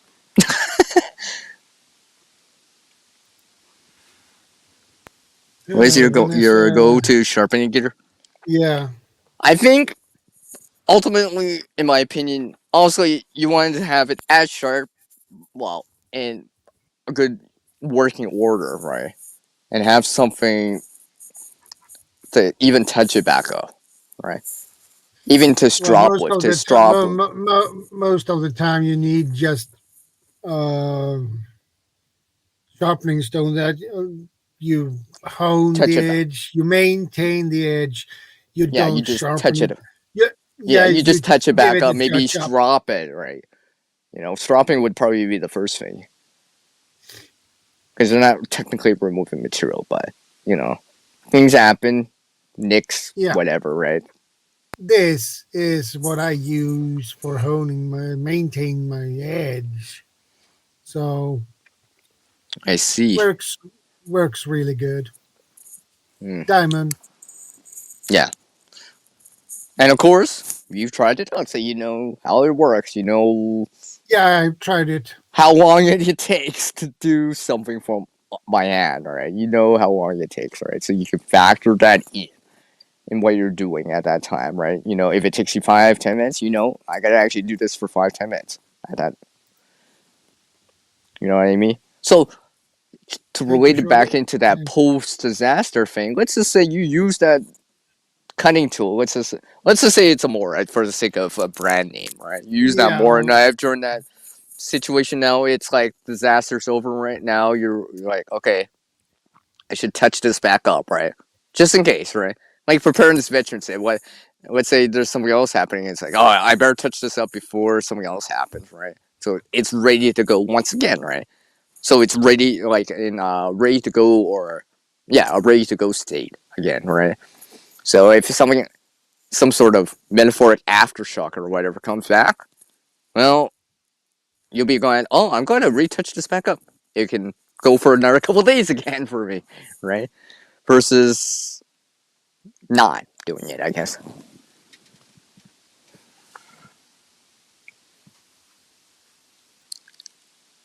Shadow, how long are you planning to go for, by the way?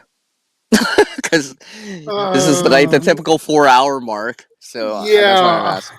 I don't plan to go for much longer. Actually, Yeah, because we're trying to. I think I'm starting to ramble a little. I admit that. yeah, exactly. I do appreciate everyone dropping by, not only to your own channel, but to me, and allow me to co-host this co-stream Yeah, this yeah. one. No But problem. yeah, I think this is Feel important free too. to do it.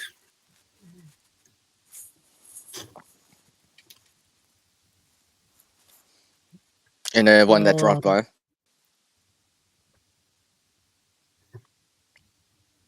Yeah. It's in Uncle Al jumping off. He says later, Take care, folks. Uncle Al. Later, guys. Yeah. Take care, Uncle Al. Thanks for stopping by. I don't know. If anything, just go for another 5-10 at the most.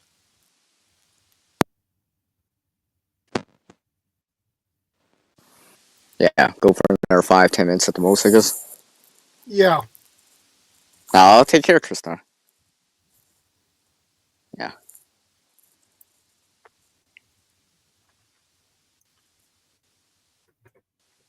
So yeah, I mean, this is why we prepare, and not only just prepare with just the gear, right? That's just one part of the equation, one part of the spectrum of preparedness, right? The gear is just one part of it.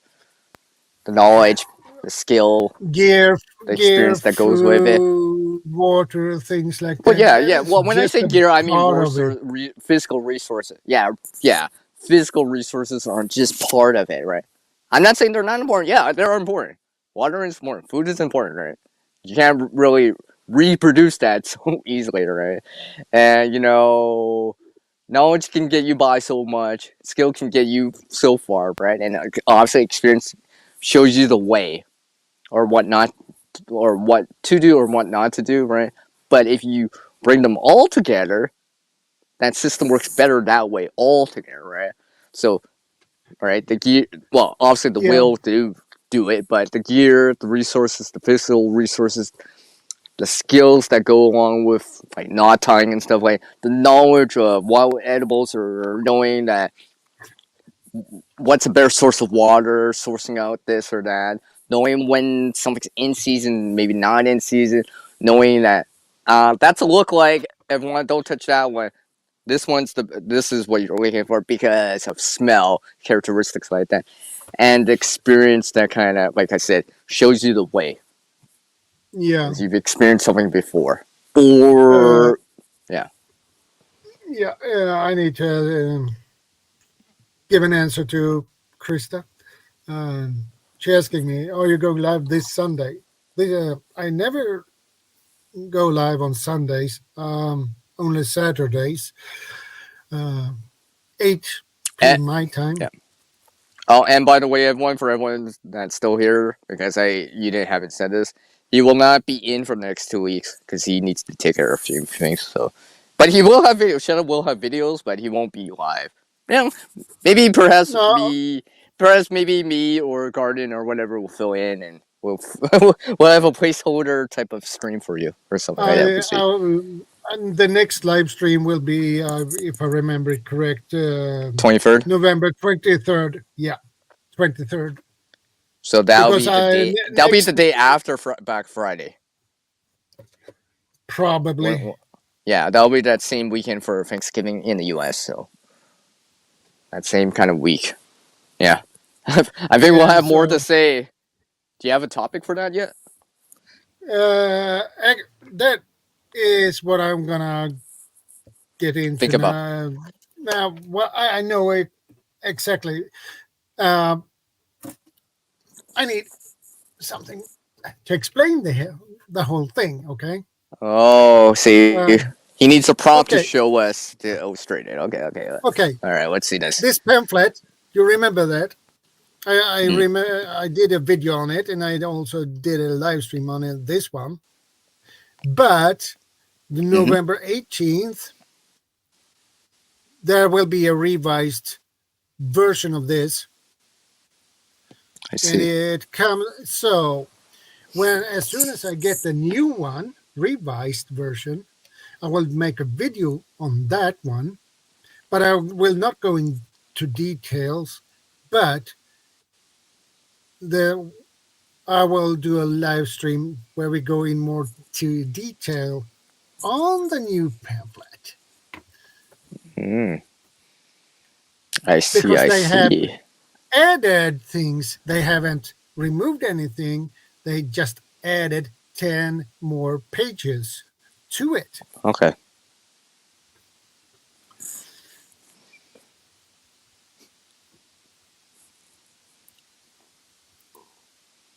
Well, I'm pretty sure everyone's looking forward to seeing something like that soon. So Eventually. Eventually.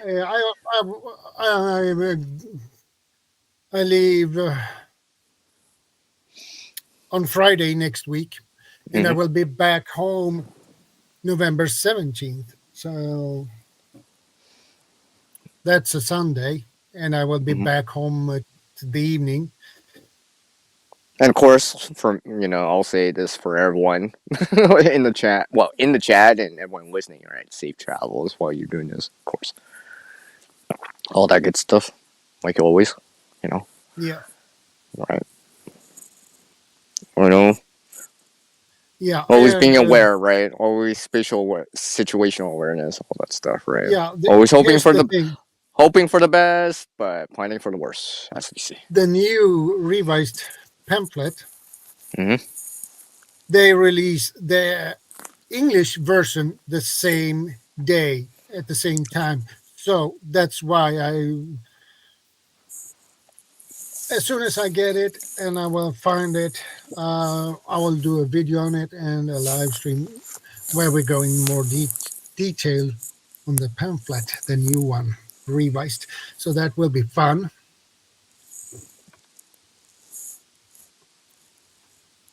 And that is something I'm looking forward to.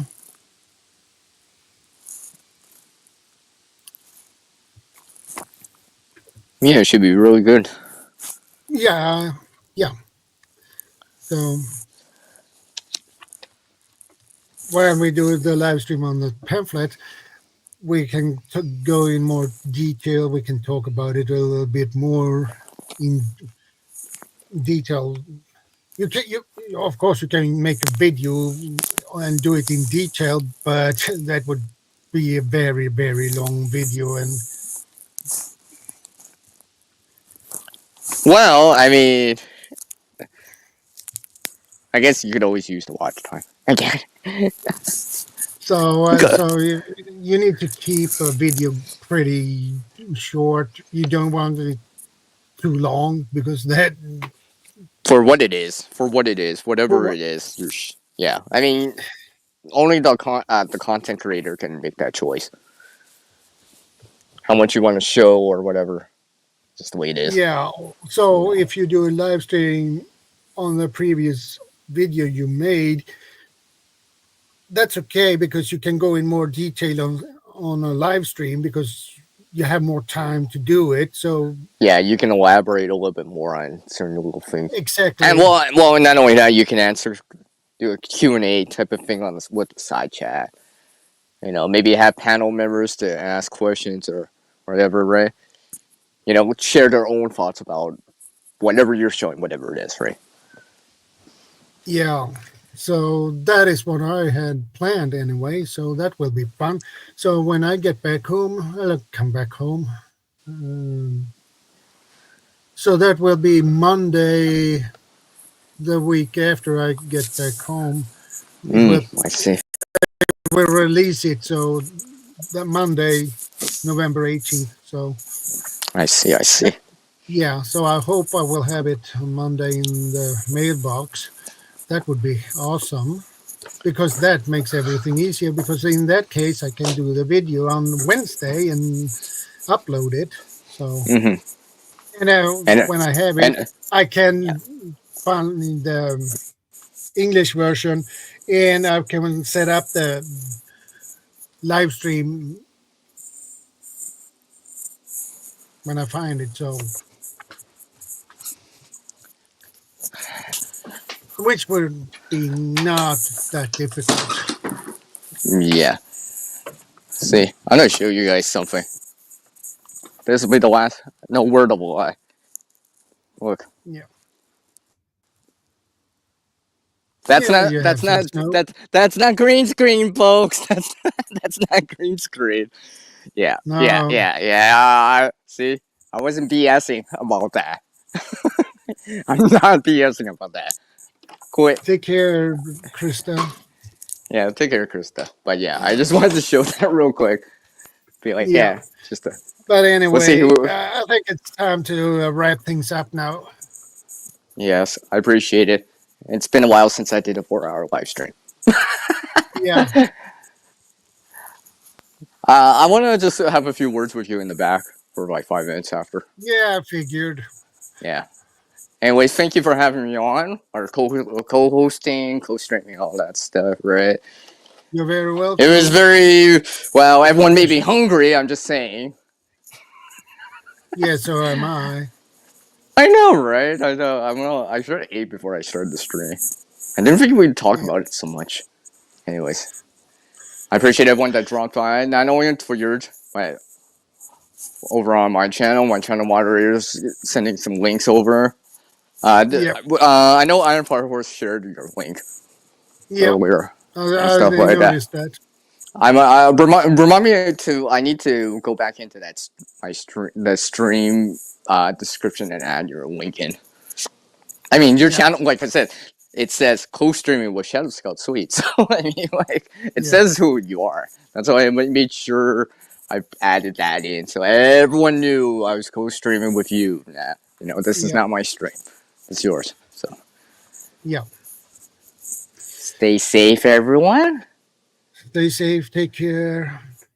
God bless. And we are out. Be part of the solution, not the problem, okay? Yes, and start doing something today if you haven't already, right? Do something positive today, proactive, right now. Yeah. And we are out as soon as he hits the button. Yeah. And I will see you in the next one. Yeah, next one and next live stream and the videos as well. Take care, everyone. Yeah, that's all. Take care. Stay safe. Bye.